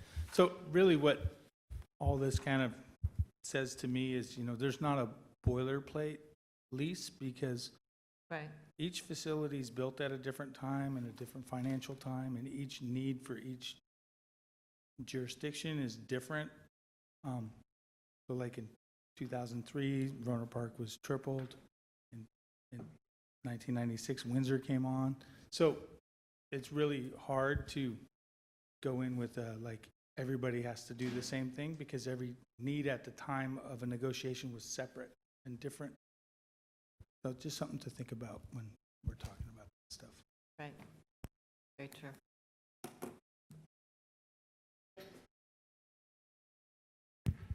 The other thing that seems a little bit concerning to me is that the size of the gentleman stated that he was talking about $150,000 per branch, and then their circulation differs at every branch, and the size of square footage differs at every branch, and so there are different things that could potentially be taken into consideration that I would like the commission to consider before responding to that. But I do believe that, there are other things that need to be considered because of risk factors and workers' comp. So there are upgrades that need to be considered by both sides. Thank you. Commissioner McKenzie. So, to just jump in here, I can't speak for Don. I gathered that from my reading of the letter a few weeks ago was, let's put some money aside so we can fix stuff that needs to be fixed. So if you look at the budget, we're talking about fixing things that need to be fixed. And I think that my issue is the consistency of it. And I see on here that Rohnert Parks is lighting controls, whatever that is, $35,000. And it was my understanding that Rohnert Park City Council just passed, I don't know, I mean, they're gonna buy it. So it's on here, but the city's gonna buy that. Buy it. Oh, the lighting. The lighting and the whole HVAC system, but the lighting control system, is that not correct, Dave? It is correct. To the best of my knowledge, that is correct. The city, those items there were stuff I put in. Right. And did not make the budget. Right. So the city's going to step up, and it's hundreds of thousands of dollars for new HVAC and the new lighting control system. And I'd be glad for that to happen because it has been cold in there, and, you know, all of us have been annoyed in different levels. And the lighting has been on 24 hours a day outside, driving me completely crazy for about 4 months. So I am all for, you know, whoever needs to pay for these things to pay for them and deal with it. Again, my issue is with, you know, the fairness of it. Rohnert Park also paid for paving the parking lot using the last of their community development funds. I don't know if Stripe and Seal is the same thing, but, you know, they did the last overlay in there. But again, if Rohnert Park's going to pay for it, then, you know, the county needs to pay for Kernville's, and Rincon, the city of Santa Rosa needs to pay for Rincon, and Cloverdale needs to pay for, well, that's not, Healdsburg needs to pay for Healdsburg. I mean, I don't understand I know we have lease issues and stuff, but this is my opportunity to talk about equity. And it's just a big thing for me. And, you know, throughout my life, I just care about, you know, equity. And I realize what you're saying about different facilities are different sizes, and you know, the parking lots are different sizes, and they're located 10 feet away or 4 feet away, you know. I mean, you know, there are differences, but the overall picture, again, I think what Don was saying is put us, if one of our commission priorities is capital expenditures, taking care of our facilities, then put some money aside to deal with it. And I think, again, that's my understanding of what he's saying. What we're talking about is budgeting year by year, and I think he's talking about creating a capital account, and then we just put some money in. But then, what we don't have is any agreement to what to pay for with it. And I don't feel like we have an agreement. So I would just like to hear from everybody else. Thank you. Well, I think that, I don't think that there's a boilerplate lease, is there? I know we have about 3 jurisdictions that we don't have written leases in place, and that is what you're working on. But other jurisdictions, we have a lease. I don't think that they're all the same, and I think that it's a good point that nor should they be, because the buildings are different, the jurisdiction is different, all of those things. So, I'm sorry, Ken, go ahead. Well, the majority of the leases that we have with different jurisdictions are all pretty much the same as far as who pays for what. So they are pretty much the same. We've had an attorney come up with a boilerplate lease that we are probably planning on going out to Santa Rosa with. Now, just given conversations that we've had, the good faith conversations that we've had with the different jurisdictions, I don't think they're going to accept that lease moving forward, just with our talks with the city of Santa Rosa. So, but that's what we're going to give them, and then it's a starting point, and we go Right. from there. You know, as it's been pointed out, the JPA does require that we have written leases in place with each of the JPA members, so that's what we're moving forward to do. Right. And I appreciate the work that you're putting into that. I think we still have an outstanding lease with the county, or did they? The county and with Healdsburg. With Healdsburg. So So those we're are the gonna- ones that we haven't got leases with. Those are Yeah. the only ones. And we're going to send them the lease and let them respond to it. Right. But like I said, the different discussions we've had with people, I'm not sure that. Well, it's a place to start. Right. Yeah. Now, as far as the capital expenditures go, you know, Dave did his job in looking around and seeing what needs to be done. Now, there always is a question, you know, is the Stripe and Seal parking lots maintenance or not? And, you know, it is a questionable one. The doors, you could argue one way or another there. You know, we're putting sliding glass doors in at Northwest as part of the new storefront.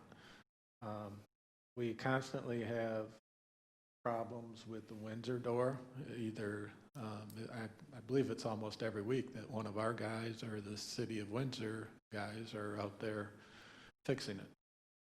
And could I just clarify, these are interior sliding doors, is that correct? Outside door. Entrance? It's the Well, entrance. Sebastopol is the interior, the sliding door there.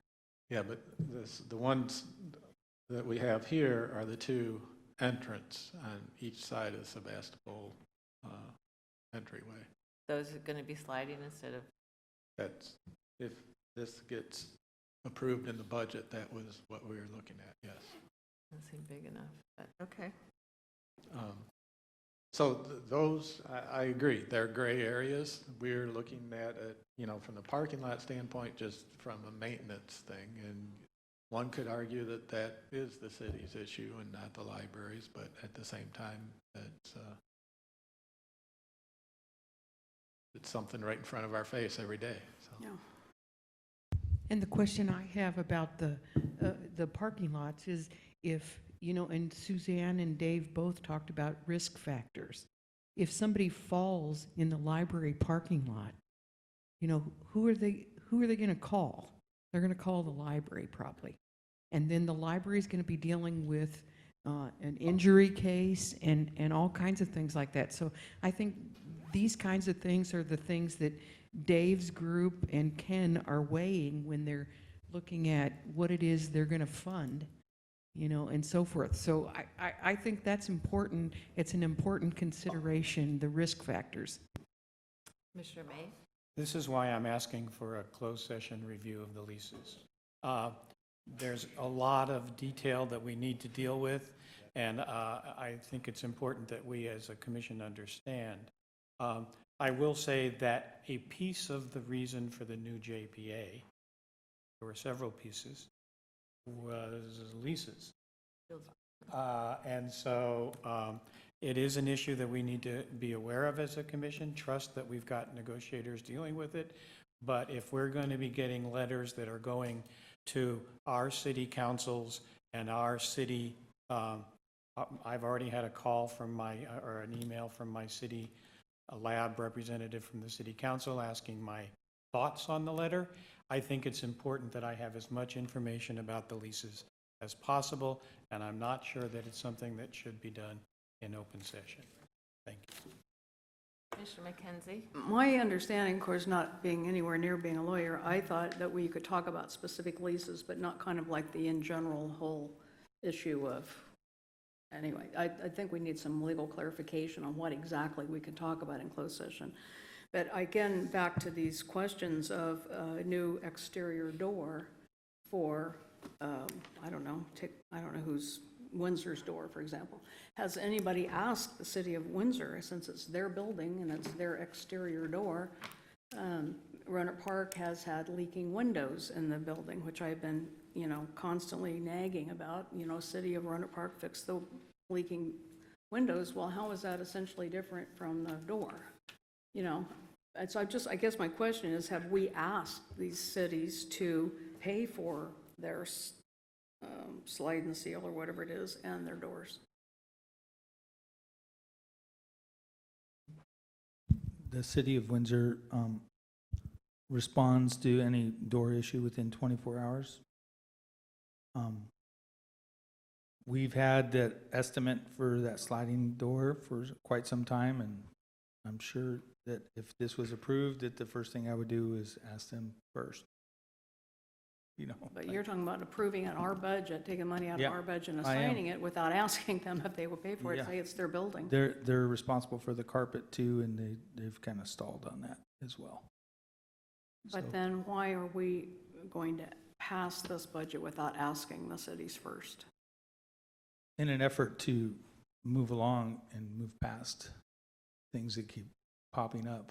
As far as when I'm putting this on here, I'm prioritizing things based on how much time my guys are spending on stuff, how much time I'm spending on stuff. So it's the amount is $21,000, and I've probably spent that in labor, the last 2 years fixing it. So Right, but that isn't exactly the same point.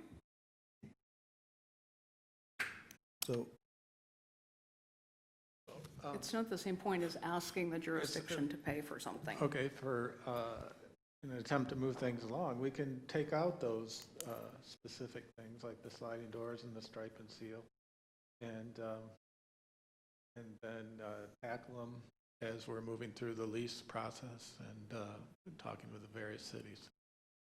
It will, as Dave said, it continues to be a maintenance item whether we like it or not, and so but if we take those out, it'd be $157,000. We could set that aside for future, in the fund balance for future repairs and things, and so maybe. So are you suggesting, Commissioner McKenzie, that when these things come up, we just, what are you suggesting, that we, What I'm because it seems to me that with the city of Rohnert Park, for instance, or the HVAC system, that's been ongoing for a few years as an issue, and it has been a big maintenance issue for a number of years, and they were non-responsive, so people were unhappy, staff was in a bad situation, so I don't know that sitting back and it almost seems like, we have leases, right, that say certain things, and we believe these things should be taken care of by the cities. There's two ways to approach that. You can try to work with the cities for a little bit to get them to step up and repair their part of it, and then if they don't, then you go back later to collect the money from them. So I'm not sure. I think the library is in a really awkward situation. We have staff that we have to look out for. We have the public's well-being that we are responsible for providing the best facility possible within our budget. But I don't, I think we're kind of in a hard place with the cities. Well, I agree. County. It is awkward and it is a hard place. But my question really was, have we asked? In the same, if we asked the city of Windsor, say, this door, it doesn't work and it's driving us crazy and we're spending a bunch of maintenance time. Not directly. Okay, so that's my point, and I think maybe it's back to what Reese is creating the special account, maybe in some sort of odd way, it's even what Don's talking about, put this money in a pot, but ask the city, to step up and take responsibility for their buildings. That's what I heard about Rohnert Park, and so I don't see why it's a inequitable approach to before we commit this money in our budget line item, that we ask the jurisdictions to pay for it. Okay, Commissioner Garcia, is that your name? Commissioner Garcia and then Commissioner Hauser. Okay. What I'm hearing David say, and please don't let me put, time is money. If his guys are in Rohnert Park every day turning on heaters or unjamming doors, they're weighing how much it costs to send someone out there with a complete benefits package to fix this, as opposed to we could just spend the money right now. The other thing is, I hear what you're saying, and someone could make a courtesy call to Windsor, I don't care who it is, and say, are you willing to do this? And then you do a budget adjustment. If they say no, yes, we'll pay for half, or whatever the negotiation is. It's a risk management issue. And it is also, we're not serving our public, and we're not spending our resources wisely because time is money whenever you send anybody anywhere. And that's just, again, I'm not putting words in your mouth, okay? Commissioner Hauser. I agree that you need to ask before you put it in the budget. Once it's in the budget, then they're going to become aware of it, and then they're going to, trying to get money back after the fact is very, very difficult. I'm just going to tell you that. You have to be firm. If the lease says somebody's, the owner of the building is supposed to pay for something, you have to be firm. And I'll go back to 25, 30 years ago when the city of Sonoma air conditioning went out one summer. And believe me, it was a really, really hot summer in that library because there weren't windows that would open or anything like that.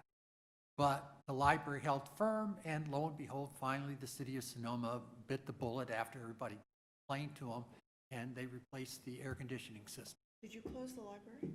No, No, they had one door on either side of the building that could open, you had a fan and a little draft that went through there, and you sweat a lot. And believe me, it got a lot of complaints, and they finally gave up. Okay, thank you for that. Commissioner May. Okay, this is our time for input into the budget. I would propose that the specific budget items here that have to relate to different buildings per se, Sebastopol, Guerneville, Cloverdale, Windsor, and Cloverdale and Sebastopol, although the Forum Room Kitchen's That's a probably, different thing. be put into a general maintenance fund in the budget. And that we as a commission encourage strongly that staff connects with the cities first to ask them to pay for it. And if not, then we go to step 2. But that would be my proposal, is that they be put into a general building maintenance item. And that second part, please, before it's being spent, check with the cities. That's what I was saying. Okay, I want to hear what the commission thinks of that proposal. Yes. Yes. Yes. Yes. I have a question. Okay. And that, would that preclude, if it's in a general maintenance fund, would that preclude us from using restricted fund balances for those items? So we've got a general maintenance fund, and we want to go fix the door in Windsor, but we could actually want to go use that Windsor restricted fund of $9,700. Would that preclude us from doing that if it was in a general maintenance? No. It's on what they restricted it for. Okay, then I'm in favor. Okay. So it sounds like that's a general direction that the commission. Is that okay? Okay, so could you repeat the, Yes, that the items on the proposed budget be taken out as individual items and placed in a general fund called General Maintenance Fund, and that they be used as necessary as staff decides, but that first the staff asks the city to do the repair. okay? It looks like this 1, 2, 3, 4, 5, 6 items here that would qualify under that. 157,000. Okay? Which would go to materials. Does that include the elevator and the? No, it doesn't. Oh, well, I don't know. Should it? Should it include the elevator? Is that something that the building owner is responsible for? Repairing or replacing the elevator? Yes. Okay. I would think so. So then let's include the elevator.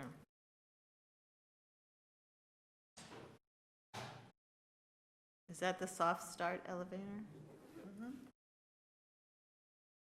Okay.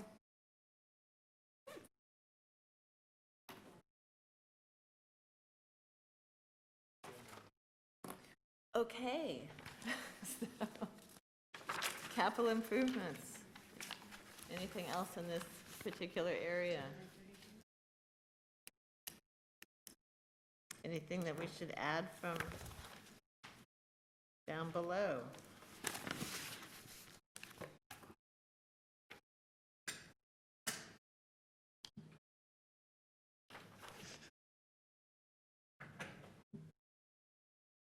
Maybe not. Okay. All right, so we're, 10-year projections? huh? We're going to talk about the 10-year projections? Oh, sorry, yes. 10-year projections? 59? And I have it on the list for a future commission meeting that we discuss leases, lease negotiations, and updates on leases.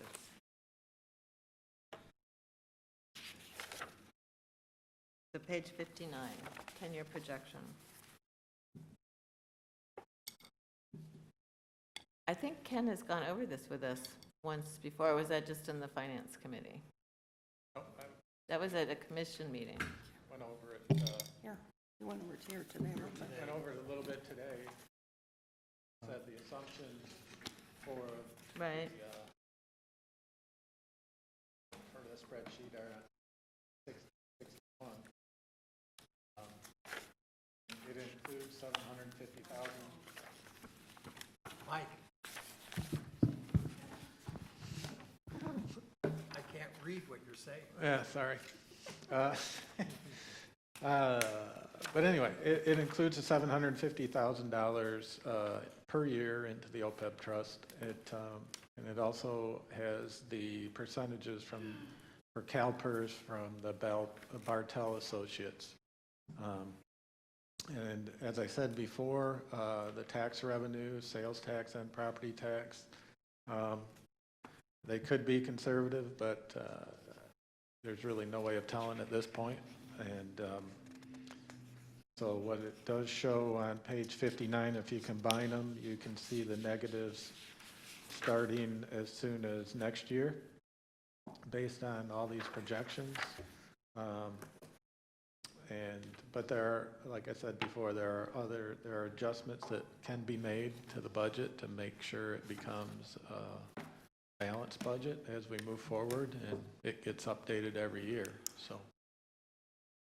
And those adjustments particularly are like the health insurance costs? Is that Well, what you're yeah, talking I about? mean, there's, we talked about that. We're coming up on negotiations. There's things that Commissioner Garcia talked about with retiree health insurance. There's, whether we discuss with SEIU about contributing more to health insurance premiums. There's always in the contract right now, everybody gets a 2.5% raise through the steps. And then there's also in the past, we've had COLA on top of that. So those are all things that we have control over, sort of. But, and then we also, each year we can look at the OPEB and do we put the 750 in, or do we go less? Do we spend less in, like we did this year, in programs and events and materials? Do we spend less in capital expenditures? Those are the big items where we can make changes to this. This all drives off the proposed budget and just uses those assumptions, those percentage, and takes things out in 10 years.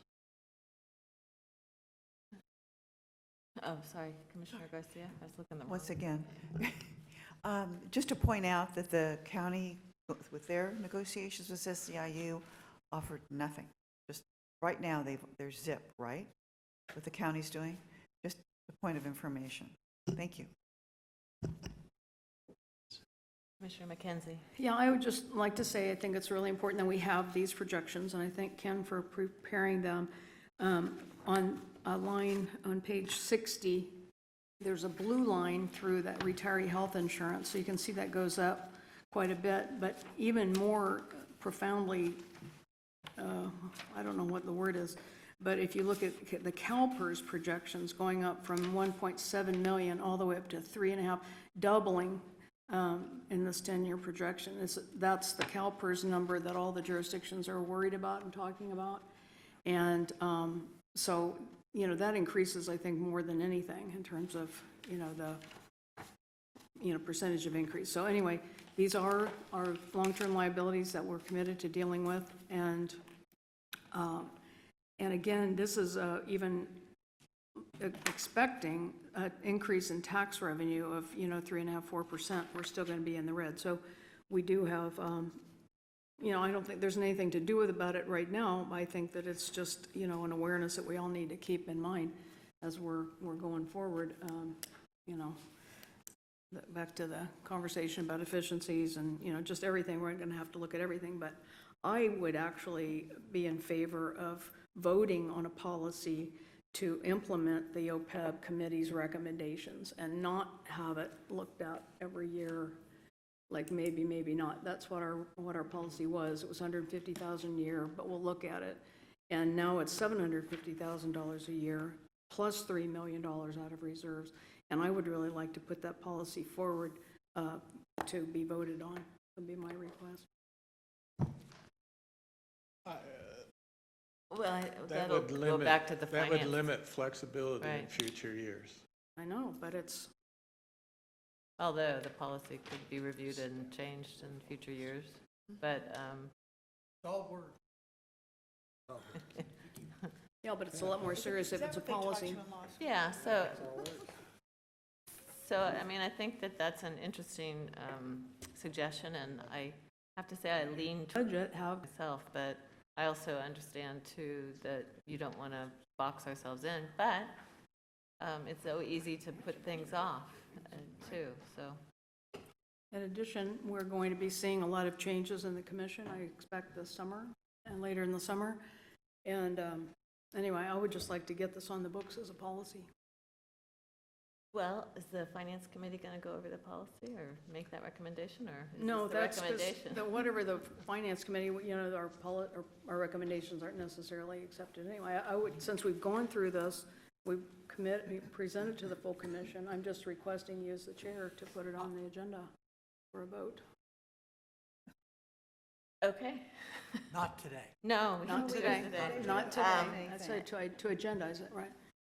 Well, anybody else is welcome to weigh into this and have a little discussion about it, or should we just, does everybody agree that the policy as stated, the recommendation should be put to the commission the next meeting and voted on? Is she going to write the policy up so We that we did, have a I thing to think. go on? It was already presented. It was $750,000 a year plus $3 million out of our fund That we balance. actually redrafted the whole policy, so that'll have to be redrafted with those figures plugged into it. The fund balance policy is something else we have to look at, but. No, the but that- OPEB policy, the other post-employment benefits policy, 50,000 a year OPEB. right, that currently stands. Probably we Oh. should go to finance. Finance should recommend. Okay. So if you want to put it on the finance committee's agenda, then we could look at the language. Okay, I have two. okay. First of all, I'd like to comment on appreciating the detail, and if we've gotten stuck in sliding doors, that I think that's important, because basically it's led us to look at an issue and come up with some solutions. So unlike other budget processes in the past, I think I appreciate that we have it down to the sliding door detail that can lead us somewhere. So thank you for that work and sitting and listening to the stuff about sliding doors. I did have one other question, is that my impression is that every year we have most often gotten more in the final property taxes per se than we have expected. Did that happen this year? No, because in November, December, the county gave projections considering the fires, and we were going to get, if memory serves me right, like $358,000 less in property tax. And so that's why we're still projecting the flatness of it, because that would normally be, or a little bit more, the extra that we would get. Then they also gave us a projection of $392,000 less in 18-19, and that is what I'm using for the basis to say it'll be flat.